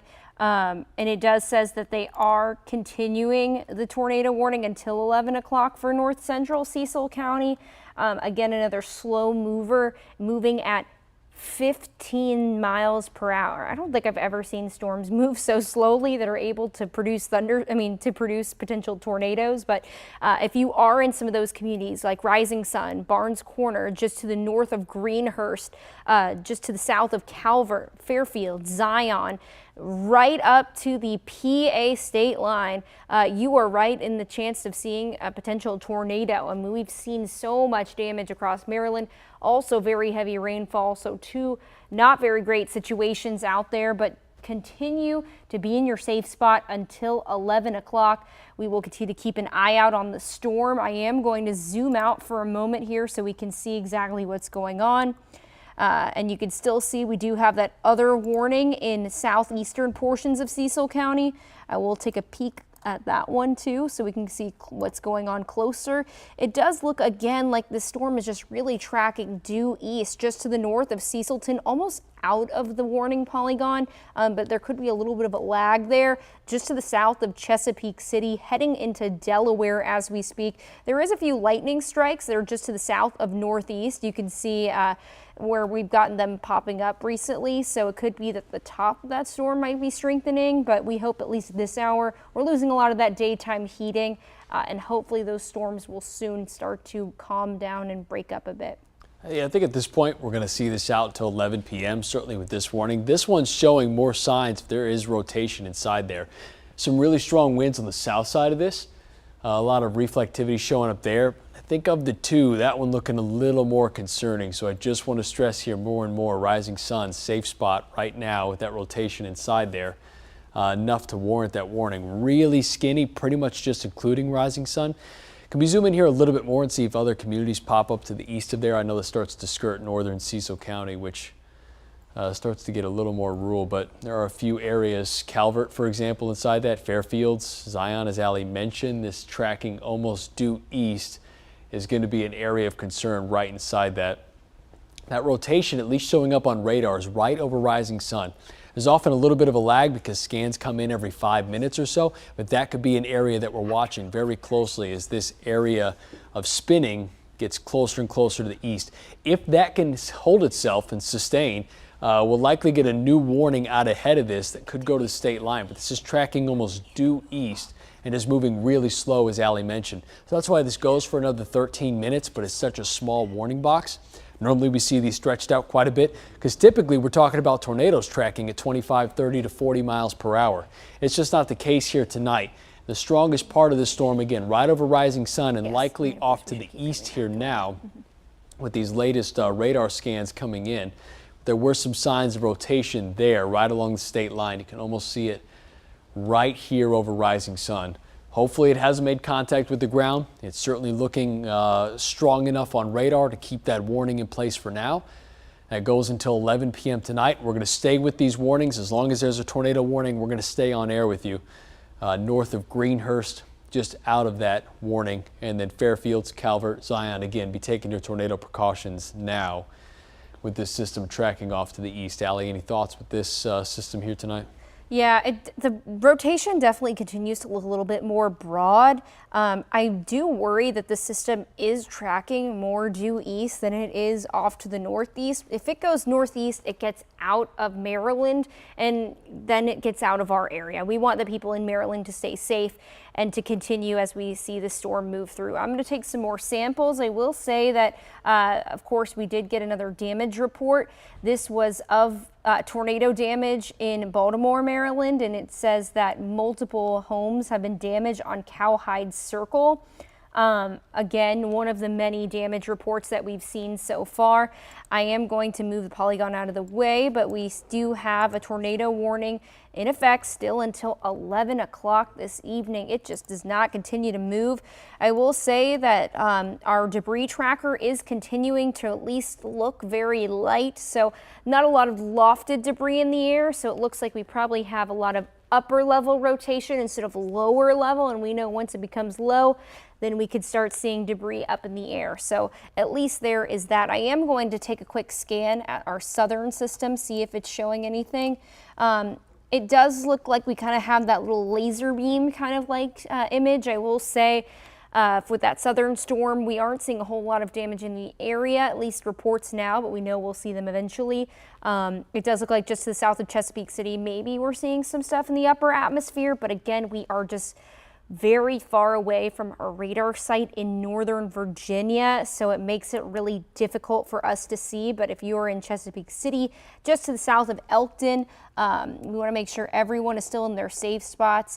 Of course, as we get into the rest of the evening, as these storms continue to push on through, I'm going to pop over back to reflectivity where we are seeing the heavier downpours. Looks like we have a lightning strike just to the north of Towers Point in between the Elk River Basin.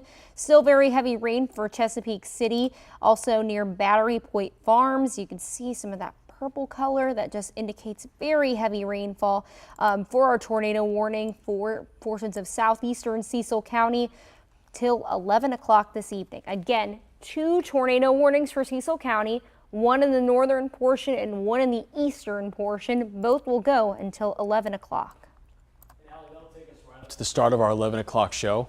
I was just checking in with some of our producers. We're going to continue this coverage up until 11 with these tornado warnings in place. Then we're going to start our 11 o'clock show. Of course, we'll be updating weather all night. I want to make sure that we're covering this very closely, but we have a lot of crews and reporters around the area, some of which you've seen tonight, that'll have updates from areas like Aberdeen, like Arbutus that we've been calling out with flooding concerns, and where we had confirmed tornado reports come through the south side of Baltimore. So know that's coming up in about 9 minutes, but we're going to stick with this coverage here now as long as these warnings are in place. I'm going to imagine the National Weather Service is going to keep these going right up until 11. That's when we'll start our newscast here. So just to give you an idea of what's coming, we're getting things organized here for the 11 o'clock. But until then, we're going to stick with this wall-to-wall coverage as long as these warnings are in place. Rising sun, Allie, you want to do a quick analysis on that? Just look at the velocity product that we have here tonight. I know that rotation's been kind of tight in some spots. Yeah, I can do that for you. I'm going to change it over to velocity right now, and it does look like we may even have 2 circulations, which is not good.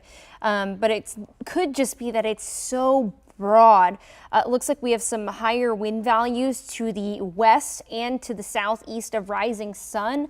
Chris, I'm going to take some samples of those just to see what we're getting. 49 on the backside of rising sun, 50 on the east side of rising sun. So if you're in the central portion of rising sun, you kind of have weather whiplash almost at this hour. We just saw one very gusty wind that could have produced a tornado move through, and it looks like on the backside there's another one. I would not be surprised if they extend the warning again as we get closer to the 11 o'clock hour. I'll continue to monitor that. I am going to clear this well on up. I'm going to circle those two areas just to show you guys. One right here on rising sun and then one to the other side. It could mean that the rotation is just really broad in this area, but just in case, there could be two circulations with it, or it could be splitting off. It's something we do have to watch for, Chris. Yeah, I'm feeling a little bit better about this, Allie. These are areas that are certainly lighting up, but if you take this back, we almost had a little bit of a couplet right here. I believe that's right about here, but it started to break up a little bit more. There was almost an area of green that went right over rising sun. If we were able to get a tornado out of it, it likely looked like it was there, but thankfully getting a little bit better. Again, to your point, I wouldn't be surprised to see a warning reissued just because these storms have dropped a tornado and then lifted, then redropped a tornado. Thankfully, no confirmation here tonight. I'm hoping that everyone in rising sun is safe tonight, but it did look like there was some rotation there pretty quickly. These warnings go for another 7 minutes, and we're going to stick with this for now. Allie, let's get a bigger picture. Just look at the DMA and flip back over to a reflectivity product, because these storms have just been so stalled out. Of course, the tornado warning has garnered a lot of focus, as it should, because we've had confirmed tornadoes across the area already, and we've seen damage from that. But flooding, a very serious problem. This is almost out of here. I mean, we're right to the edge of Cecil County, but we're going to stay with this because we're committed to covering everyone in our viewing area, treating each place equally. Cecil County, I just want to make sure that if you're inside this warning, you're still taking your precautions. The warning not dropped yet. That'll go through 11 p.m. Any word from the National Weather Service, Allie, whether they talk about extending this or are going to reissue a warning there? They've been pretty silent about what's going on. I think they're continuing to monitor the situation. Sure. For both of them. They are both set to expire at 11 o'clock, which is in the next 6 minutes. So hopefully they do expire then. But of course, we are seeing very gusty winds and some pretty high amounts when we take a look at our velocity scans. So we could have the potential to see, again, another reissue. I hope we don't, but just in case, we will continue to monitor the area and show you guys exactly what we're looking for.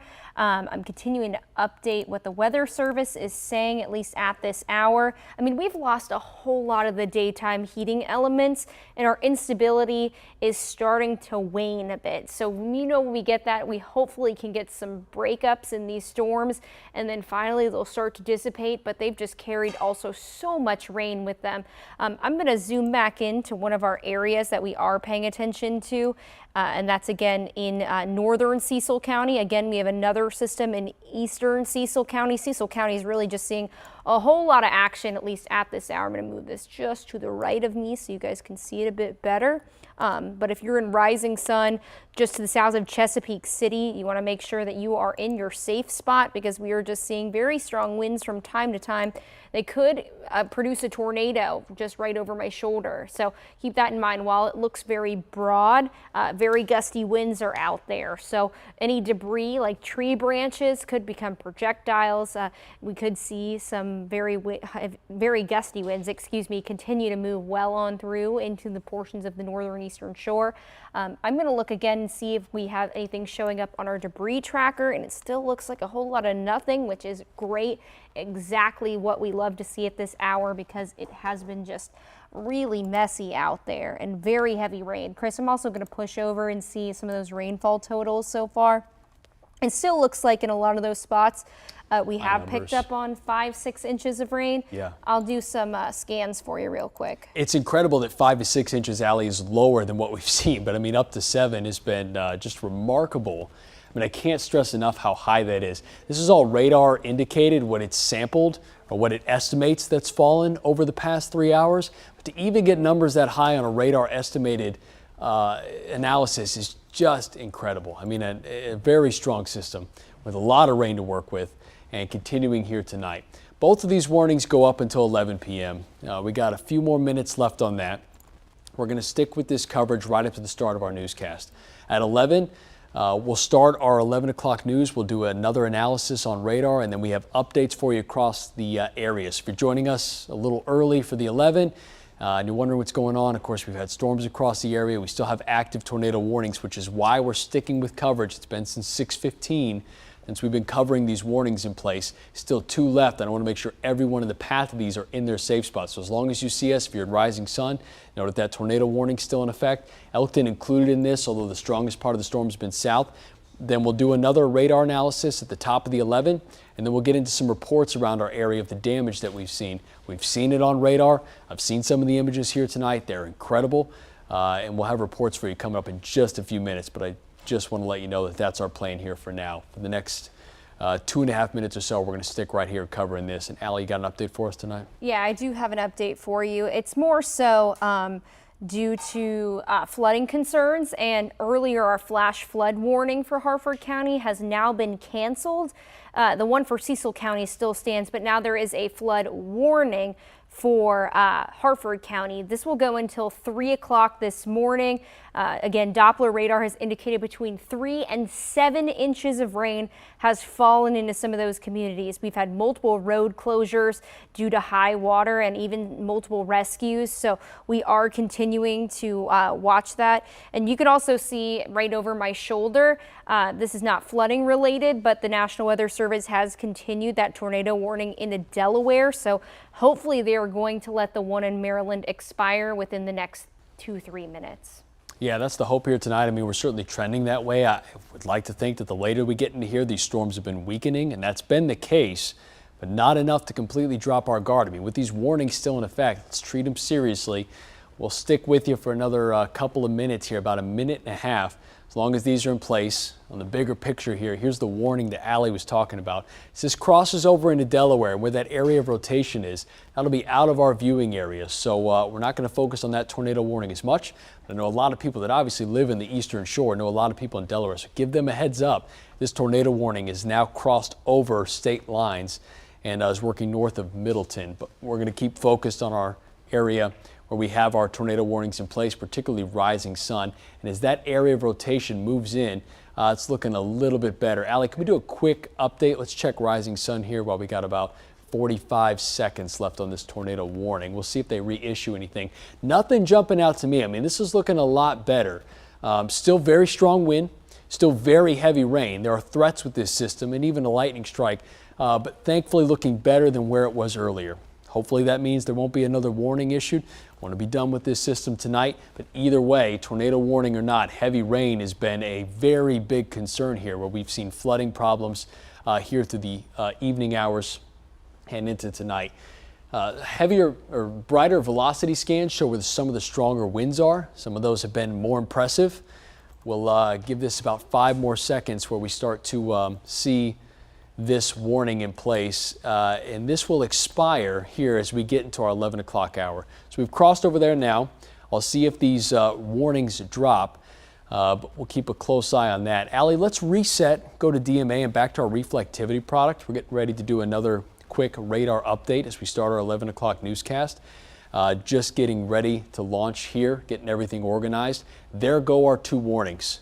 So for the first time since 6:15, we're finally clear of tornado warnings across our area. We had that window where we had a break in between, but we had the confirmed tornado warning on the doorstep of Howard County. Thankfully better there. But again, for the first time, a big milestone tonight. No active tornado warnings in our area, or at least on our doorstep. 1 warning still in Delaware. Still heavy rain, a big concern, and something we're watching, we're keeping a close eye on. But we're going to reset here for a moment. We're going to start our 11 o'clock newscast. It's just in a couple of seconds. So I'll walk back over and join our anchors here on the news desk.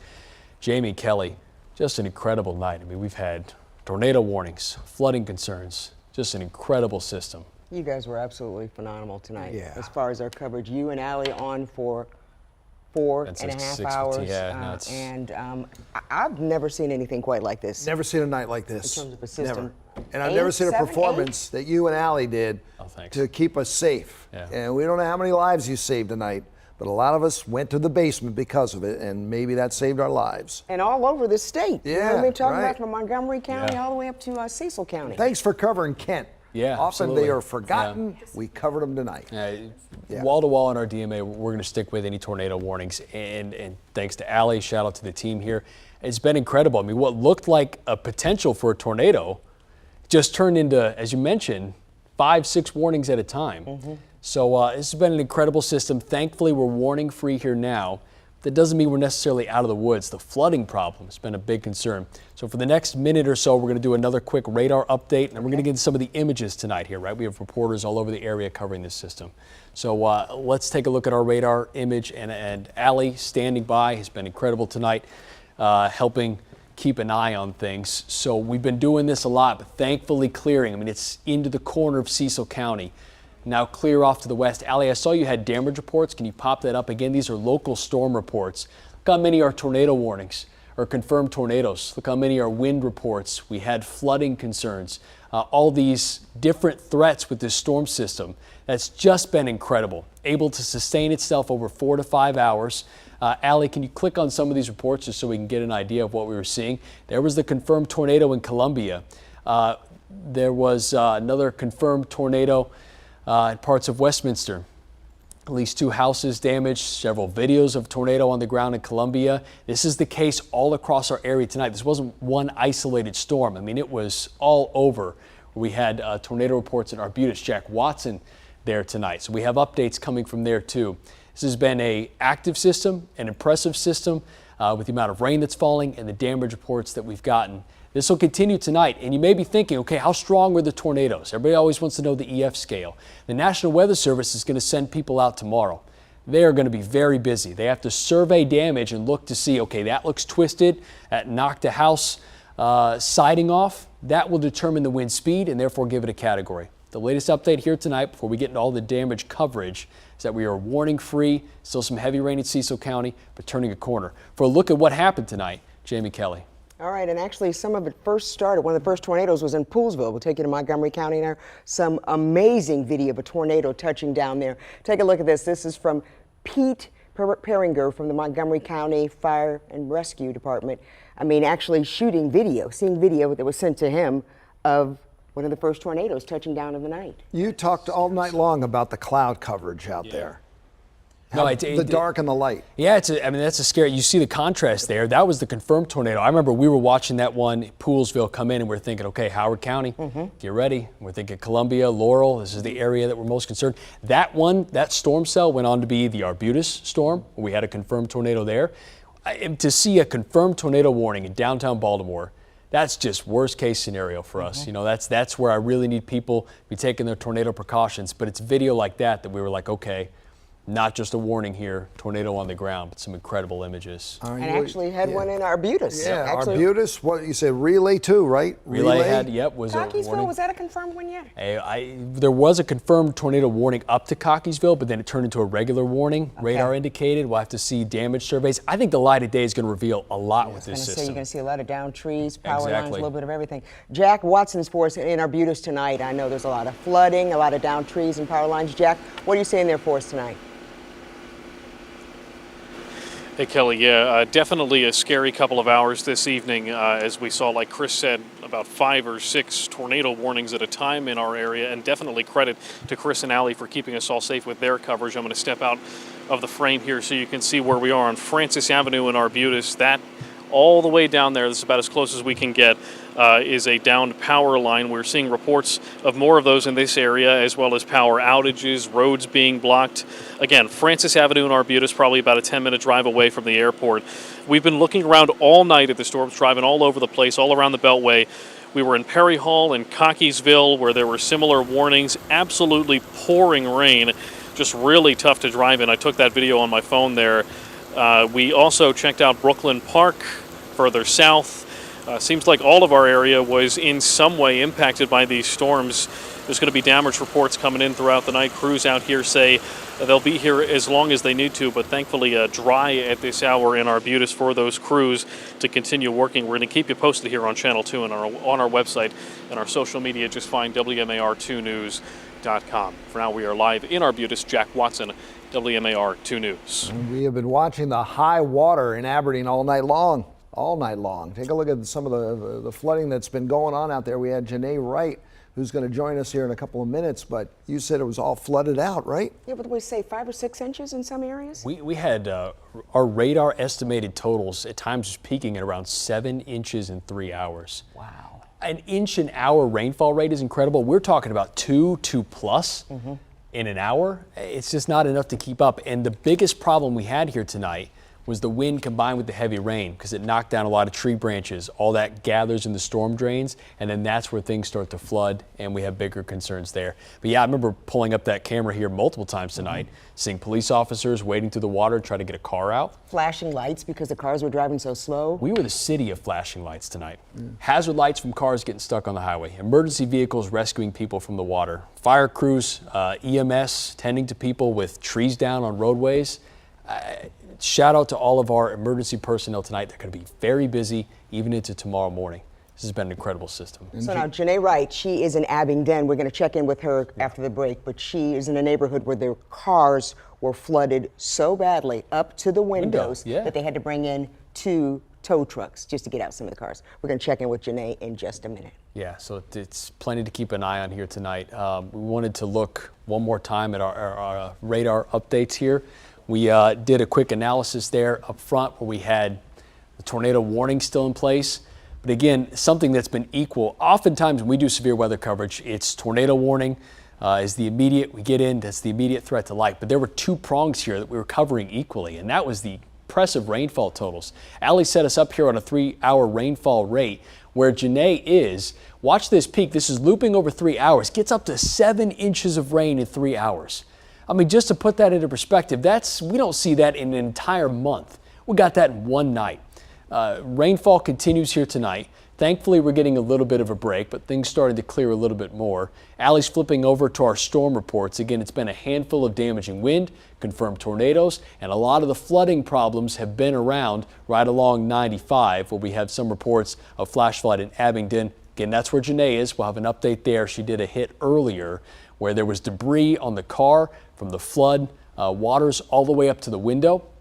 A big problem here tonight, tow trucks coming in and taking out 2 cars at a time. There's been a ton of moisture in this system, and we're not done with rainfall just yet. We'll get a break tonight, but as we head into tomorrow, there's bigger concerns about another system. So through the overnight hours, there still are clearly some storms left over, but we're going to start to turn the corner a little bit more. As we get into the day tomorrow, winds stay out of the south, but we're watching a cold front. Still readings in the mid-70s. Through tomorrow, 88 degrees. Another round of scattered storms and showers. Not as bad, thankfully getting a little bit better, but we just need a break here as we'll clear this system with the cold front coming through tomorrow. All right, Chris, thanks a lot. Stay on top of the weather conditions where you live.